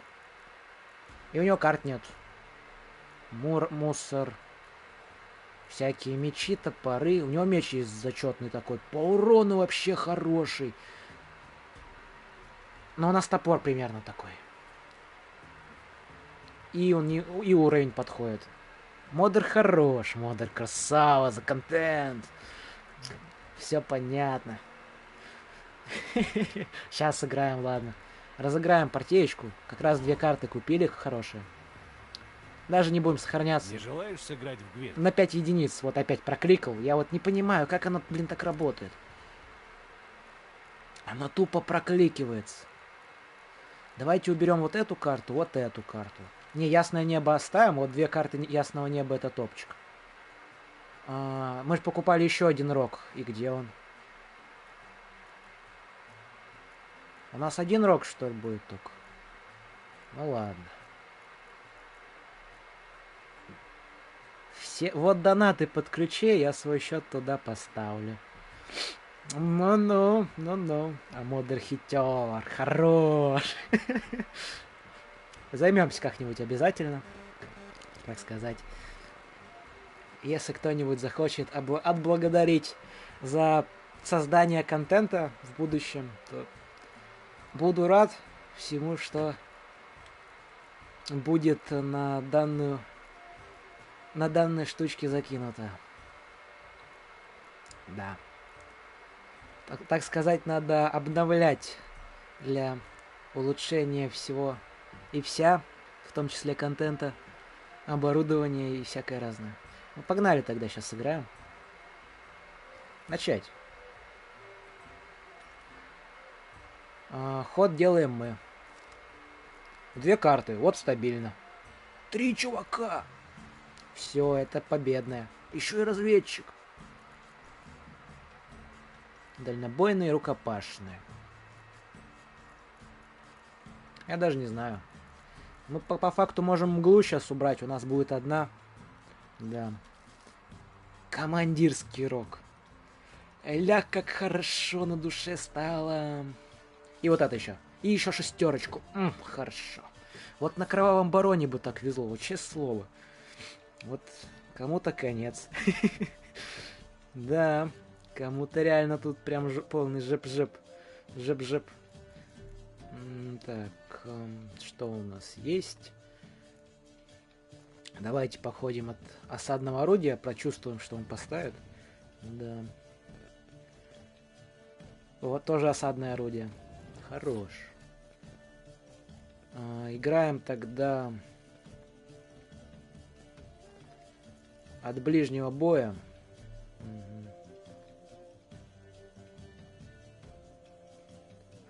Жалко, нету еще второй вот такой карты. Вот это вот.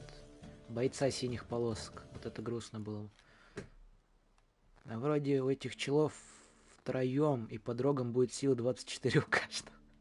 Победная тупо. Разведчика выкидывай. А барон бы кинул месть или казнь. Я вот ее все до сих пор путаюсь. Казнь вроде. Да, и мы бы все умерли. Ну давайте кинем разведчика. Вот фигню. Дождь кинул. Вообще. Вообще хорошо. Осадное орудие минус. И он нам еще разведчика кинул. Правда, послабее. Ладно. Ну тогда давайте отыгрывать от ближнего боя. Да. Потом дальний бой мы просто тупо прокачаем, и будет у нас еще хорошо. Карты лишними не будут. Подтверждаю. Он как-то слишком быстро сдался. Он так не кажется. Давайте тогда поставим кого? Кого мы поставим? К примеру, мы вот какую-нибудь деваху вот такую поставим. Вот не ближний бой, а вот эту вот. Потом на следующем ходу на рукопашников удвоим рогом, и все, и победа. Там жаль, хорошая осадка не упала, которая карты из отбоя достает. У нас ты имеешь в виду или ему? Ты сейчас за кого болеешь? У нас, по-моему, такой нет. У нас есть максимум, которая увеличивает свой урон, соответственно, если попадает вторая такая. Вот которая из отбойника достает, у нас есть... помню, там деваха, да, у тебя. Которая деваха. И просто ее трудно воспринимать осадным орудием. Ну, деваха тупо с каким-то, оружием. Да, я понял. Ну, как она осадное орудие? Бедная девочка. Пасуем все тут. Тут вообще играть даже смысла нет больше. Мы выиграли. Ты бы его разведчика слабого, его бы и выкинул. Тоже как вариант, да. Мы с бароном так совершали. И солнышко нам еще дали. Конфеточка еще. Раз. Давай. У тебя шансов нету, дружище. Ты сейчас очень серьезно проколебываешься. Если, конечно, он сейчас не поставит минус... зиму, то есть... Но у нас на такой случай есть солнце. То есть вообще без вариантов. У него вот эта деваха, да.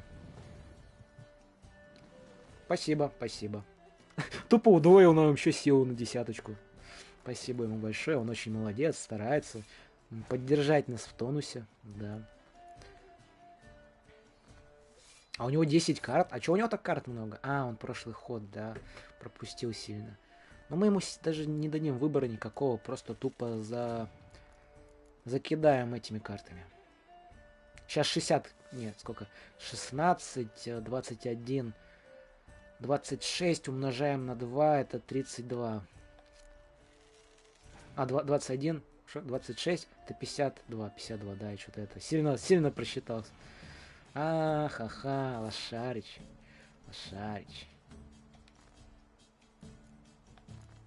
Давай нам рог, дружище. Все, 54. А у него еще 7 карт. Ой, свой же этот отстойник скидывает.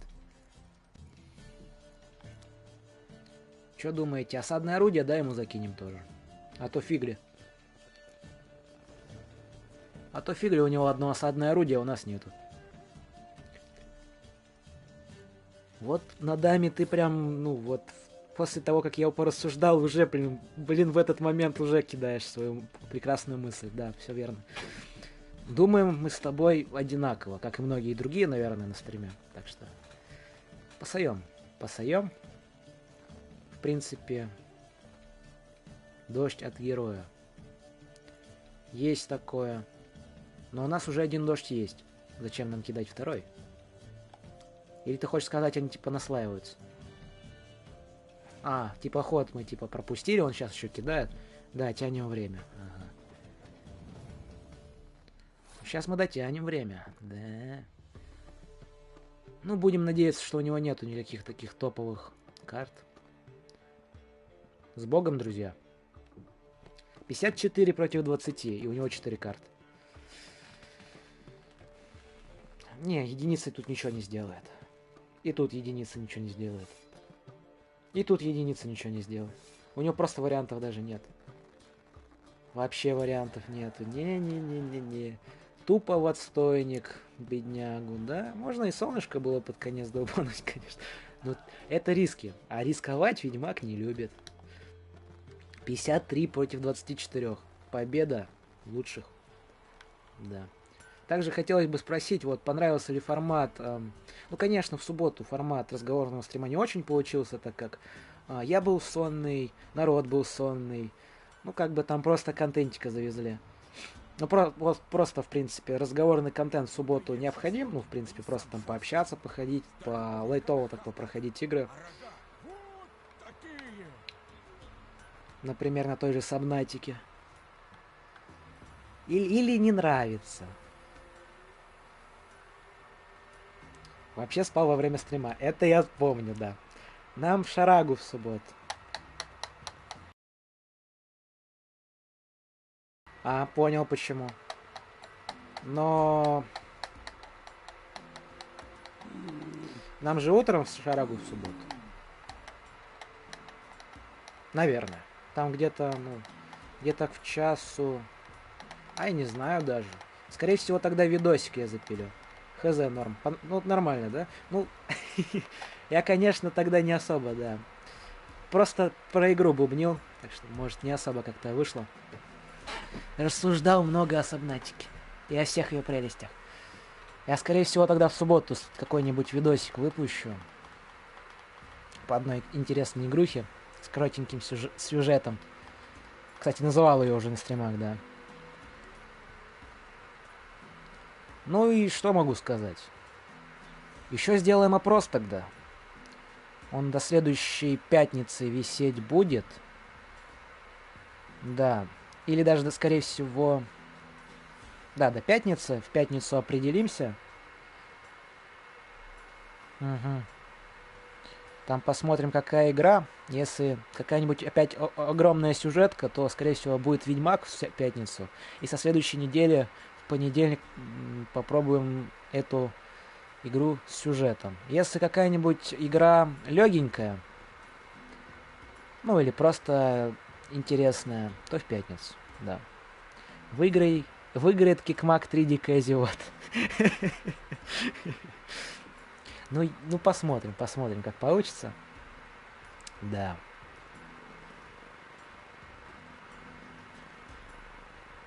Ну, а на сегодня все, дорогие друзья. Да, спасибо, что зашли на стрим. Было очень приятно пообщаться. Да. Следующий стрим у нас в пятницу, соответственно, в 18:00. Все расписание в описании канала. Да. Небольшие задержки, возможно, и есть, но в это время мы обычно начинаем, да. Всем. Также хочу сказать, что